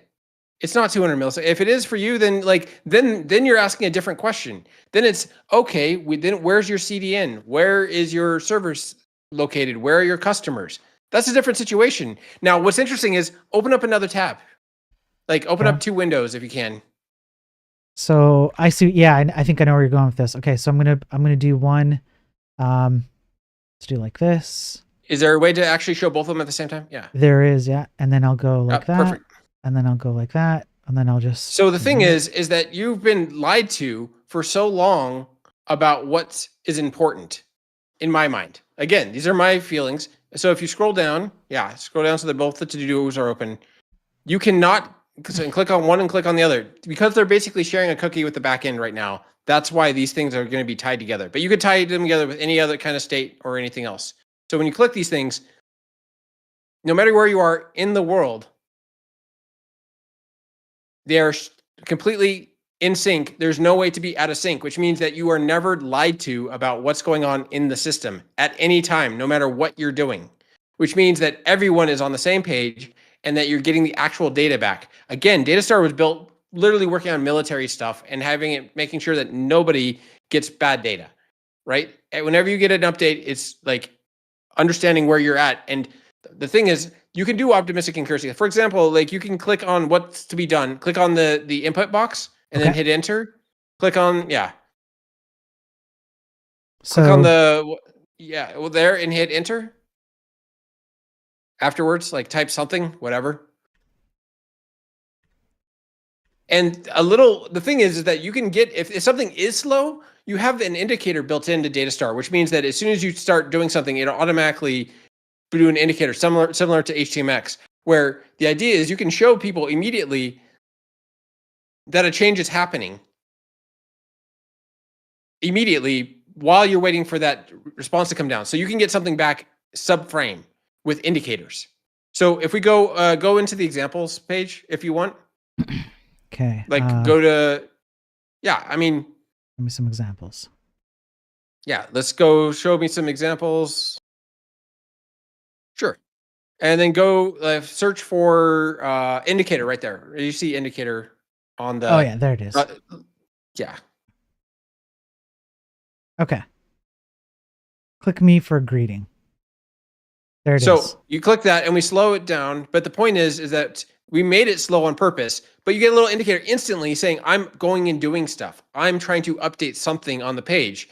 And that happens instantly. So you're not lying to the person, you're disabling it, and then you're coming back. Again, we've timed things where we're slowing it down so you can see what's happening. Normally it's so fast you don't even notice. Mm-hmm. But the point is, you've been lied. single page applications, I think, lie to you and tell you that something's happened when it hasn't happened. And that's far too dangerous to be the default. You can make stuff where you have indicators and these other things to give instant feedback that we're up to something. But if it's lying to you, that is far worse. I deal with a lot in regulatory spaces where that is not okay. Yeah. Like dealing with military stuff, that is not okay. It is not okay to lie to people. I don't know why people have gotten this in their brain that like it's okay to lie to people. Like if you had a bank account on a website and it told you, yeah, I deposited that when I didn't, you're just wrong. You should indicate to someone that I'm working on it and that you do not have the latest state. These are perfectly valid things to do on a web page, but to say that you're okay with things being lies is just wrong. I think Ghost Magic might also be trolling just a little bit, making jokes. I'm sure, but like that's fine. But Yeah. again, like people want to troll. Yeah, I think customer experience matters very Yeah. much, and I think that you're just lying to people is not customer service. yeah, and Like you should indicate to someone that you're working on it. What Right. is the use case when lying to someone's a good idea? Please tell me. Now, examples I can tell you is stuff like net roll code when you're doing like a fighting game in a browser, which is a different thing than a website, which is why I talked about datastar. And like there's certain times when you're making a game and you're making it fun and making it interactive. Great. But that is not what you want your bank account to be. That's not what 99% of websites that you use are. Lawyer. I don't know what that means. Okay, cool. Like you have to give me an example where you think that trumps lying to your customer, giving them updates and fetching, telling them that I'm in the middle of fetching this, I'm in the middle of working on this. You can tell them that instantly, like subframe. You can tell them that immediately, and depending on how fast your network is, you can do it under that 100 millisecond window, which is what people think of it when they think of an instant interaction. yeah, I don't think it's mutually exclusive that you well, how about this? There isn't only one way to provide an indicator that you're doing something. Right. And there's the way that spas do it, which is the optimistic mode. And so what it means is you click on a button and your front end is kind of trying to think ahead of what the button is intending to do and kind of bringing the user along to that end game sooner than the back end has caught up with it. That's kind of what it is. And then what Delaney is talking about here is actually it's kind of the same thing, but not really. What you're doing is you're telling the server an intent. You don't let the front end deal with the intent. You let the server deal with the intent. So you send off a request. You say, my intent is that I would like to do something. The server says, okay, I'm going to work on this thing that you intend to do. And then you wait for the server to respond with, now here's the finalized result of that intent. So Ghost Magic was talking about exactly the thing that I'm trying to tell you is the point. That's exactly my point. You're talking about net rollback code, which is a completely different thing than a website. Like the thing is that when you're building a fighting game, you do rollback code to basically say, oh, I thought they were punching when they ended up hitting kick. And then you have to replay state from the beginning of time and then move forward. No website that you've ever done in React ever works that way. They don't actually keep track of all this stuff and then replay history and do all the correct things to do that correctly. I worked in video games before I did this stuff. I worked at EA. I worked on stuff like The Sims. Like this is an area I do know about. And yes, there's time when you're doing that, but that is not what a website does. And the irony is that the stuff that I'm now working on now that datastar is basically done with datastar is literally bringing net rollback code and like reliable UDP and all these other things in QoS to the front end. So you can do things like fighting games and all these things. So if anything, you're proving my point of like, yeah, that stuff is completely like, yes, that is a different semantic than what a web page is by definition.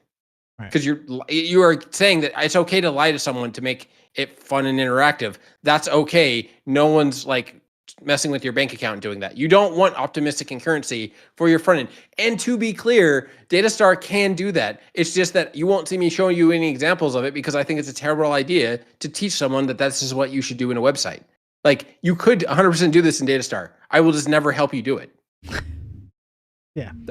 Like I'm here to help you, not make your life hell. Right. So Sergeant asks, what about apps with offline mode? Then you're not in a hypermedia framework. Like the browser is a hypermedia, literally a hypermedia client. If you want to do offline mode stuff, then do a native app. Like the offline thing is, again, like SPA frameworks trying to lie to you about what the browser is and what it's good at. If you want to build a native app, build a native app. They're good at that. Like I build native things when it makes sense. Like learn to write C and like Java and like do your native app. Like it's not that hard. Like go do that if that's what you want to do. If you want to use a browser, then you are by definition using a hypermedia client. It's probably best to do it in hypermedia.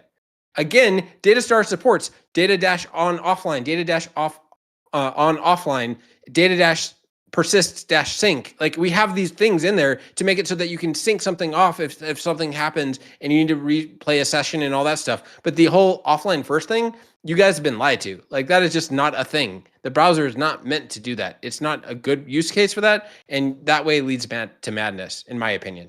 Like again, datastar supports some of these things, but you are like, unless you really understand LAN port clocks and CRDTs and can really get into the weeds on that, you're going to have a terrible time. Yep. I think a web browser, it's in the name web, which requires online. There are definitely certain things that require offline. And like I built HTMX offline. I'm the creator of HTMX offline. I'm not even joking. And all it does is it just stores up all the HTMX requests and then releases them when you go back online. And so you just get to keep having your current state. If you're going to how'd you get that original HTMX offline on your page? How'd you do that, Sparrow? How'd you do it? How did I get HTMX offline on my page? Yeah. By going online. Yeah. Well, yeah, I had to go off. Yes, I had to go online. Like it's the dumbest thing. Yeah, you have to be on. Yeah. So, but if you take it to you have to take it to like, there's kind of two offline modes. There's some chats to catch up on, but I'll just make this brief. There's kind of two offline modes. One is, what about something that requires online connectivity as the only way for me to navigate through the app? And then I suddenly go offline, which can absolutely happen. That's a completely legitimate use case. And then that's what my HTMX offline mode is for. So it stores up your requests and your interactions and things that you're doing while you're in offline mode, and then releases them once it detects that you have connectivity again, so that everything that you've done in the offline space becomes online actions that just get iterated through, so that you catch up as soon as you're online. But then there's the other offline mode. The other offline mode is, I have built an entire app that is essentially like a front end based, what would you call it? Like a black box, like app that you can run on offline, and it just so happens to run online. That's really what you're saying, because essentially what you're doing is you're shipping an entire app to the browser that should be offline, and then you're just sprinkling online with it. That's the reality of what you're saying there. But people state it flipped. They go, what if I built a web app and I want it to be fully offline? Then that's not what you're actually doing. What you're actually doing is building an offline app and sprinkling online on top, and then being like, what do I do now? Yeah, it is completely the wrong thing. And the thing is that if you want to basically do that, you might as well just build a WASM thing that now, like for example, there's Inbitten Engine. There's a couple of ones that are like, hey, or like Raylib, where you're saying, hey, I want to build a game engine that happens to run in a browser, right? Like you run a WASM thing, but it's not a web thing. It's not doing web technology. Like it's literally like a loader for WASM. And it's like, that's fine. Like if you're building a game, I would actually recommend that over just building it completely, like use a Raylib type thing and just build it that way. But that's not what a web page is. Like, it's not saying that it's better or worse. It's that these are different ideals that you're trying to match to, and you match the problem. Like Mike Acton always says, the problem is the problem. Like, if you want to build a website, datastar is by far the best option. If you want to build a offline first thing, go use a game engine and then be able to run it everywhere instead of just in the native. Like, that's the right answer.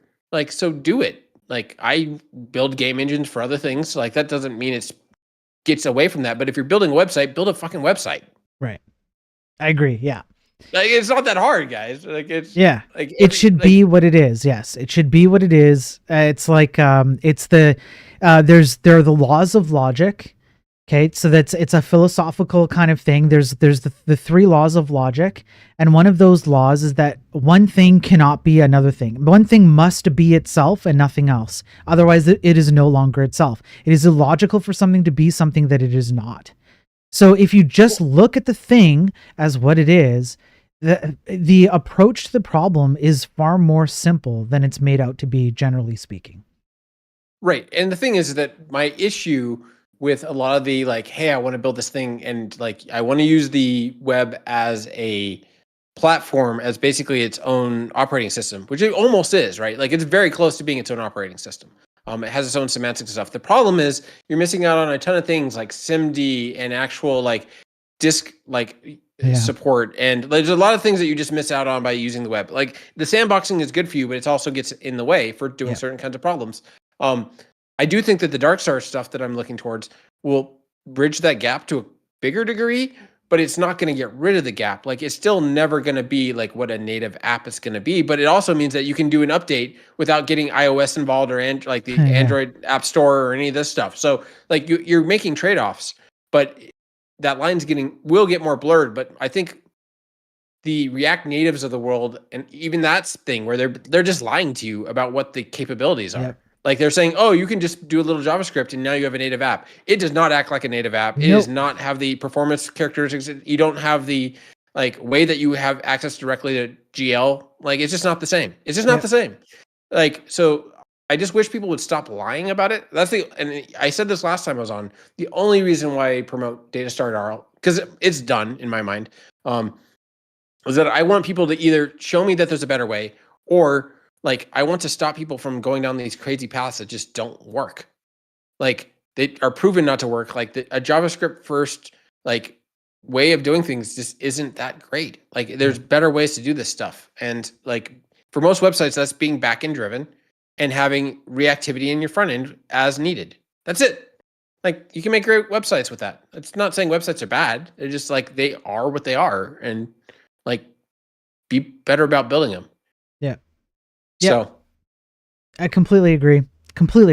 So Ghost says, that's just missing a second step. Doesn't mean that the first step is wrong. I'm glad we agree updating state is immediately good. State immediately is good. Yeah. Yes. Yeah. Updating state is a really good idea. Lying to your user, I think, is like the worst thing you could possibly do. Yeah. Yeah. I think, stop I lying. Agree. Yeah, stop lying. Exactly. And to your point about like React Native being so fast, React Native, recently they did some kind of update. Maybe it was Shopify or I can't remember. I did a news article on it, I think. And they were like, oh, we got rendering down to like 200 milliseconds on a per frame, or like to render a frame or whatever. And I have gone over exactly why that's a stupidest metric that you can possibly like pat your back on, because back in the 90s you had Doom running on potato hardware rendering frames in sub 1 millisecond, and today you pat yourself on the back for a 200 millisecond rendering frame. It's stupid. Spiro, I'm gonna let you answer Ghost Magic's response. Okay. Go for it. Okay, hang on. You can rant as much as you want on that one. I will. All right, hang on. Let's take it through.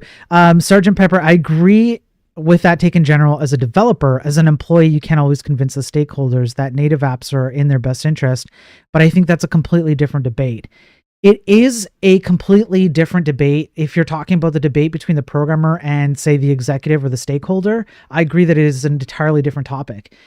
Hopefully, streams like this, or videos down the road, if people watch it, hopefully what it does, that's kind of why I do what I do, is it empowers them to have the arguments at hand should they find themselves in a position to at least have the conversation and try to convince someone.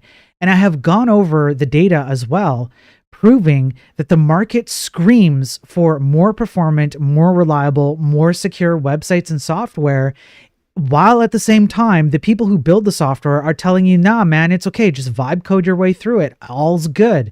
No, all's not good. And if you would like to make more money, if you're an executive, for example, and your top goal is money, then what you should do is you should pay attention to the market. Pay attention to what they're telling you they don't want more of and what they do want more of. They don't want more slop. They do want more good software. And these are arguments. They're like studies that I've actually done that you can actually use and say, look, this is what's going on in the market. This is the study on X, Y, or Z. If you would like to maximize the profits of the company, I completely get where you're coming from. We have to be doing better, right? So at the very least, giving you the chance to have that conversation and speak to the arguments that might resonate with those people. That's kind of the goal of why I do what I do. Well, and also to piggyback on that just for a second, go for it. The other thing is that it's almost impossible, and I've never seen it actually work, where you can solve a political issue with a technical solution. And to say, well, the politics aren't going to associate with this, then do the status quo and do your React Native app and be happy with there. And then when someone comes around and actually makes a better version, they'll drink your milkshake and like, cool, then you'll find a new job. Like if status quo is what you're looking for, then it, like a technical solution is not going to be where you're going to get an answer that you're satisfied with. At least in my opinion. I've been around for a bit, gray hair and all. So it doesn't actually solve. It doesn't actually solve those problems. It can lead to other things that might be solutions to problems, but that's the argument would be something like, just the same that I can prove that technology can cause problems, it can also solve problems. So for example, technology can cause societal problems because if you have the entire East Coast of the United States incapable of receiving gasoline at gas stations for like an entire day, that's a big freaking problem, right? Like that causes a problem which has other impacts outside of just technology, but technology caused it because of a cybersecurity issue, because of a bad NPM package that somebody didn't care to check, things like that, right? I can make that line of logic work. So then therefore, if that's true, then it's also true that you could also solve problems. But generally speaking, that's not how you're going to talk about the problem when you're looking at it in a vacuum. So if you're probably not going to bring that example up when you're talking to someone as like a stakeholder, when you're trying to convince them that you're doing a technical solution in your company in a specific way for your money. You're probably not going to bring that up. You're going to try and tailor the argument to something that's a bit more generalized. And then I think you're right that it's like, you can't look at the technology as the solution, but it's part of the solution. And it can also be part of the problem. I guess the thing that I want to just make sure that I'm clear with. Sorry, I lost you there for a second. It's okay. The one thing I can see is that it's definitely, people will think that, why are you even looking at solutions at all right now? If that's the case, like, why are you even contemplating doing a rewrite or whatever? Like, you're here for a reason. Right. So, okay. Offline web app, when stakeholders can't see the difference, it's usually due to someone lying to them. Have to deal with offline causing constant decisions made from stale data due to offline. So I think if I was to summarize what Chief is trying to say there, offline ultimately only complicates because it goes against the nature of what a web application is supposed to be. It's not really an application. It's a website. It is meant to be online. And so I think what Chief is trying to say is, well, when you start going against the grain of the natural state of what the web is supposed to be, then you cause more problems than you solve, if you solve any at all. So I would agree with that. Okay. So now ghost magic. You lie for a second and then roll back in case they lost connection. That's not really a lie, just good experience. Okay. So I would like for you to be okay with me walking up to you, and then I'm going to take my stabby, because terms of service, I can't say the actual word. I'm going to take my stabby, and I'm going to start to plunge it into your skin. And the moment I see blood, I'm going to pull back because I realize I've gone too far. And I would like to then have you believe that I did not stabby you. I just gave you a good experience with a stabby machine. I'm going to get your wife pregnant, and then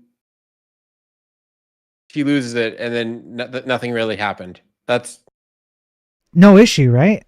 Yeah, no issue. Like, this is he's using the pullout defense, which is like the dumbest idea ever. Like, you can tell when people haven't worked either long enough in the industry or they haven't worked in a place where like there's actual real world ramifications.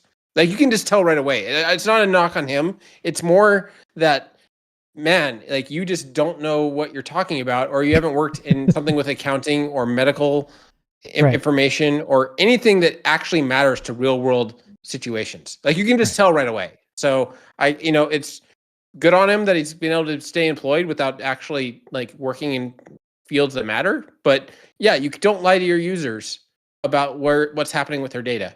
That's not good experience. That is just so wrong. It hurts. Right. D on X, good to see you. Because I know, Dillian, I know you can't see the YouTube and the X chats, but D on X, good to see you. With vibe coding, people are just promoting mediocrity. Yeah. I know you're going to go back and rewatch the stream, but yeah, that's essentially what we're talking about, what we talked about previously. So have fun, D. Programming Siri on YouTube, but Ghost Magic, we'll get back to you. All right, Ghost Magic, you're escaping Ghost Magic. All right, we're getting back to you, bro. Programming Siri on YouTube asks, is datastar similar to RX, reactive extensions and reactive programming? So under the hood of what datastar actually does, it's basically the equivalent of doing like an RX, like a reactive expression. That's literally what the primary thing that it does is it takes the data-star that's built directly into the browser spec, like it's available on every element, and all it is a string of like a map of string to string. So you can make it do whatever you want. We turn them into reactive expressions so that you have basically observables on the fly. And we are now by far the fastest version of that in the world, it looks like. And we do that, and then we set up a bunch of plugins that you can pick and choose what you want. If you go to our bundler page, you can see all the different options of the different plugins. So everything's a plugin, and everything's reactive expressions. And yeah, it makes it really nice because you can do really fast, quick things, and the entire thing with every single plugin that's available is like 14K.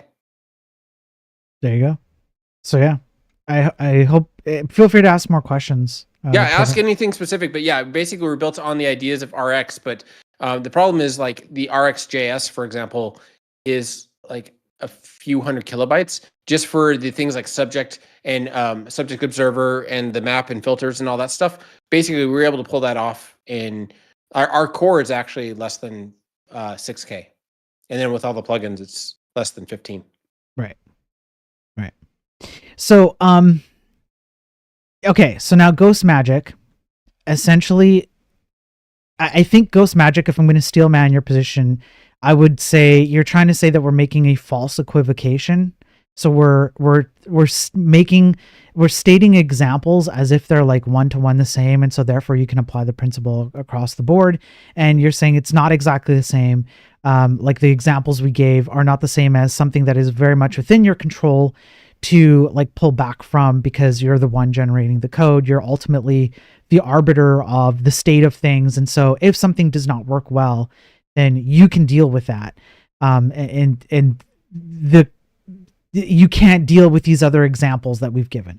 Okay. So here, before you even go further, the thing is he's acting as if he has control over the packets going on the network, that guaranteed you don't own the packets going from the client through to their ISP to their machine. Like, you don't own that, how long that's going to take, what that's going to take, what's going to happen.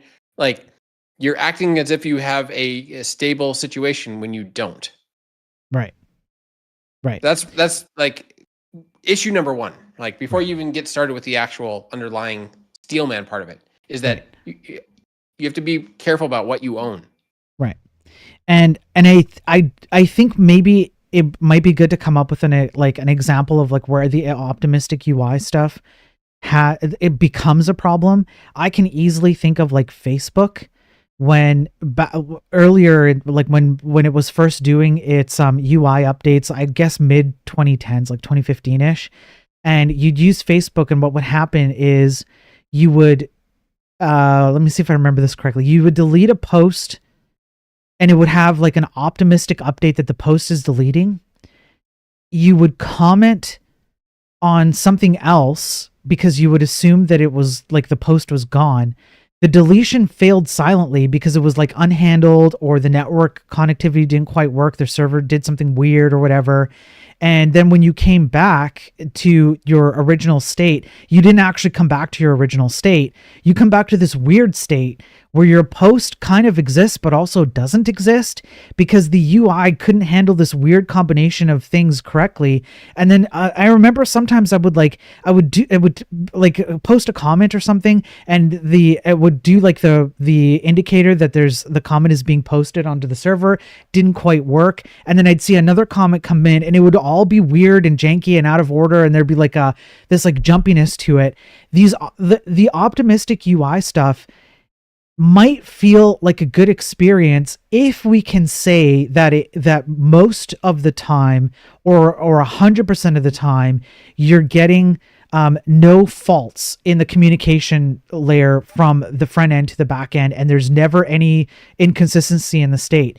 But that's almost never true. There's usually some kind of inconsistency, because when you're dealing with state on the front end and you're trying to be optimistic about every single edge case, you can't handle every single edge case. It's not possible to do that on the front end, particularly because you've duplicated the state. Now you have to worry about state on the front end and the back end. It gets unwieldy extremely fast. So you're almost always going to end up in some weird scenario where that initial user experience, where people follow the mainline path and it feels good, people will not follow that mainline path forever. Users like to do all kinds of weird things, and it becomes very awkward.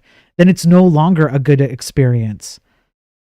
So when he says he controls his app 100%, my question is, does your app have a database?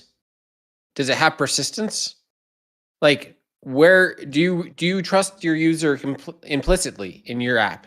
Because if you say no to the database, no to shared state, and yes to trusting the person implicitly, great, cool.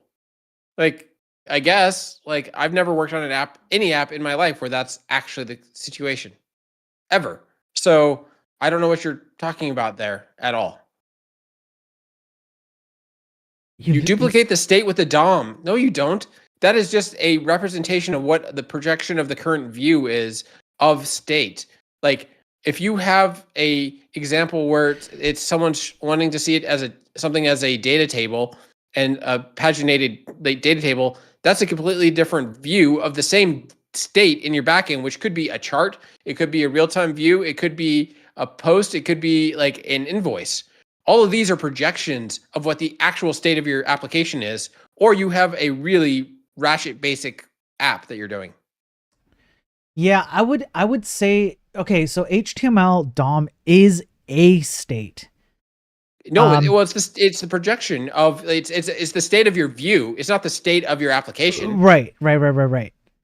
So, but it would be like taking a set of bytes and then viewing them in like U16 or U32. It's a view into a set of data with a different byte representation of it. Hey, guess what? My DOM is also a projection, even when I change checkbox immediately. No, now you're putting state inside of your actual, like, now you're conflating the two. Yeah, wouldn't that be state in the front end?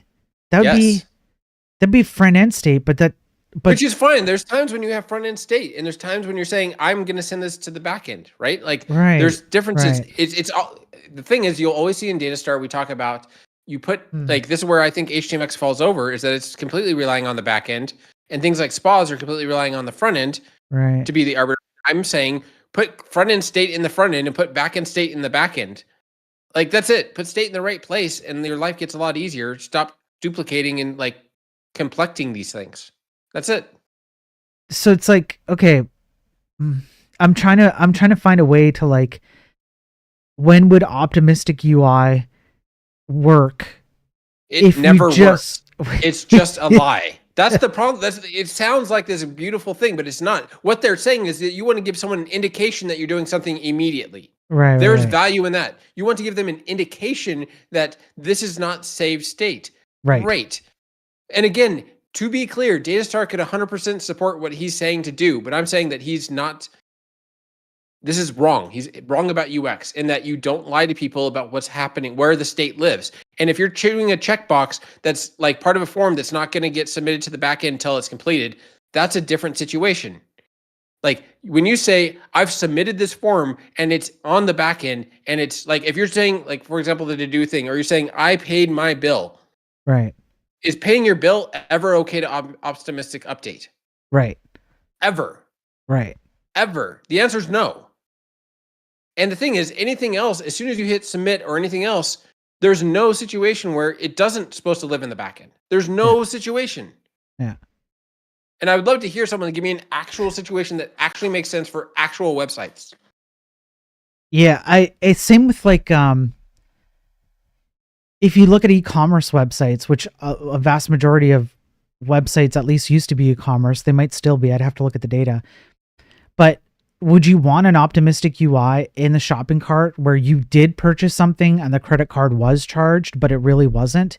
That would be a killer. Like that would kill an e-commerce website. You couldn't get away with it. It goes even further than that. Even putting something in the shopping cart. If you have the semantics, even the semantics of saying, hey, we're going to put this thing on hold for the next 5 minutes and then it'll go away. Like having that, you have to have those semantics in place. Like there's no good time to lie to someone. You can say, I put it in my shopping cart and hey, this is going to be like, here's your pending time. Like when you get movie tickets, they say, hey, we're going to hold on to this ticket for you. I mean, this all goes back to, you have to understand what your backend is doing. So you have to understand CQRS and event sourcing and understanding like when you're actually making the updates, who you're making them to, when those things happen. Like all those things matter.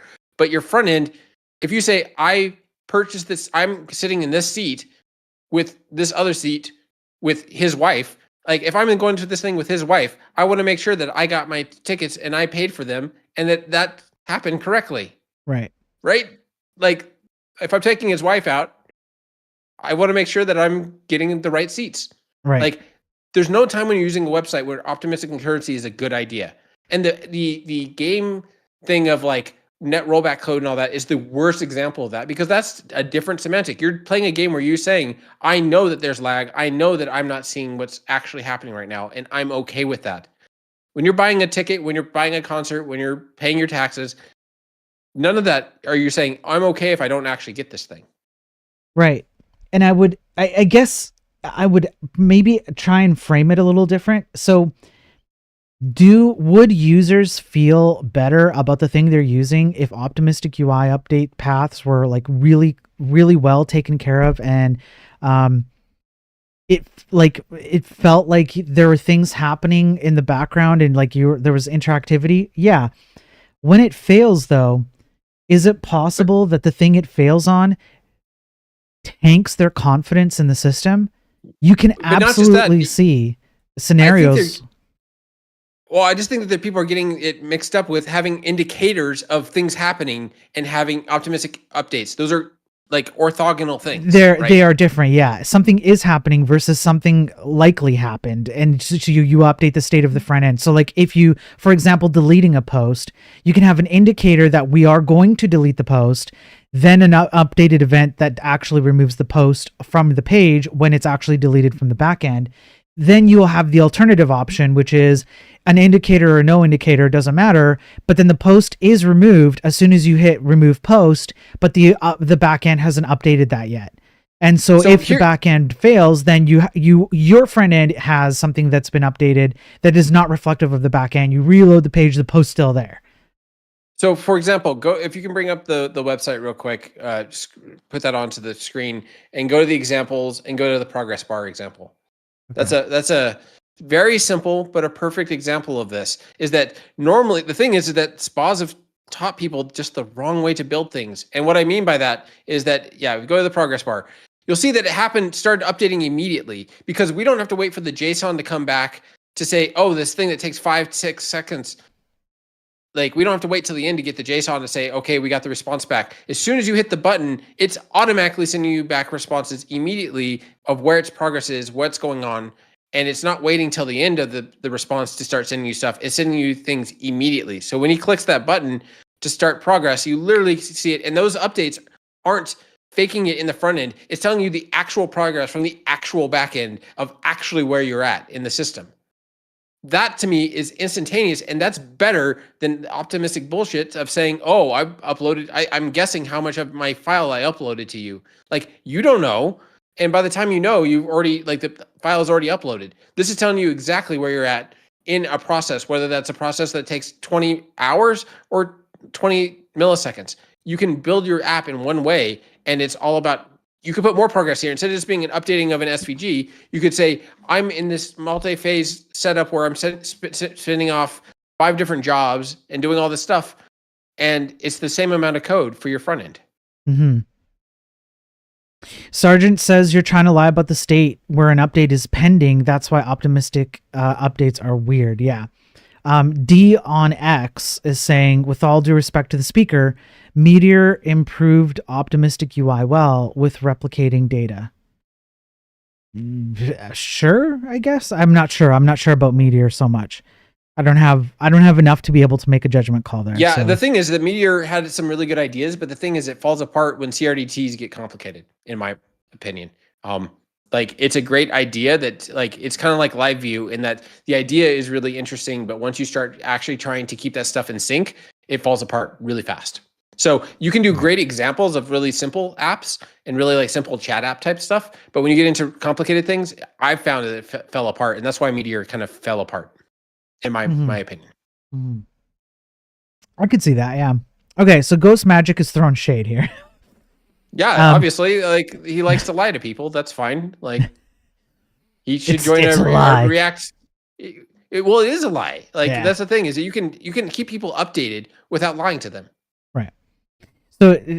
So Ghost, you're saying my users are smarter and know it's a network app, not an offline app.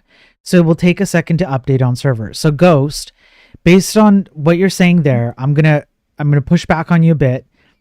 You're internalizing the argument in that case. If you actually know that your users are smarter, which you cannot demonstrate to me, you can't prove it. First of all, you can't prove that your users are smarter. And second of all, even if you could, it would be your experience with your users, which, granted, in the case of all users across all platforms, how do you know whether your users are representative of any amount of the general use cases of users out there? I don't think you can use that to make a generalized claim just because it worked for you and your users. It's not BS. It's smooth experience everyone agreed on years ago except you. It's a contract. Everybody knows how it works except you. So Ghost, if that's true, I would like for you to show me, name the names of the people who agreed upon it. Name me the standard or some kind of, like, it's an appeal to authority. I would like you to point to the authority upon which everyone agreed that this is the authority and we will agree to that contract. Please also show me the contract. I would like for you to demonstrate your claims, because what we're trying to do here is get down to a fact-based set of, this is how like a system should operate. A system should not tell you that something that has happened if it has not happened.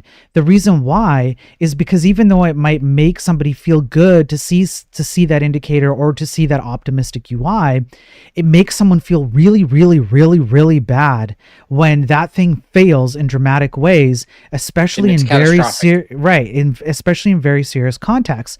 If, for example, you're a stakeholder and you do optimistic UI and somebody experiences something like in an e-commerce shopping cart or in a banking system like Delaney brought out or whatever, your confidence level is going to tank. And when your confidence level tanks in a system that lied to you about its state and you made a decision based on that lie, you're going to go and tell all your friends, you're going to go blast about it. It's going to have a negative impact. Nobody gives a shit when something works correctly. It's not going to matter. What are the upsides and the downsides to having the lie in place versus not having it in place?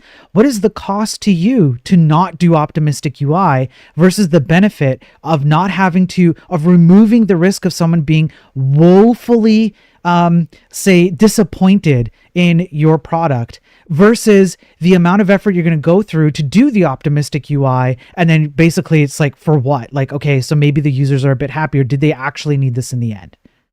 Well, and here we're going to go even further. One of the things that Blinking Light said show the DBMon example. That's a great one. So if you go and bring up the DBMon example. So one of the things that a lot of times bot developers do that's just, to me, it's so myopic, is that they'll talk about, like, look how fast this update is, or this optimistic update. It's like, okay, that's great for you, but as soon as you get into a multi-person shared event or something like a trading floor app or something like that, where it's everybody's events that are getting streamed down in real time, it's right above Bad Apple. Yeah, it's right there. The thing is that you're only thinking about your one part as opposed to everybody else's interactions with it.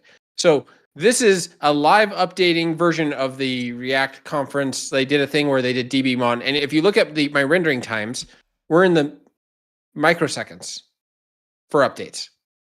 So this is live updating on the fly. Everyone that goes to this thing now sees the same version of it, no matter who they are in the world, sees the exact same version of this. It's not a faked version that's like on the SPA side. Everyone that's looking at this will look at the same data at the same time. You cannot compete with this when it comes to a real world app where you have actual trading floors and actual live battlefield situations. Like, you're thinking very myopically about my little click update checkbox as opposed to what's the live context of what's actually going on in the world. So, like, I get it. You work on very basic apps. That's cool.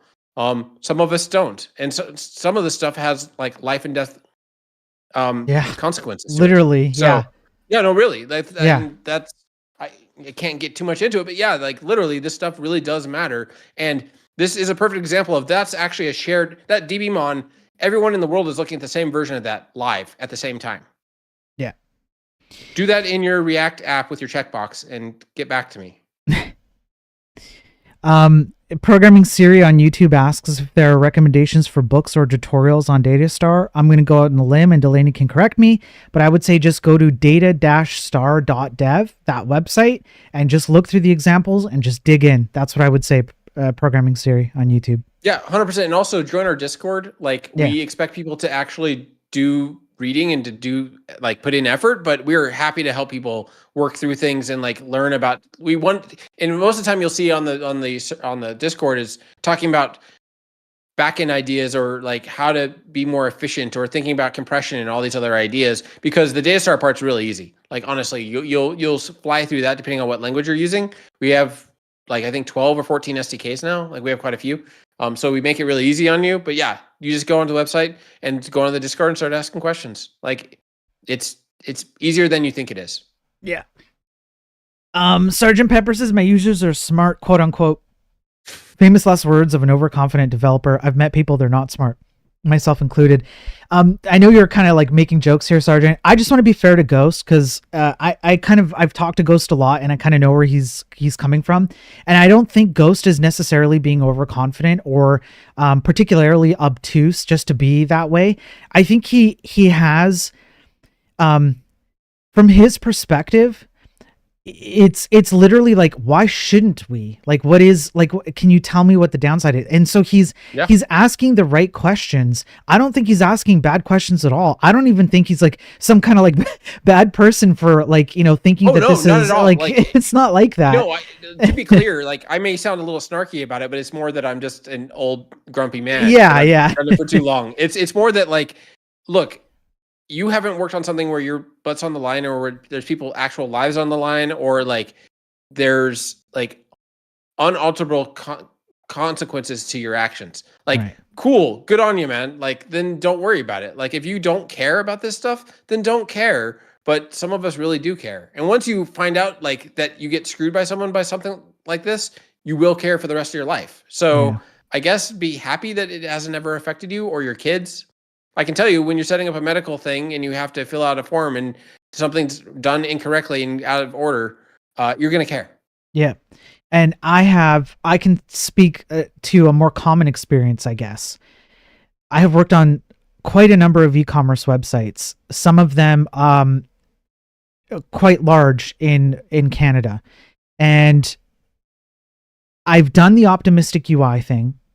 And in a shopping cart system, when you're trying to smooth out the experience of a user in a shopping cart system, their experience obviously matters. It increases conversion rates for whether they're likely to purchase the products in their shopping cart or whatever. There's like a whole flow of it.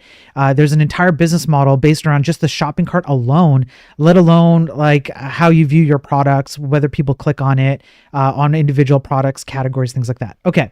I've done the optimistic UI thing and it has bitten me in the butt because I have done exactly what's happened here, which is you cannot possibly conceive of all the different scenarios that an optimistic UI will get your front end and your back end state into. It's just not possible because users do all kinds of weird things. And what will happen is if you accidentally break your optimistic UI during the shopping cart experience, literally I was getting calls at 3 a.m. from the SEO guy saying, why the hell has our SEO tanked? This directly leads to our ability to make money, or like, investors look at this and things like this. It causes all kinds of problems. People start complaining, on all kinds of platforms and spreading the news like, don't trust this because this site, etc. Right? And then the alternative would be if I didn't have optimistic UI, which I've done on shopping cart systems too.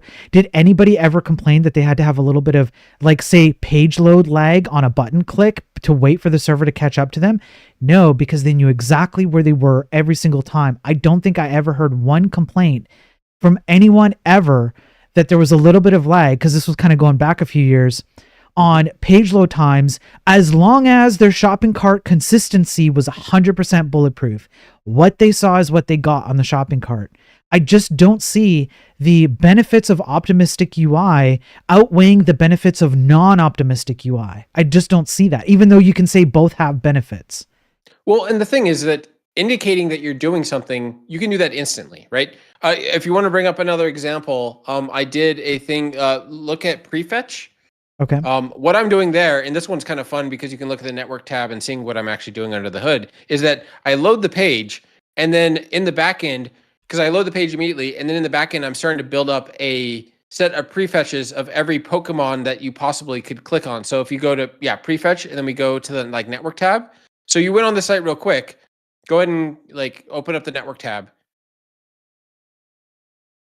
So you'll see that when you're clicking on stuff, you can click on it and it should feel basically instantaneous for any click as fast as you want on all the stuff. What I'm actually doing is I'm prefetching every single Pokemon possible.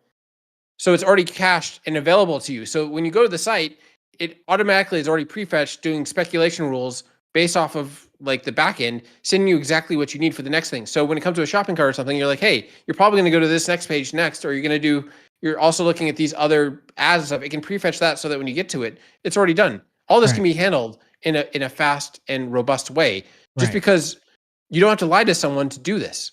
That's the point, is that you can make it instantly fast and cacheable without lying to someone. Right. So stop lying. Like, there's no reason to do it. If you do things, if you build things correctly, this is actually less code than the way you're doing it now. I generally would agree with this. So then, okay, let's keep going. So Go says, how many sites of the top 100 sites in the world don't do optimistic UI? I won't search for you, but we all know how many, basically all. I would argue, Ghost, that this is, again, an argument from consensus, which is not, it's a fallacious argument. So if all the websites in the world put in, I don't know, some kind of like, negative thing on their websites, that does not necessarily constitute a contract that everyone must follow. That's not a good argument for why optimistic UI should or should not exist. Consensus is not the correct argument to make for it.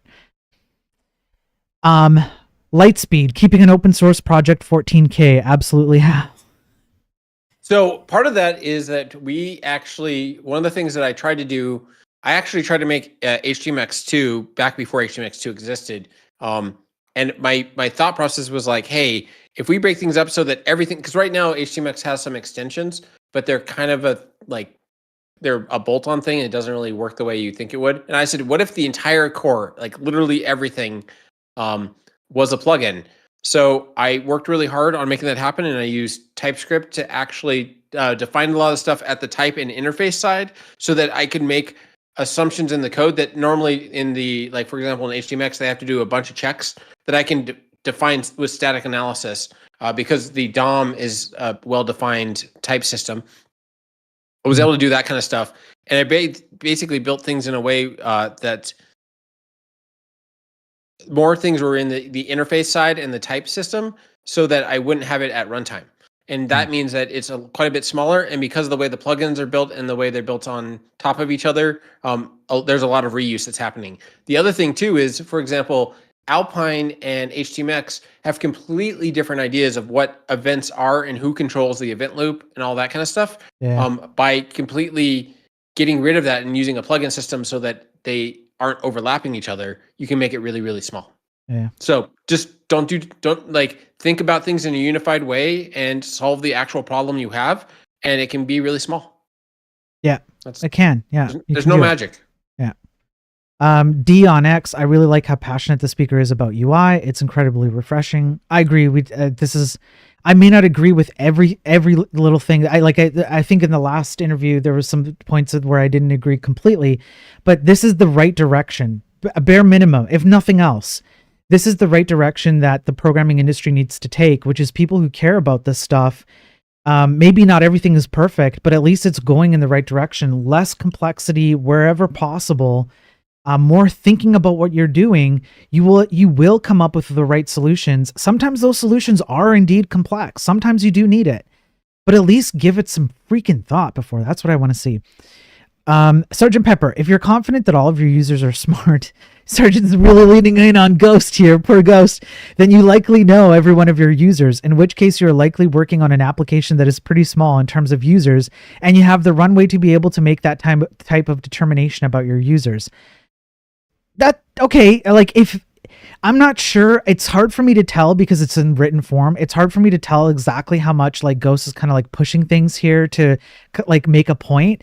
Does he really know all of his users, kind of a thing? Probably not, but he might be saying that to make a point. But Sergeant, I agree with you. That's kind of why I was saying that before. It's like, can you prove that to me, Ghost, right? What can you prove here? Because you're making a lot of assertions, and so far I don't think you've been able to prove anything. And then Ghost says, so you're lying to your users and you use more network bandwidth than they should just to have a better experience. Not nice. And then he says, it's okay, you all jump on me. It's funny how wrong you are. So when you talk about lying, the interesting thing is that pre-cache stuff I'm doing is setting up speculation rules, as in it's using the browser's built-in caching ability that's built in at a core level, which means you only ever do that once. You could go to that page 100,000 times and you've now only paid that network cost once for something that the person's going to be looking at all these Pokemon and playing this thing over time. So the irony is that you're so wrong, but you're very confident in that you're actually using less bandwidth and you're actually making it better for everyone in the long run. And you're actually defining the rules of that. In that case, I'm sending all the Pokemon down because it's actually the most efficient thing for that example. But if I wanted to, I could get really granular with those prefetch rules. So, I mean, I dig on the confidence, but I wish you were more right so that we could actually have a real conversation. Okay, hang on. So I want you to run that through me again, because what I noticed, maybe I might be wrong, but I didn't see in the network tab what you're describing. So you're saying, let me try this again.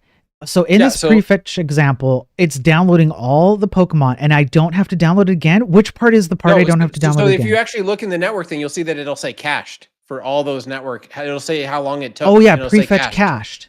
Yeah, it's already done. You're instantaneous. You're already done. Okay. So he's wrong on like many levels, but he's very confident about being wrong. So good on you. So then when I click on these though, it's instantaneous. It's already in your cache. Right. So the image itself is in the cache, but the backend is controlling what's the next thing you're looking at. Right. So if I look at what's going on, then It's just a dumb update of what the URL is. That's it. Right. It's not actually in the header. Yeah, it's actually inside of the cache. So the you're still going to the back end. Right. Yes. Okay. So the back end can decide what the next thing is, right? If you're doing a carousel, if you're doing some kind of like what was that hotter, like which left or right, right? Those kind of voting things. You would still, but all the images would be pre-cached, the ones that you know that they're going to do next. So, for example, in a real carousel, you might have a thing of like, you're going to cache the next 3 things to each side of them, right? Right.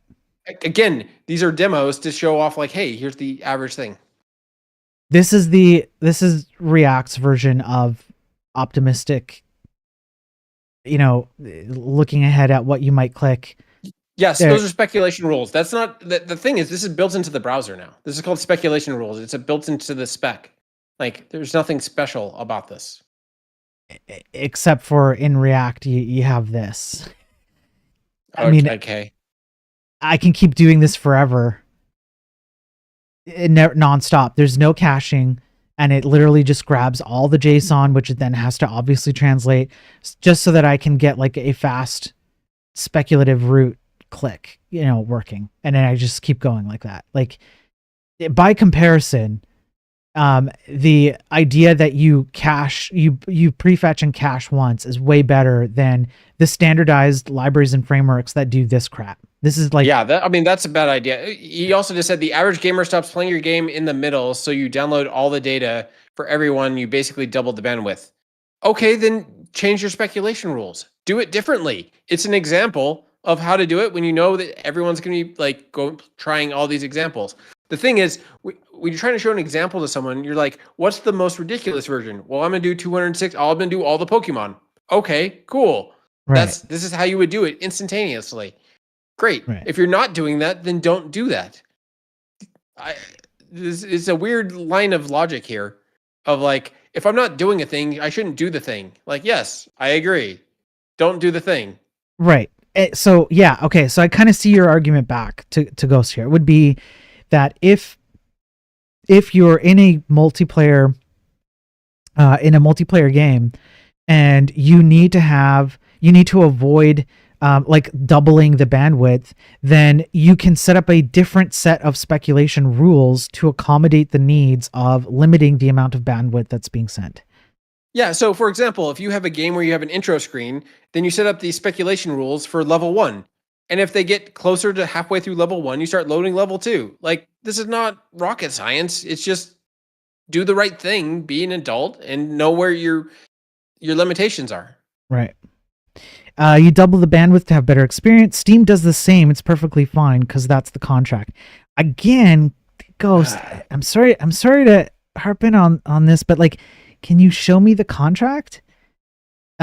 And just because Steam does it, and I admit that it's fine. I use Steam because I'm a gamer. I use Steam all the time, and all the network stuff that they use is perfectly fine for me. It's almost always like fine, if not good. But does that mean that it's the only way, or the best way, or the standard way, or the contractual way? Can you please show me? Can you demonstrate this contract for me, please, Ghost? I would like to know what it is, because I don't think that just because X person or X group or X number of people, whatever, do it, means that there is no better way and that's the only way to do it, or that any other way is bad. But I'll wait for this contract. You can mail it to me. To be clear, there's times when you do it and there's times that you don't. Right? Like if you know that the backend's constantly going to be changing, you don't do it, because what's the point of trying to be speculative when your speculation is going to be wrong? Like, but if you know that level 2 comes after level 1, then you know. So do the right thing. Like these are all very clear things. Like when you do a Steam game, it doesn't download your entire library when you install. Like that's not what it's doing. When you say, "Hey, I want to like load these things," then it does it in the order that you try to do it in. Like there's not, what are you talking about where you double the bandwidth? That's not how Steam works. That's not, what is he talking about? Like, that's not even how it works. Because when you're doing, I think what he's like when you set up an install of a game, you can set up, say, hey, give me the updates automatically. Right. But when you're talking about multiplayer with like, players through Steam playing a game together, then Yeah. you have a different set of rules that you have to follow in order to keep everyone in sync. Okay, but that is not what Steam does. Steam is like setting up. It doesn't do the netback roll code, like the net code and all that stuff with rollback. That's not part of Steam. That's not how Steam works. You're talking about individual games. You're talking to someone who did game development and also works on Natch, which is like a premier messaging system for doing real-time systems. Like, this is an area that I do know a little bit about, and like what you're saying has nothing to do with Steam. Like, you're just wrong, and like that's okay. Like, you can't expect people to know all this different stuff, right? Like, it's not your area of expertise, but like rollback code is very different than what Steam does. Okay, isn't it true that Steam has a networking API system that people can use to create multiplayer games in Steam? What you mean, TCP? Like, what are you talking about? No, I mean, like, I could be wrong. Steam Networking SDK, which might be a bit more recent. Yeah, It might be recent. Yeah, so there is a Steam Networking SDK. They have it, and what you can do is you can leverage Steam itself to do multiplayer in your game. So you don't have to build your own multiplayer networking system. Sure, but are they doing like rollback code, like what he's talking about? Which That is I'm very not different sure. than the match. Yeah, go to the iNetwork Steam messages. Like, let's read the actual interface. All right. I'll zoom in a bit. Not the socket one, the actual messages, because that'll tell us whether it has rollback or it has. The thing is, the problem with that is you have to have deterministic gameplay. So it's. So yeah, send message to user. Okay, that's a very basic. Okay, Yeah. so here. So this is just a standard datagram stuff. Great, go down. It's also doing only. Looks like if it's only doing TCP, then the UDP stuff that he's talking about doesn't even make sense in this context. Keep going down. This is not telling us what we need to know. CP/IP ports receive on channel. Receive messages on channel. Yeah, that's fine. Keep going down because hold on, go back. Go up. Okay. There was a thing that said there's no order guarantee. If you're familiar with TCP/IP ports, you might notice there's only one channel. You can think of the channel as a destination port and the source port. That's essentially how UDP works. And then right above it, no other order guarantees exist.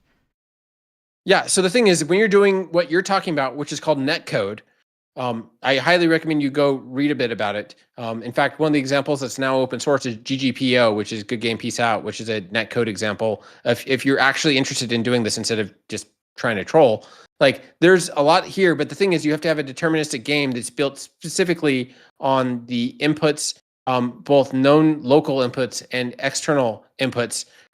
This is all stuff that you have to have a deterministic game, including things like frame rate. So it means you have to have a fixed rate frame rate game for the most part, which is a very difficult thing to do, especially when you're doing multiplayer stuff. So this has nothing to do with what you're talking about. So when you say I don't understand, please enlighten me, because I have been doing this for a while. So explain to me what I don't understand about netcode.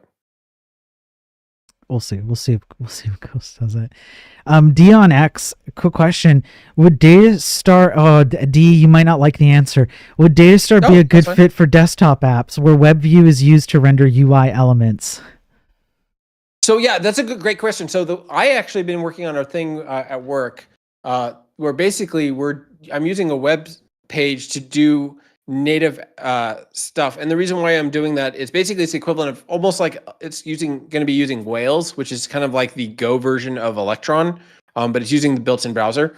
And I found that it's much faster to iterate and to build something that works in that style, especially with datastar. So the thing is that I know this. Basically, I have a Go app that's going to have a web UI on top of it, right? So it'll be able to do like 2E, like terminal user interface stuff, and have a website and embed nats and stuff. So in that case, doing a native app for desktop doesn't really get me a lot, whereas having a web UI that has all of the nice Flexbox and modal things and all that is really great. And the fact that I can do stuff in datastar and not write any user-facing JavaScript makes it a breeze to use. So yeah, I think for desktop like apps, it's really solid.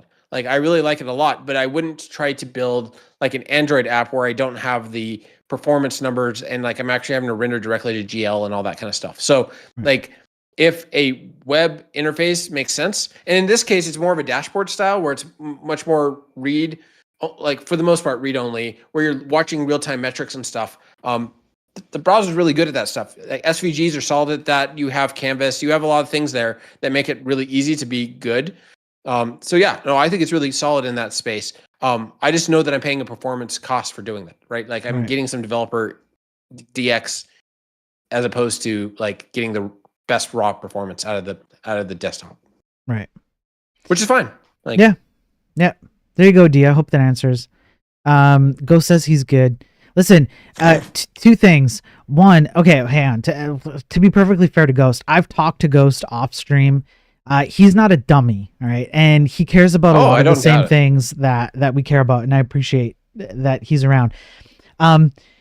And so there is a part of me that wonders if Ghost is pointing to something that I'm just not seeing right now, because that is entirely possible. Okay, so I'm perfectly happy to entertain that, because he's proven that he's deserved that from me. So I'm not going to outright, whatever, right? However, I will say that I think we can declare victory because Ghost made a whole bunch of assertions and proved none of them. Therefore, he loses and we win. Suck it, Ghost.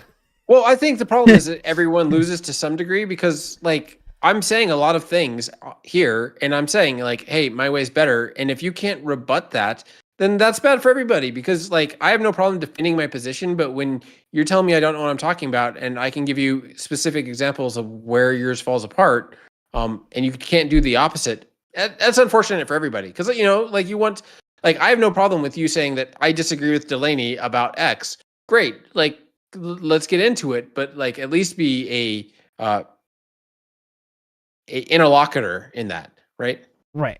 I would wish that Ghost would have more like proof-based things. And he might. He might. I look forward to it too. Like there's nothing, I have nothing against him. It's more that like, look, if you're gonna like say that I don't know what I'm talking about with networking and stuff, like that's a bold claim, because that's kind of what I do for a living. So like, I want to hear what you have to say. No, me too. Honestly, I'm genuinely curious. Like, what if he knows something we don't? It's completely possible. I'm not even joking. 100%. It's not a joke. Yeah. No, it's like I deal with a lot of networking stuff. I've done it from like crazy military stuff to like Fortune 100 stuff, and like, I feel like it's an area I know decently well. Yeah. I'm always willing to learn, and so bring actual facts and substance, and I want to hear it. That me too. That's what I think we need more of. We need more of that. Because it unfortunately, I do think that the arguments that are typically had about the code wars ends up in this state where it's a lot of assertions and zero proof. A lot of vibes. That's really what it is. Vibes. Yeah. That's all it is. It's just assert, appeal to authority, appeal to consensus, all these fallacious appeals, which have no logical basis for an actual, like how you objectively identify something is true or not. That's just standard, like philosophy, truthfulness detection. Like if you just, pick up some books on like how to identify the truthfulness of something, or even scientific claims, these are things you need. But that's not what we do in coding wars. So I hope that I want more people to like come at me, you, anybody else. Come at us hard, man. We need that. We really do. Well, it's and that's desperately. I actually, because I think I said this last time, like the thing that I care about is getting the word out and saying, hey, if someone's got this better than me, I want them to prove me wrong. And so far that has definitely not happened. But I'm interested. Like, in fact, it's really funny that like when we said we are the fastest signal thing by a mile, like the fastest signal library came in and we made each other faster. Like there's value to fighting it out and having the best ideas win, because either I'm wrong and I will use a better library, or I'm right and we aren't doing this vibe stuff. And it ending up being both, which is great. Like that's great news. That's good. That's a good thing. If you have a better way to do networking than I do, man, I would love to hear it, because there are billions of dollars in your future if you can do a better job. Like, I want to know about it. So, like, please let me know. Okay, Ghost, there you go. Yeah, you're sitting on a mountain of gold, but maybe you're not seeing it. Anyway, Ghost, appreciate you, buddy. Okay, I still appreciate you. D on X says he was the one asking about the desktop app. It's a read-only app for most of the stuff, reading data from 400 plus sensors, I think is what he's saying here. Yeah. Yeah. So one of the things with IoT type stuff, because that is something that I kind of spend quite a bit of time doing, is that is 100% a great place for datastar. But what I would say is that you want to have like the central authority be either your backend or like this, in my case, I use Go a lot. So like your Go routines that handle that, and your front end is just a projection of that. So you'll want to end up throttling. I've actually found out that browsers cannot handle more than 500 frames a second.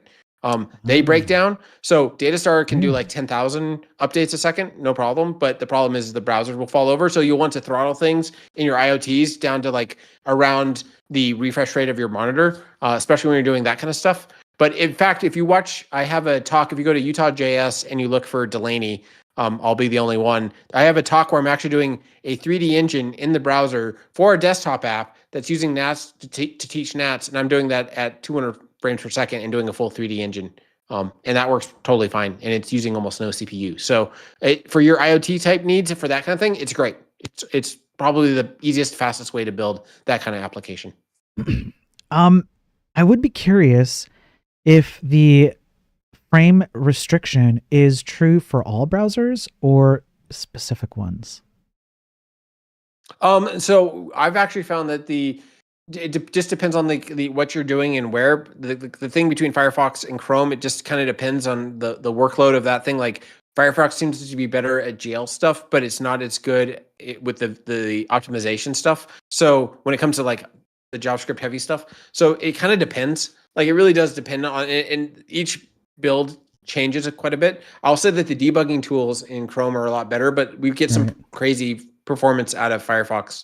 It just depends. Like it really matters. The nice part about doing what Whales does in Go is that it actually uses the built-in web view stuff in the default browser, so that you're actually our builds, like an Electron build, it's what, like Discord is like what, 200, 300 megs or something. Yeah. A Hello World in Go with an embedded server and all the other stuff is 3 megs. Yeah. So, like you get a lot of value out of that, and it seems like it's a really good way to deploy stuff. I tend to be a Go guy most of the time. Like I love C, but the ability to build single applications that have HTTP2 browsers and all this other stuff, like Go to me is like the perfect scripting language. Yeah. Even though it's not a scripting language. I gotta agree. Go doesn't sell itself to be more than it is. That's what I really like about Go. It's not like, the best language. Like I wouldn't compare it to C. I would say in terms of just pure raw power, performance, etc. If you really just get down to the nuts and bolts and you roll up your elbows and whatever and get into it, C will kind of like beat Go in most things, raw metal. But Go doesn't sell itself as some kind of replacement to C. It doesn't even sell itself as like an amazing language. It's just kind of like, hey, like we do things. It's a workman thing. Yeah. You get work done really fast and we're there. That's it. The thing I love about it though is that like I love the power C. I love the ability to just say void star YOLO. I know what my struct unions are, and that's why it's fast, because you're basically eschewing all those things. Like if Go had slices, like I'd be happy, right? Because there's some things, or if C had slices, right? Like that's kind of one of those things that, like in retrospect, if it had air defer, and slices, C would be a lot better, right? Right. But it doesn't, so it is what it is. But I will say that Go stops you from making bad choices, and it's not just like the fact that you have to be on a separate line for like the I++. Does that suck? Yes. Is it great when you deal with someone else's code? Oh my God, it's amazing. Like there's so many things that it stops you from making bad choices that I will take that any day over writing a little bit more code. And again, this is where things like Copilot and stuff, it knows that little section of code well enough that kind of stuff is just auto-completed for you. Like the things that make Go more annoying, like it's more annoying to write, but it's much better to read, in my opinion. So, and I'll take that any day. Because you read code way more than you write it, so totally. I can totally see the benefits of that. My personal standards are much higher for me personally, because I'm just trying to like push myself quite a bit, unreasonably so. I self-admittedly say it's an unreasonable stance, but when I've worked with Go and I've seen others work with Go, I'm like, yeah, man, I get it. Like you do kind of get into a flow. It kind of removes a bunch of stuff from you that you don't have to worry about, and you can kind of just focus on the problem at hand. I get it. Go doesn't, there's like no zealotry or very little zealotry behind Go. It doesn't feel like there's like a whole bunch of cult members who want you to join, and Go. It's kind of there. It's got the goofy gopher thing, it's just kind of like just there and middle of the road, and that's all it is. And you use it for what it's good for, or don't use it if you don't want to. It's all good. I like that. I like where it goes at. It goes in the right direction, and there's some things I wish they would change. Like I wish there was like a 03 or higher, right? Like a slower compiler for doing like interesting stuff. There is some really interesting stuff that's been happening in the PGO. I don't know if you know much about that. I don't. So what's interesting is that you can basically set up the profile guided optimization. You can basically set up a optimization thing that basically says do CPU or memory profiling when you start up.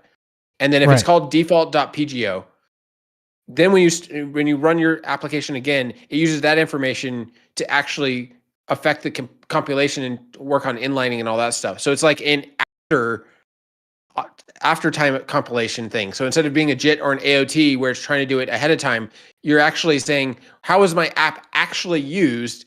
And then use that to help guide the inlining and all the other stuff. I see. So okay, that's amazing. It makes your app like between 15 and 20% faster with no changes. I could see that being huge. Yeah, absolutely. Yeah.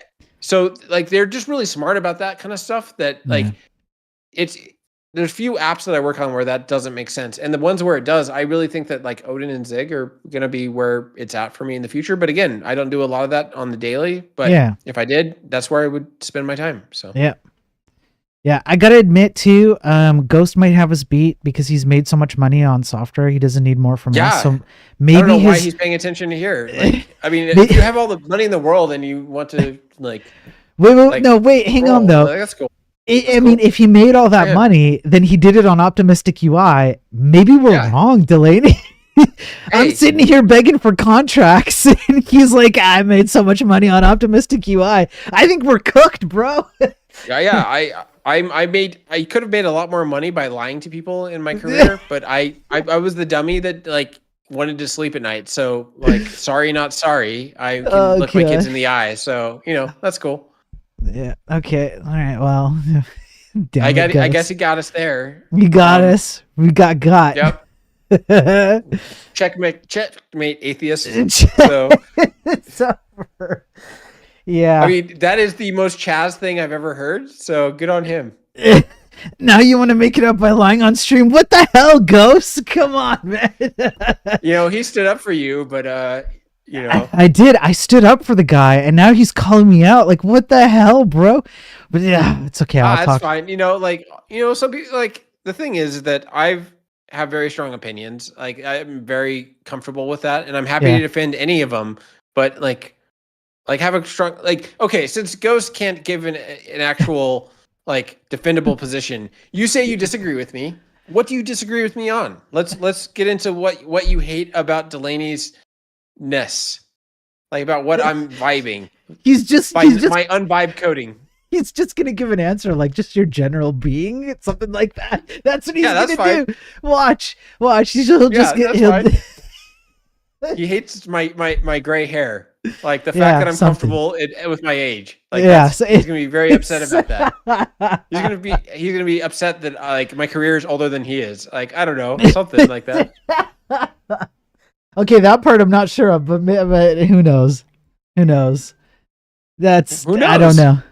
Well, like, I guess we're gonna find out. We're not getting anything of substance, so you might as well go for low. I went after his wife, but we don't even know if he's old enough to be married. Jeez, so I guess I did start it with the stabby. Poor Ghost. He's like, wait, why is Spiro stabbing me? Yeah, okay, fair enough. Well, the thing is that I kind of admire that. Like, hey, I don't have to worry about this stuff.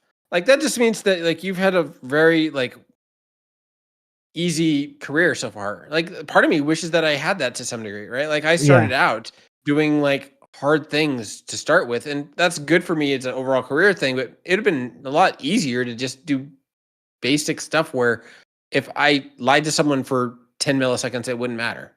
Yes. Like, but I started out with like slot machine gaming stuff like that was like my first real engineering job thing, was working in that space. And like even artwork has like regulatory things around what fonts you can use and what size things have to be, and like the contrasts and all that. Like there's like actual regulatory stuff even for art, let alone code, right? So Right. like I started out in those kinds of things. So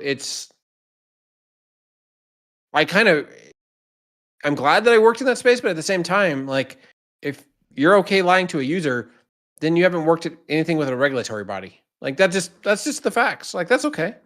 Nothing wrong with it. But to say that we're lying about it, or we're lying about something, like I don't know what you're talking about. So no, I meant Spiro himself, not him, not Ghost, but Spiro. You said you disagree with me on things. So like let's get into the combative stuff so we can fight people.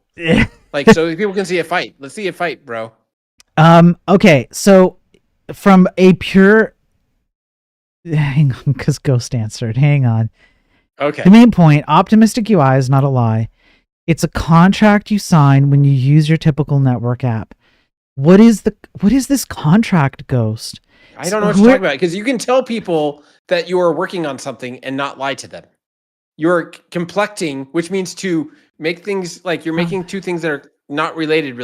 They're orthogonal concepts to say, I'm working on something and this is the state that things are in. You're lying to them about what the state is instead of saying, I'm working on getting you to that state. They are two different ideas.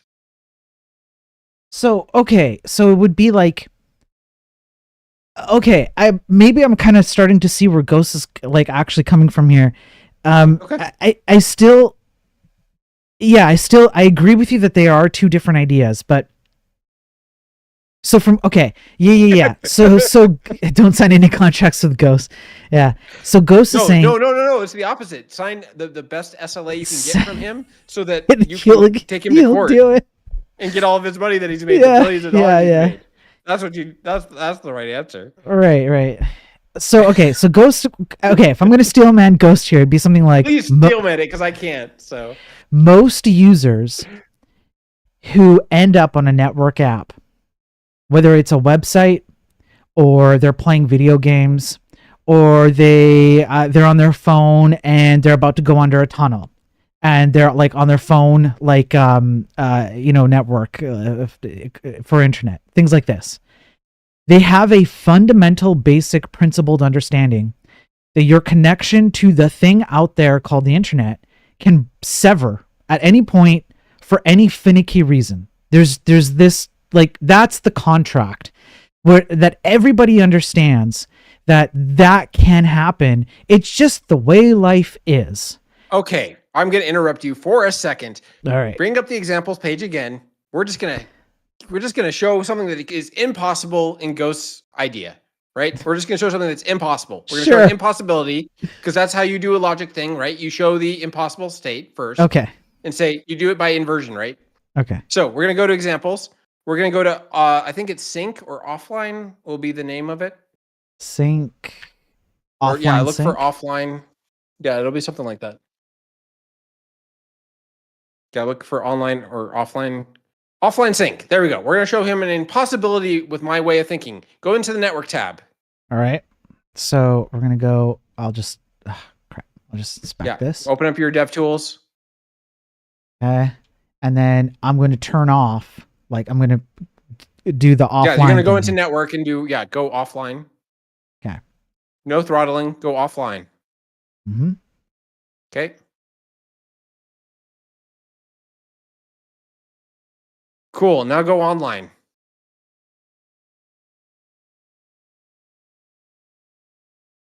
Okay. Wow, it synchronized when you went offline and offline, online, offline. Guess what? There's things built into the browser called online and offline. They're built into the browser. So what do you do in datastar when you want to do something on those events? You do data-online and data-on offline. And you do whatever you needed to do, including syncing, persisting, doing all those things. Like if you have that situation in your app that you need to handle, guess what? You handled that situation in your app. Okay. So let's put that aside for just a second. Okay. But Just let's a put away second. reality just for a second. Just a sec. Yeah. because Okay. I think the argument might be a little bit different than what was demonstrated. So users understand that your internet connectivity can be severed at any point. You can go offline. You have demonstrated that you can go offline and come online and reinsert the proper state into your from your previous state. Wherever you left off, you can catch up, and it's blinking fast. Okay, that's great. So the idea behind the user experience is that when they go offline, just to use your demonstration right now, okay, if they went offline, let me refresh the page, and then I go offline, and then I click on something. Nothing. So go offline and then also bring up the console just so that you can see that it actually did something in the console. Right. While it did something. In this case, it just console log because I don't need to do anything. But the point is that there's something in the console right now. Right. So you did something instantly when that happened. It's an automatic thing. But if a user, from Ghost's perspective, the user experience would be like, okay, so I'm here, maybe I'm on, like, I don't know, a shopping cart or something, or I want to click on this link or something, but I'm offline, so it's not going to work. The idea that you give the user an indication that just because you're severed from the internet doesn't mean that there's nothing going on the page provides a better user experience, because it gives them the concept that the application is still alive and doing something. But now, if I've got Ghost Magic's perspective a bit closer to what he is intending to say, I would still lean towards agreeing with you, Delaney, which is that these are two separate concepts. The concept of an indicator will still make the user feel like the app is alive and it's doing something, there's something going on. You can even have an indicator that is executed in offline mode. But the difference would be that you actually updated the state of your front end based on a non-existent backend state. It's a separation of like what you're trying to tell the user. I actually think you can have your cake and eat it too here. I actually think Ghost perspective can be met. 100%. In fact, I might even change that example, the online offline one, instead of just console logging, like actually put an indicator on the page that's literally like an icon being like red and green of like, sorry, you can't do that, or disabling a button when you go offline, right? Like you can't do this thing. Again, all this stuff happens instantaneously. That's fine, but that's different than lying to a user. Those are completely different concepts. Yeah, it's a little crazy that we are still having this conversation, and I feel like we did this last time where people were saying things that, like, I just don't want people to lie to users. Again, you could lie to them with datastar, but I choose not to. Yeah, I would much rather. Situation. I agree. I would much rather have people I would much rather have the front end as closely representative of the back end instead of guessing or kind of guessing where the state of the back end will be based on interactions. I would rather have a matter of fact, this is exactly what's going on in the back end. You're seeing it right now, kind of a thing. Well, and that's kind of where I keep saying, like, you want state to live in the right place. Like most of the time with websites, you want the back end to have the back end to have the state. But if you're making a fighting game, most of that state lives in the front end. There's very little, there's no back end state for the most part, right? Like you're collecting two different ideas. I would like to pivot to something where I would see that is just your personal preference. Man, cool. I mean, story, bro. Can hang on? Let me actually throw this back at you then, Delay, and back at me too. Can you actually demonstrate? Is there any proof whatsoever that that having a one-to-one representative front end to back end match has a negative or positive consequence to the outcomes of a website or an application? Yes, if you're making a trade in a trading application in a fair market and everyone sees the same data at the same time, that is a net benefit to everyone, as opposed to lying about if a trade happened or didn't happen. Okay. Could I not make the same argument that you used against Ghost against you now? So when Ghost said, But in multiplayer games, certain rules apply. And then you said, yeah, but now you're talking about a different context. You're no longer in a web app. Could I not just now tell you you're no longer talking about a web app? Now you're talking about a trading platform. Yeah, a trading platform is where you have a consistent idea of where the state is, and the state is in the back end in the actual market, Okay. not in your front end. Okay, but how is that any different from Ghost's example of like a multiplayer game where you said, yeah, but now you're in a different context, use different rules? Can I just not use the same argument against you? If you're willing to lie to your user about your website, I want to know what kind of website you make. Well, okay, demonstrate to me that there is a negative consequence to lying to the user about the website. Okay. Have you ever done actual transaction rollback and done actual audits On what? on your transaction history? For like an example of a transaction would be like I purchased something off of an e-commerce website store. Yeah, sure. Okay. Yeah, I have. Yeah. Okay. Has he ever done anything with like a blockchain thing where like the cost of something, it would be hundreds of dollars if he got one little thing wrong and he got the order things wrong? I'm not sure if Ghost has. I most certainly have not. But Okay. but the he's responding. But just 1 second, Ghost, 1 second, because I'm trying to defend your view as best as I can here. So okay, but I would argue that is a back-end state, that it does not actually matter if you insinuated that something happened. Like, for example, here's like, let's just be like a really specific example. You click, I want to initiate a trade. It optimistically says trade was successful, but nothing actually happened on the back end. The back end retorts with, oh, wait, no, there's an error, and that optimistic UI was false, and then everything gets updated to the current state. Why is that bad? Nothing bad happened to my money.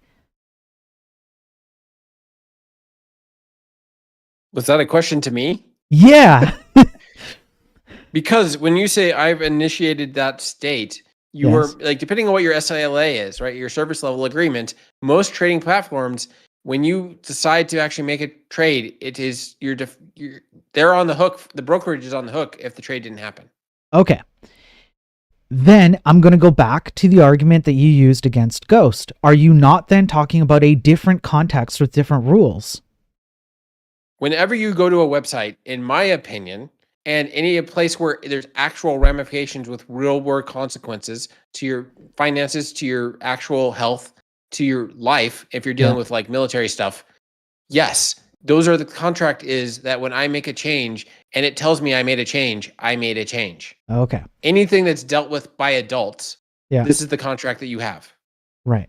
Now, if I go to a website that is all about cats knocking over vases in my house, and it's pictures of cats doing this, and it's like blog posts of that, what detriment is it to me to have optimistic UI on a website like that?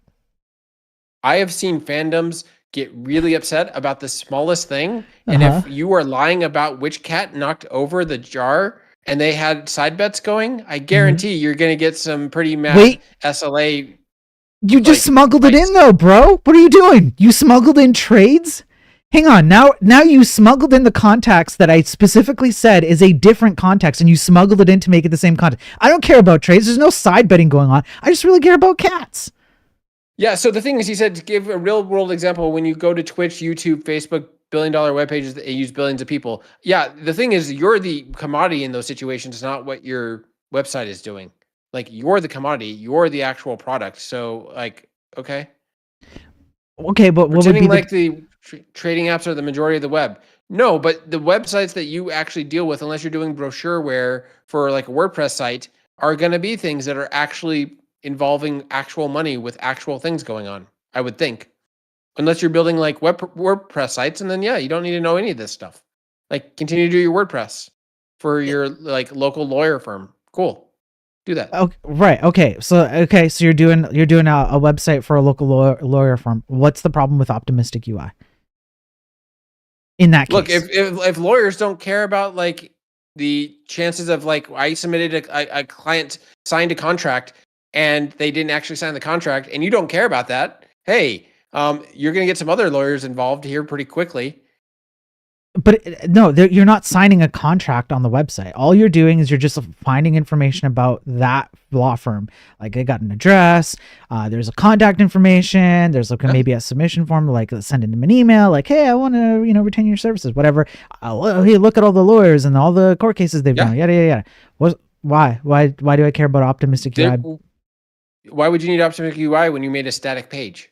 Why is it bad if I do? I mean, if you're happy with that, go for it. You don't need to listen to either one of us.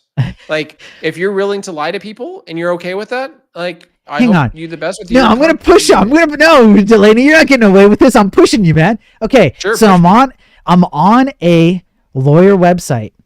Mm-hmm. And let's say you have what if there's an appointment thing for getting a lawyer? Like, you want to have a conference call, you want to have a call with a lawyer, right? Uh-huh. And so then what? That means that you have to have a booking thing, right? Sure. Okay. And if you say that this is really important, I'm going to pick between these two lawyers, but I was able to book with this guy immediately. Yeah. And found out later that I didn't book with them, and I canceled the other thing. But the person that actually didn't lie to me and said that, here's their availability. They actually canceled on me correctly. You booked me and you didn't book me. How am I going to feel about your law firm? Okay, sure. I would argue that is a far less offense, if it is an offense, than telling you that we've charged you money or something when we actually haven't. I would say you cost them money. How? Okay, I cost them money. How? Because they tried to book with you, you weren't available. Now they lost out on another set of situations. You've now cost them time and money in trying to find another lawyer because you said you booked them and yet you didn't. Okay, so if I remove, let's take it to the extreme. I remove the ability to book, whatever, anything with them. I have to communicate with them through like an email or a phone call or just like a simple form submission that gets turned into an email. It's just like that. And all I want to do is when I click on a person's face, looking at all the lawyers, there's an Optimistic UI that updates like a portion. It does like the flashy portion thing where content is going to go in that gives me like their bio and like court cases they've done, whatever. And occasionally that portion of the Optimistic UI fails and I do not see that information. So what? You've just made your site slower and more complicated because you have things like view transition APIs that are built into the browser that actually can cache this and have it down there faster than what your React thing that has all the speculation stuff. It would actually be far superior to make it faster and easier and less code. And yeah, I prefer to make things fast and easy. If you want to make your stuff harder and slower, like keep doing that, please. Please keep doing that. Jam Stevers on YouTube says static websites probably don't need Optimistic UI. I'm trying really hard here, Ghost. I'm trying really hard because I can kind of see your perspective and the fact that people do have some fundamental understanding that not everything is always online, always connected, never has any issues. I get it. And you can use that as a strength for user experience, but I'm finding it difficult to find an actual example right now. I'm trying really hard to push back into Delaney here, but I can't find an example. I can't think of one where I would absolutely need Optimistic UI, where the negative possibilities of Optimistic UI, like for example what Delaney said, which is very real, you do Optimistic UI for a particular condition that makes you think you did something successfully when you didn't, and then you lost a potential customer. That is literally money lost from your company when you do that. I can't think of a reason why you would absolutely need Optimistic UI. I don't see like the offset trade-off that's a positive way, net positive. I'm having a hard time with this, but I don't know. Yeah, I would like to pivot to something actually constructive. Okay, let's pivot. All right. Sorry, okay. Ghost. Here's my question that I'm having. You also don't need performant apps. Like, if you feel that way, then cool. Good for you, man. I'm not sure what you're doing here, Ghost. Yeah, you're proving my point a little bit too much for me. That's unfortunate. Sparrow tried, but okay. Let's move on to something that's actually. I have a question for you because I think we agree on the enshittification of the front end and how much of it's actually around VC money or large companies that are trying to make you spend more on your servers and all that stuff, right? Sure. Datastar is basically done, but I want to improve it further. There's some stuff that I'm thinking about doing. We're adding more plugins around, like doing real-time animations and like the Darkstar stuff, all that kind of stuff, right? Like all this stuff is really interesting spaces. But my problem is, how do you make that sustainable? Because I don't want to ever go down like the VC route. I don't want to go down that thing. I want to make it something where I can make these ideas that are not, they're technically frameworks, but they're not like, we're trying to teach people how to use the browser, right? We're trying to teach people how to use the network. We're trying to teach people how to do these things. How do you actually make that a sustainable, not even business model, like a sustainable project that means that going to conferences, you actually gets paid for, going to like getting hardware and stuff, making sure that people that are contributing are actually getting things. Because if you do things, for example, like GitHub sponsorships, it's just devs giving other devs money, right? I don't think that's sustainable. I don't know what the sustainable action is other than just going purely private with this stuff and saying, like, I'm going to sell like plugins that do these crazy things. Because I think Datastar solves 95% of everyone's problems. But if I work on those 5% problems, those are the enterprisey kind of problems. Do I spend time there? We've talked about possibly doing a nonprofit thing where people can do sponsorships, or do something like the Tailwind, lifetime access to something, but then making that part of a held under a nonprofit. Like, I don't know what sustainability looks like for open source nowadays. I don't understand what the model could be that actually works. That is also something that you're not. It's not a business in my mind, but at the same time, you want it to be sustainable so that people that are doing the actual work can actually make it somewhat worthwhile, right? Yeah. Okay. All right. So if it were me, what I would do. Okay. So there's definitely a downturn. Like open source is it's becoming harder and harder to stay alive financially as open source. I think that's been true for like quite a while now. The people who mostly do like VC funding, they mostly jump on hype trains because, of course, if you have a bunch of money, you don't want to be betting that money on things that are kind of like on the fringe or like kind of out there, not very popular. You want to get on the stuff that has like a higher success of return. It's completely understandable position. So it's going to be hard to grab their attention. You could go through the influencer route, but you're not interested in that. It's not your cup of tea. You want to stick to your principles too, which means like, for example, like you don't want to like represent your, you don't want to represent, like make bad promises, for example, or over represent what your thing can do or can't do, things like this. So you have some principles you'd like to live by. So knocking off VC funding immediately allows you to have like stay to your principles, because then you're not beholden to someone else's money in order to stay alive. So that's good. But then how do you make money? So one of the questions that came in was, how does VCs make money back from a framework? The thing is that a lot of the front-end frameworks that you have are done by people like Vercel. And guess what? Doing all your stuff in a front-end framework means you use a lot more network bandwidth. Ironically, you'd think that back-end focused frameworks would actually be more expensive, but they're not. Like sending a bunch of JSON all the time that has to be processed and create these trees and do all this stuff is far less efficient than what I propose. So Vercel will never support Datastar because we actually are trying to save you money on your backend costs, not explode them. So they make it by like getting you to do things that are inefficient. Like that's just the reality of the situation. So they're happy to throw a few $100,000 at this framework or that framework, because to them that's a non-issue. Yep. So I'm going to be like real talk for a minute. You could also try and appeal to like the other influencers, right? You could go that route and get attention that way. The problem is that they're not going to like what you have, because their entire business model depends on them producing entertainment value on complex stupidity so that they can continue to churn out content.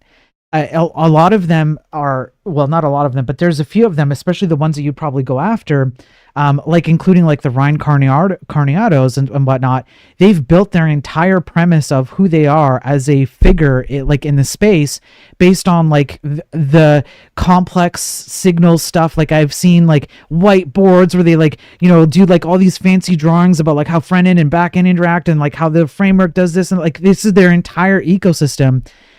Why would they want someone to come in and greatly simplify that entire ecosystem and essentially take away a chunk of what they produce, especially if their job is content production or framework production, right? So you're gonna come up against like an uphill battle that way. And on top of that, you can just think about it logically. If like the people who do entertainment production full time had to deal with like people just simplifying everything everywhere, what kind of like programming problems would you be able to create entertainment value out of? Like you know, all these problems are solved for you and they're a lot simpler than people make it out to be. You'd have nothing to complain about, no more React articles, things like this. Like your content production stuff is all gone. You can't like yell at the top of your lungs and, you know, yeah and whatever like all these entertainers do, right? It's all gone.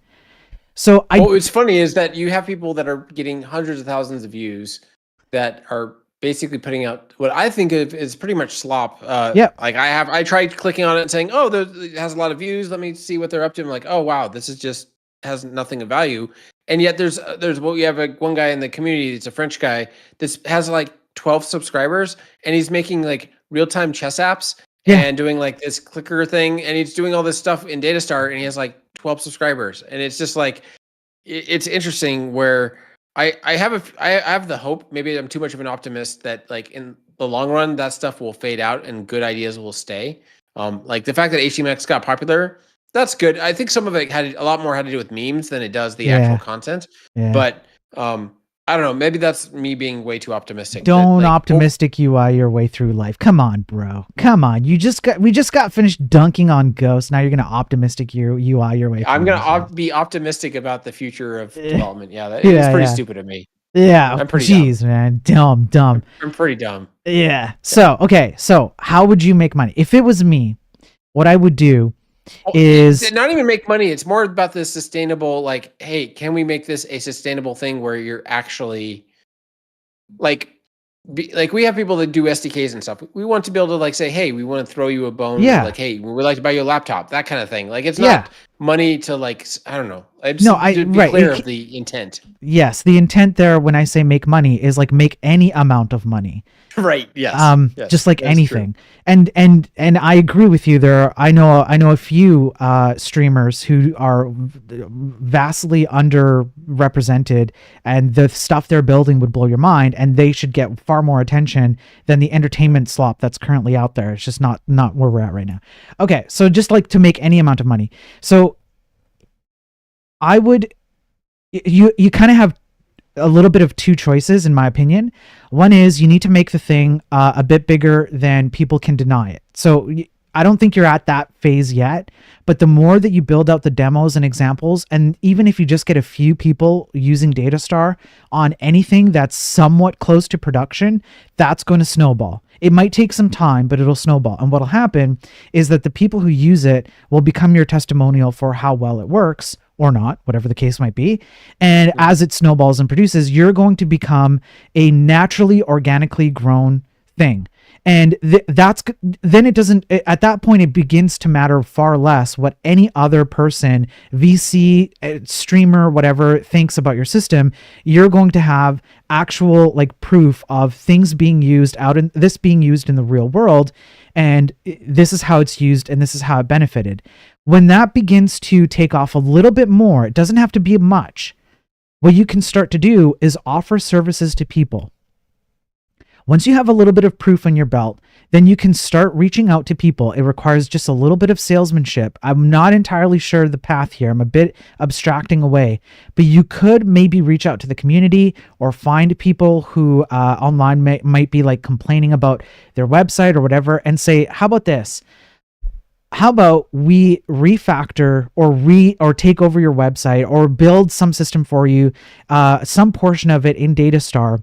We can either charge you a nominal fee but guarantee you a like wild successful amount of positive outcomes out of it, or maybe we'll do one or two projects for free, just get some people who are willing to work on something small together and start turning the business into like not really a business, but a business of like, if you use datastar, we will support you by helping you to change your current paradigm into a datastar paradigm, or we will help you build with a starting point of datastar. And who better to do it for you than the people who created datastar, and you charge for that. That way datastar in and of itself can remain free and open. It can move however you want it to move, but you're just charging for additional services surrounding that as it gets more attention. Okay, I'm going to push back on that just so that we can move. Like, I have kids, I have a job, I dog food datastar while working on job. Yeah. I don't have more hours to be taking on other people's things.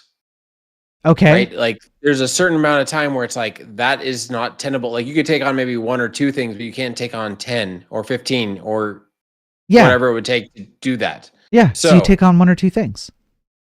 Yeah, so that to me is maybe a short-term thing, but at the same time, then you're showing something. Then my issue with that, because I have thought about that a little bit, is that at the end of the day, you don't have any more datastar content in doing that. You don't have in any that datastar. like you've basically helped solve something for someone else that's now a quiet thing. Like for example, working on Nats, like I help customers like with their solutions and stuff, right? Like under the hood. We work on crazy cool projects. I can't tell you most of the places where NAS is used. I can't tell you where we're used and like make the money because it's considered the secret sauce, right? Yeah. And I do that for the day job, let alone what datastar is used for.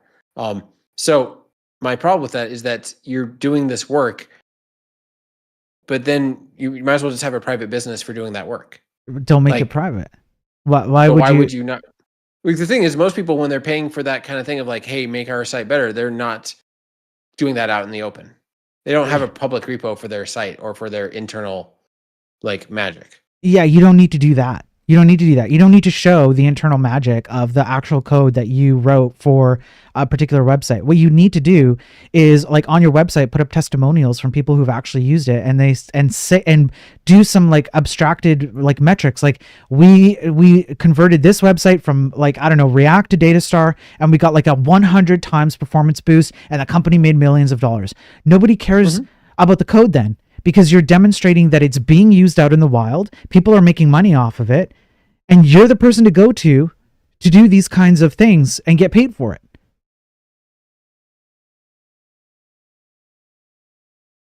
Yeah, but then I'm doing more website stuff, and I hate websites.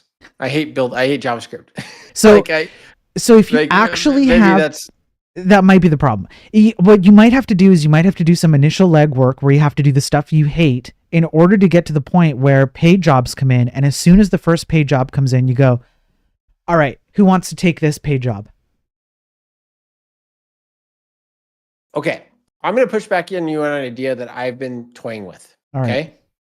Okay? Tell me if this is stupid, because your idea is not stupid. It's valid. And I see a lot of stuff happen with open source. In fact, Synadia, I work with, kind of works that way, right? NAS is completely open source. Okay. But if you want to build real world topologies and deal with like actual production stuff, you call on us to actually build a thing because we're the people who wrote Nats. Right. Okay. Like, so they do that model. And my thing is, I don't know if that scales beyond that. And we have very big clients. We do all those things. And there's a certain scale thing to that. And we have 50 people, right? I can't, like, I know what it takes to do that, even when you have top tier clients that are able to talk about you and hype you up and stuff, right? Okay. Here's my idea. Just throwing it out there of what I've been slightly considering, and tell me this is stupid. Okay. Love or hate it, Tailwind was a little bit of a culty thing, right? Either you agree with Adam Watham and you're like, look, here's the results he's getting, and I'm either on board or I'm not on board, right? Yeah. Like very polarizing, and that's not a bad thing, right? Like either you agree with it or you don't. they had some stuff that was available, but then they basically did to a lifetime model for their stuff, which basically means you do a one-time thing and then like you're in the Tailwind ecosystem, in that everything, that all their components, their style guide, all that stuff, you now get access to that forever. And if you see some value in it at the beginning, great, but over time it's just going to get better and better and better and better, and like you do your thing. Is there a limit to the amount of users? Sure, but the thing is basically either you bought into it or you didn't. So if I'm way off in this crazy area, in fact, people say that we have a little bit of a cult thing going, right? My Discord thing is literally not a cult CEO. So either you buy into it or you don't.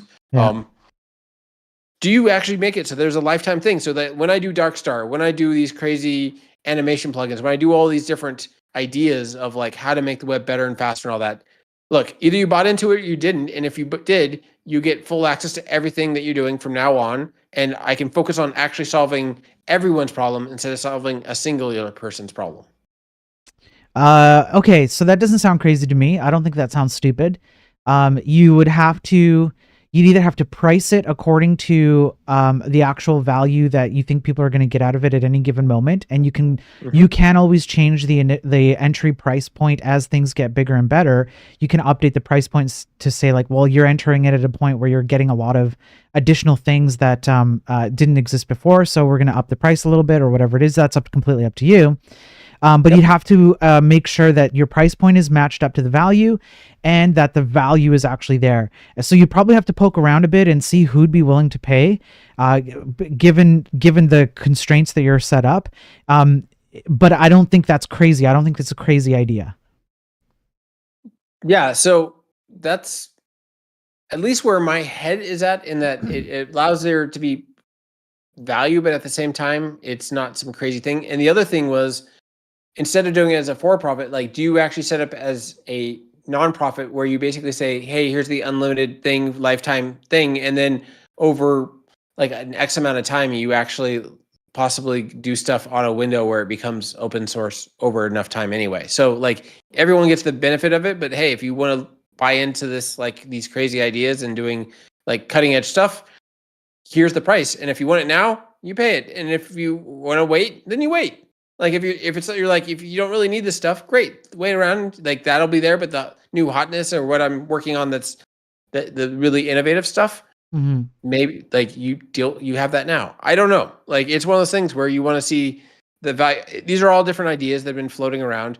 And part of it also was looking at the idea of, instead of doing a for-profit thing, looking at like the 501Cs like Zig did, and making it so it's literally set up as a nonprofit. Right. Okay, so I think for me, the issue with nonprofit is that there's an implied situation where people who like buy into that have some kind of say because you're a nonprofit. And they can complain much louder than people who purchase into profit. Because there's like an implied like control over the product by someone who is not the person handing you money. Not fully. Like there's still like, customers still have the right to complain, whether it's for profit or not for profit, doesn't matter. But not for profit is more open to people holding you to the fire for what you did or didn't do based on what their desire of the product is, because you're a nonprofit. And that opens up the door to committee-based driven, development. If you want to retain control, I would still do profit, because then people understand that there is a structure around this and that they don't get to have just unlimited, like, charitable, we must be charitable to everyone and listen to everybody on every point and do whatever the hell everybody wants. You are doing a particular thing and you don't want to run it by committee. You want to run it with a specific goal and principles in mind. Either you buy into that or you don't. So what about the nonprofit specifically? Like I can agree to that to some degree. The thing is, when you say control, the irony is that part of me wants to get out of the control business because I want datastar to live far beyond me, because I want to get back to building things instead of doing JavaScript. Like for a guy that hates JavaScript, man, I do a lot of it, right? Like the thing is that like my hope is that it lives on well beyond me, and it's Like there's gotta be some people that are more charismatic and are more middle of the road diplomatic than I am, right? Because I have very strong opinions, and that's good at this point of the project, but I don't think that's a long term benefit for everyone. Like if you want it to become more well known, you need someone more like Carson, who's like, yeah, whatever, I don't really, like it's cool. Right. Whereas I'm like, no, I dog food this. I use this at work. I need this to be the best thing it can be, right? Right. Like those are very different vibes for very different parts of the life cycle. Yeah, I think it's going to be difficult to find someone who sees things exactly the way you do. You could get close, but then you also have to get them to accept the responsibility of taking charge of something like that. That's the next layer. So it's going to be difficult to do that. So I kind of, unless you have a structure already set up, it will be, you either have to just accept the fact that you need to retain some level of control, and you can still have somebody who's with you that helps you do maybe some of the more public stuff, or like distills the things that you want to see out of it into something that's more like publicly, whatever, pleasable. I don't know, whatever the right word is. You could still do that, but I don't think you're going to find somebody once you hand it off who's going to keep the thing the way that you would like to keep it right now. So either you just come to terms with that right now and just hand it off right now, because it's going to inevitably happen, because someone's not going to have the same opinions as you, or you control it as much as you can for now to see it, to direct it in the way that you wish it for it to go. And when you know it's time to let it go, you're going to know it's time to let it go. And then whatever happens, happens. Bro down and sell out is what you're saying. Kind of. It's a very Chaz thing. Yeah. Kind of. Because there's just no way that you're going to find an exact personality fit to you. Like I said, you can get someone who's next to you and helps you drive a different part of the ship. But yeah, there's no shot that you're going to hand over the ship and you're going to be happy with the direction that someone else drives the ship. That's not happening. No, it's a valid point. It is interesting. Like the one thing that I learned about quite a bit about this, because I've been researching all the different options for how to just make something sustainable. An interesting thing about the nonprofit thing is that there is no ownership. Like there's things you can do with stocks and stuff, but in general, you're a steward of the project. Yeah. And that, I think that makes a lot of sense for datastar, but I'm not. It's always interesting to think, like, does it make sense for the entire suite of things that you're trying to fix? Yeah. Like I feel like the web is such a beautiful, amazing idea, but there's still so much that needs to be fixed to make it usable for like the full suite of problems. So I don't know what the answer is yet, and it might be too early. I just don't know if I want to set up a consulting thing for datastar. I just don't, like, that is not my. I don't know, man. Like, because the thing is, the irony is that datastar is such a minor part of your app that people were like, why am I paying you? Because that's like a 5-minute thing where it's all the back-end choices that you're making, all the designs of the state, and like what your state of your app is the hard part, right? Yeah, but I think you're underselling it though, because that's the thing is that is a paradigm shift from what most people are running today. So just by the nature of having the back end be the driver for the front end, more or less, it's a complete like shift in, like it's a regression back to the way things were in some sense. But that means that how things are not how things were. So somebody needs to come in and say, how are things now and how should things be if you were to involve datastar in it? Well, somebody needs to understand that and come and build it. So there's still some room there. Yeah, and the thing is that most of the people coming in are the early adopters that are not asking that question. They've already kind of drank the Kool-Aid that like the front end is fucked. Right? Like that's like they've already drank that Kool-Aid. So I don't know how you get that line between like people coming in and saying, hey, like, it's funny, a couple of people have come in and said, hey, like, I want you to help consult with this. And I'm like, you don't need my help consulting right now. You just have to like internalize like what your app needs to do. Like first, before we have a conversation about this, right? Yeah. And then they're like, oh yeah, you're right. I had to kind of think about it. And yeah. Then they're done. Like, so that might be the answer. Yeah. I might be talking myself out of a bunch of consulting money because I'm just like, the answer is in you. You don't need me for that. So. Right. So it might be the case that it's just too early to make this kind of a decision. You just might not be at the point where you actually have to make that decision. You're just at the point where you see a potential. No, for it. the only reason why that we are at that point is that we are getting to V1, and V1 is like a contract of like, here's the the road going forward. Mhm. Now, what everything else after this is something different, right? Like, Right. because it's done. Right. So if you don't have that contract in place of saying, here's the stuff that we're supporting going forward, and here's stuff that's like you could get support for. Otherwise, it's like YOLO, you're on your own. And I don't know Mhm. if the thing is, Datastar's what it's really good at is real time, real apps with real consequences. And I feel like that's kind of by accident is going to be more of what the web of the future is, like the web 4.0, the actual real enterprise, like the enterprise that Java sold us that was kind of a lie, right? Like I really do think that Datastar drives that kind of app of a really interactive but doesn't lie to you app. There's something about that that really can shine for real enterprises, and I think Yeah. there's value there. But I So, think there's okay. also like more you can do in the plugin space doing Right. that kind of thing. Right. So you could offer an enterprise tier and leave the rest. You could do that. You Yeah. don't have to lock everyone in to the same thing. You could just say for enterprises, you get like a special thing you got to pay for. It's special. Maybe it comes with extra bells and whistles or whatever, Right. extra support, whatever you want to do it.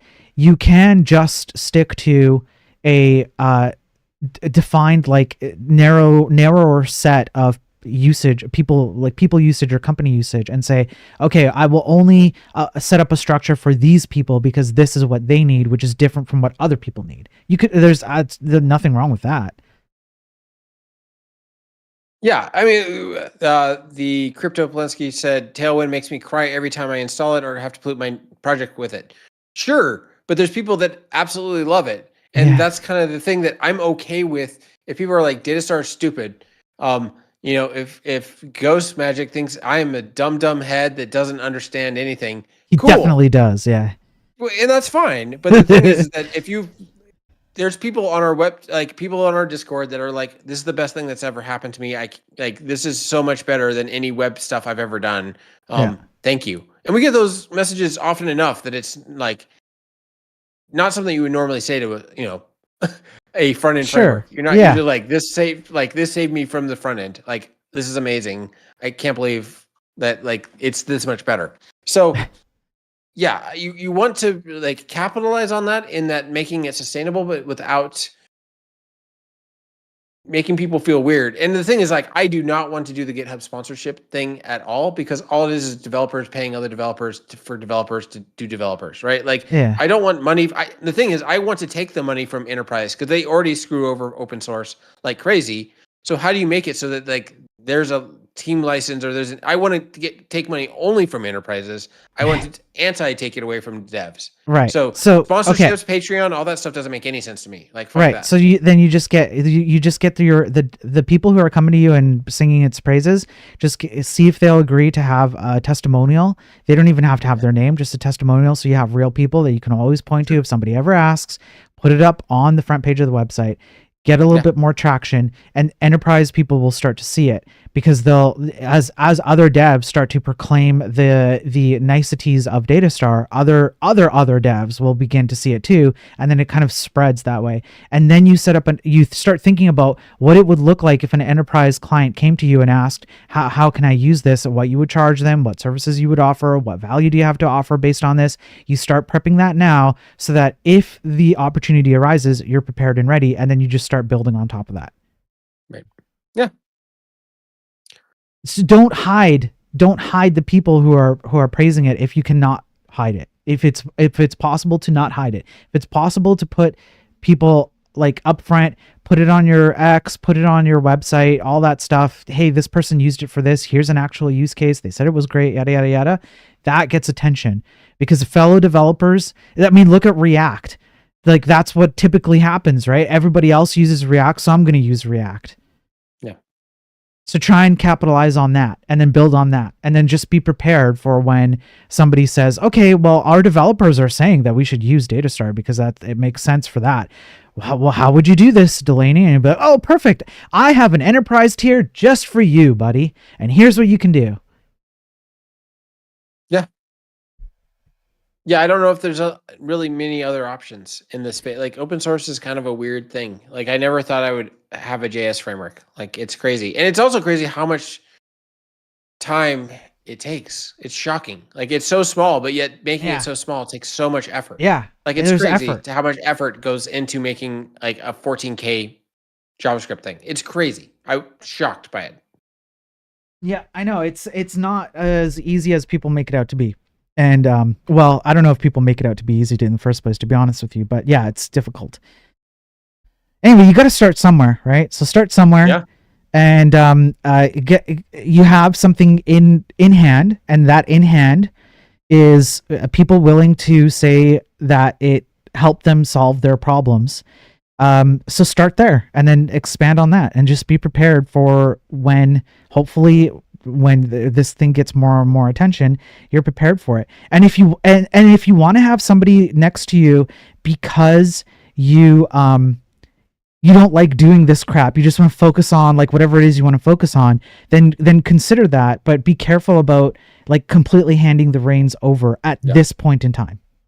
Well, it is kind of funny that it now has the fastest reactivity system out there, bar none. It is the smallest framework of all of them that I know that does anything close to it. I will take on any comer for any app where they say they can't do it in datastar. It's weird that like that's not good enough, right? Yeah. Like it's funny that that's not good enough in this space, and it's such a weird situation to feel like you're technically have a better solution than everyone else, and yet still be fighting the fight of like, yeah, get influencers was your first thought, and you're not wrong. Like you're not wrong, and it's kind of funny. So I'm of two wolves right now, where I really want to promote it and I want to make it something that's sustainable, that actually is a benefit to the people that are working on it. And part of me is like, I just kind of want it to be private, and I'll just work on it when I feel when I see a need for it. Like I'm of exactly two situations, because I want to pay it forward, but also I don't care. Yeah, like that's a bad place to be as a like the benevolent dictator for life of this thing right now. Yeah, it's a weird scenario, but you're right. It is where we are, and there's only so much you can do. So you have to start somewhere. Yeah. JM Stevers on YouTube says charity only makes sense with donations on the side, right? Like a nonprofit, I think you mean. If you provide something of monetary value for money that companies can't write that off, right? I think I see what you're saying, Stevers. Yeah. Yeah. So some of the things that are interesting is that you can totally have like a nonprofit doesn't mean that you don't make a profit, right? Like it's basically towards a overall good. And the thing is that you can have products as a nonprofit. Like you can do a licensed material thing, but basically the money has to go towards furthering that goal and making a value to things. So you're basically making your mission statement something beyond profit, right? Yes. All the profit is meant to go to that goal. And I see real value in that. Like I do see the Zig Foundation, like they have some people that are full-time employees now. Like Andrew's on the hook for doing that stuff. Like there's something about that's really valuable to me. Even if you don't write, there are things where you can't write off the thing as a, like the enterprise thing, you can make it so that that's not a charitable donation. Like you're paying for a product. So they don't get the tax write-off, but if they donated to it, they would, if that makes sense. So there's ways of going about that. So it's the thing that I like about the nonprofit idea is that you're actually being beholden to, we're trying to make things better, not like we're trying to rug pull you, which I feel is an easy thing to do with like even the Tailwind thing. Like either people see the value in it day one or not, right? Like they don't, the lifetime thing, they're like, oh, I'll just get more benefits over time. And you're banking on them getting more benefits means that they're going to say something nice thing about you on Twitter that, oh, it already paid for itself, but man, I get new content every once in a while, right? Like that's great. So, but the nonprofit thing is more about like being beholden to like, we're going to make this better. And if we don't, then like we shouldn't exist. Like it's removing the rug pull part. Right. That is the definition of like, it's definitionally what you would expect out of a nonprofit, and that's fine. But again, I warn you that that nonprofit comes with some implications where people donate or support it, and they expect a higher level of say-so inside of that because it's a donation. It's something that's charitable. Oh, so just to be clear, when I'm talking about that stuff, I'm still talking about actually making the product, like the lifetime thing and the product thing there. And if anything, the donations would be only like enterprise things or like company things. I wouldn't be taking like individuals donations. Okay. Like if I did that route, I just don't think that that's worthwhile. The thing is, I'd much rather take $10,000 from 5 people than $5 from 10,000 people. Like that just Sure. doesn't make sense for what we're trying to do. Yeah, no, that's fair. I would wonder if you even need to worry about that right this second. But I don't know. I see a lot of nonprofits get driven by committee, and that's where good ideas go to die. Yeah. Yeah, someone said, they said, does crushing benchmarks not give you enough visibility?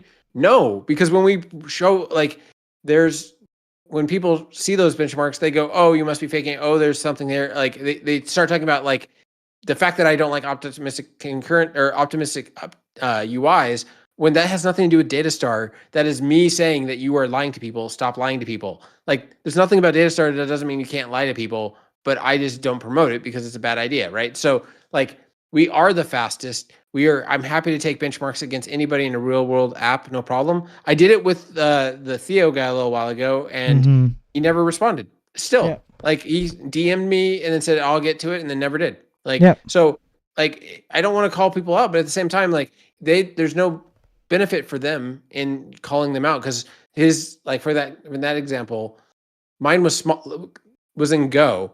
It was less code. And it was like an order of magnitude faster than his. Yeah. In his own stack, right? Like it's not worth him making a video about that because it just like there's no benefit to him.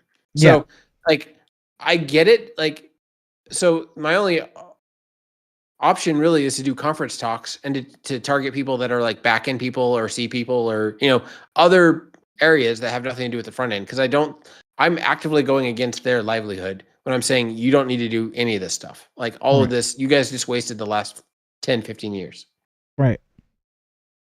Yeah, it's difficult to get people to see data, even when I am doing my streams where I go over like academic stuff, and then you make a point about it, and then people just go like, either I don't get it or don't care, or this isn't saying what you think it's saying, or whatever it is. There are all kinds of ways where raw data just doesn't move the needle. So unfortunately, it's not. Benchmarks are not enough.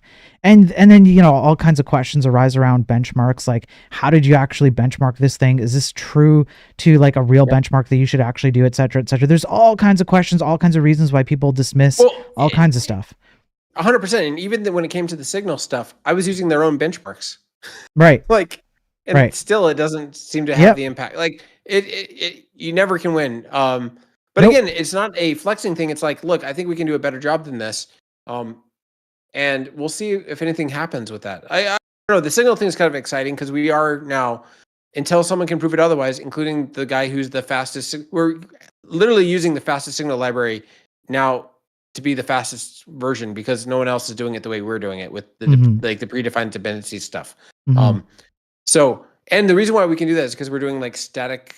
We have like your actual expression, so we can do static analysis in a way that it's hard for other people to do, and we can do it live. So it's kind of like Svelte's compilation, but we're doing it live inside of your datastar attributes, which is pretty cool. He says, Lightspeed said, it's too hard for me to see how a framework is going to work without writing a whole running app. Maybe that would help traction. In our getting started guide, you literally get walked through building an app. And then we have a thing like North Star where we have an entire app for you to look at. I built the real world CRUD app. I've done every version of these apps. So there's more examples of working real time or of apps in Datastar than there are in HTMX by like a lot. And yet people will use HTMX because it's a little bit easier. So we expect you to do a little work yourself for sure. Like it's not like a just drop-in replacement for your mental model of a SPA or an MPA. It's a different thing.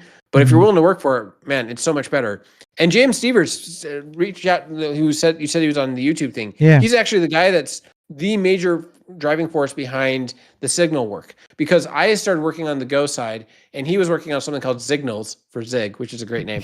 And we came to the same concept of how to do dependencies. And like, then we're like, hey, we should try this in the TypeScript side. So he's actually a huge contributor to what all the work we've done around Signals. So that's been by far the best part of this whole thing with the Signals thing is that's the first set of code that's in the engine now that is really taking ideas from other people. So James Sievers needs a big shout out because he has been driving a lot of those ideas. And also I'll have some crazy idea and you'll actually do the effort of making it happen. So he's been amazing. Like he's not well known on Twitter or anything, but he's amazing. James Sievers, salute to you, sir. Yeah, salute to you. That's cool. That's the direction that I want to see the industry going more of, pushing these boundaries more, even if they're not perfect and they have issues and whatever. I'd rather see people pulling together to like push for that, like, let's go crazy and see how far we can push this, like, you know, performance and speed and quality and all of that. That's what I want to see. We need more of it. Less turning off your brain, more turning on your brain, please. Well, and the question is, how do you make that sustainable for the people doing that work? All right, like that's the long term. Like I feel like in some ways we have really cool, innovative ideas, and yet we're also on this death spiral of sustainability. And like, if you don't want to go like the crazy VC rug pull route, what do you do? Right? Yeah, you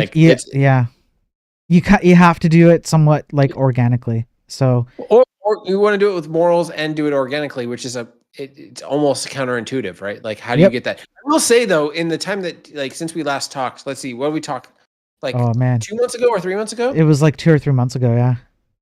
Here, let me see where we're currently at. So let's see, that would be there. So when we last talked, we were right at 720 stars. Yeah. We are now at 1,300. So yeah, that's good. Yeah. We're near doubling. The Discord has like 500 users, I think. Yeah. Like, that's not a lot, but at the same time, for a front end framework that's saying don't use us unless you need to, it's pretty good. Yeah, not bad. Yeah, like, and you're not doing a whole lot of like aggressive memeing. Yeah, exactly. We're not memeing too hard. Yeah, you're kind of just like chilling out, and yeah.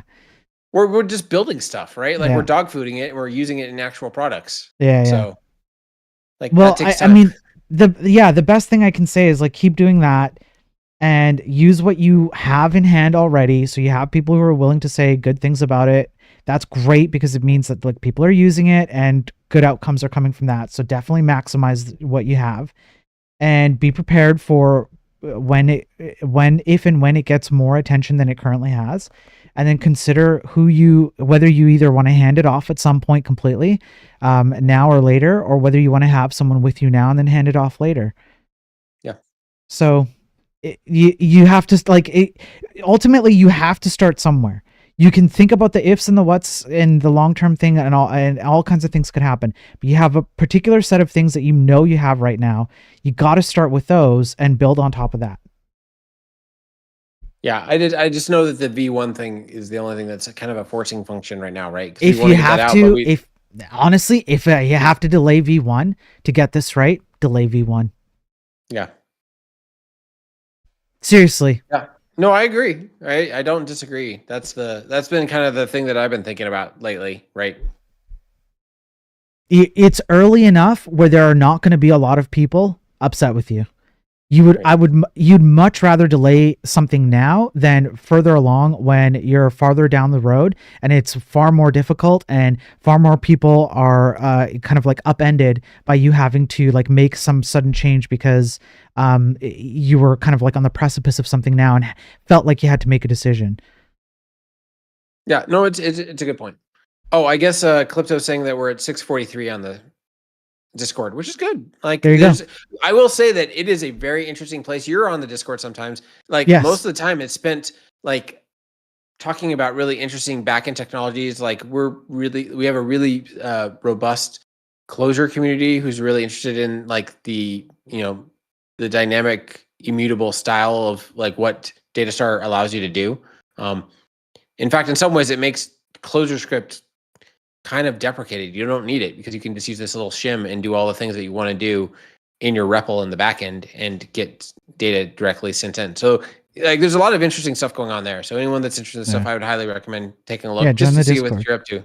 Yeah. Yeah, it's a lot of talk in that space. But the other thing you said is that weren't you breaking the tests at some point because it was so fast? Yeah, no, there's definitely tests where we can work so quickly that headless browsers aren't used to it. And we can build things that like we have to sit around and sleep and stuff because we have to wait around for things to actually catch up. Like there's definitely problems that we ran into there for quite a while with tests being too fast and browsers not being used to that, right? Like they're not used to microsecond things. So yeah, it is kind of weird. I feel like in some ways it's almost be on the moral high ground in that like technologically we win in our like desire to not do any of the normal rug pulley kind of things. We win. We're not going to be ever hosted by Vercel or any of these guys. Like we are an anti version of that. So, you know, like I feel like we're in a decent spot, like morally, but yeah, that doesn't always equal sustainable, which is an interesting position. Yeah. Okay. Well, yeah, I'm not sure. What's a backend? Yeah. I'm not sure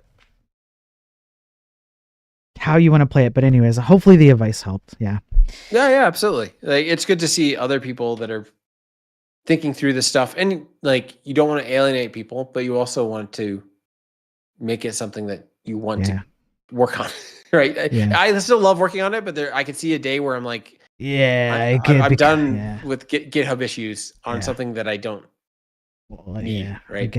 I get it. So okay. I'm gonna put an end. I'm gonna put a kibosh on the stream. It's late for me. It's 10. I streamed a very healthy amount. I'm happy with that. I'm gonna go and help out with some family stuff around the house here. So I'm gonna do that because it's like, I don't know, 10. Oh yeah, it's 10. I better go. So I'm gonna do that. We'll chat again, Delaney, for sure. Okay. We'll see each other in 6 months. You'll see each other in 6 months. Hopefully not that long. And just stick around for a minute after I end the stream. But for everybody else who is watching the stream, thanks for being here. I appreciate it. Let me change cameras for a second. Bye, Delaney, or nobody's gonna see you for a little bit. Thank you, Delaney. I appreciate it. I'm gonna switch my camera. So I'll do this. And then I'll just make sure. Okay, so I think the Discord will be muted. Okay, so everybody who was watching today, thank you for being here. Thank you for watching. I had quite a few people on all the various platforms pulled all together. I really appreciate it. 6.5, almost 7 hours of streaming. Thank you for listening to my crazy, wild conspiracy theories and unhinged rants and all that kind of crazy stuff and going through the articles. I know I didn't get to the game, but we had a lot to talk about. It's been a long time since I've done a long stream like this. So sorry, I'll get to it again as soon as possible, probably on the weekend, but I will be back tomorrow for the daily tech news stream. That's usually like 30 minutes or an hour at some point throughout the day. And we'll do more of that. We'll keep that going. And, join my Discord if you can. Do the like and subscribe thing if you like the message that I'm spreading here. If you want me to keep putting my face up and having these like debates and arguments and trying to like wrangle with these ideas and calling the tech industry out, if you like it, I need your help because unfortunately I have to play the algorithm game. I don't like the algorithm game. I think it's stupid. I think it's so stupid, but I have to play it in order to get reach. And the only way I can get that kind of reach is if you guys help me out by doing the like and the subscribe and all that. Not the money, just the clicking of the buttons, the free stuff that everybody can do. So if you can do that, I would appreciate it. But other than that, I am out of here and I will see you guys tomorrow. To everyone out there, wherever you are, whatever you're doing, have a good day, have a good night, and I will see you tomorrow at some point. Peace.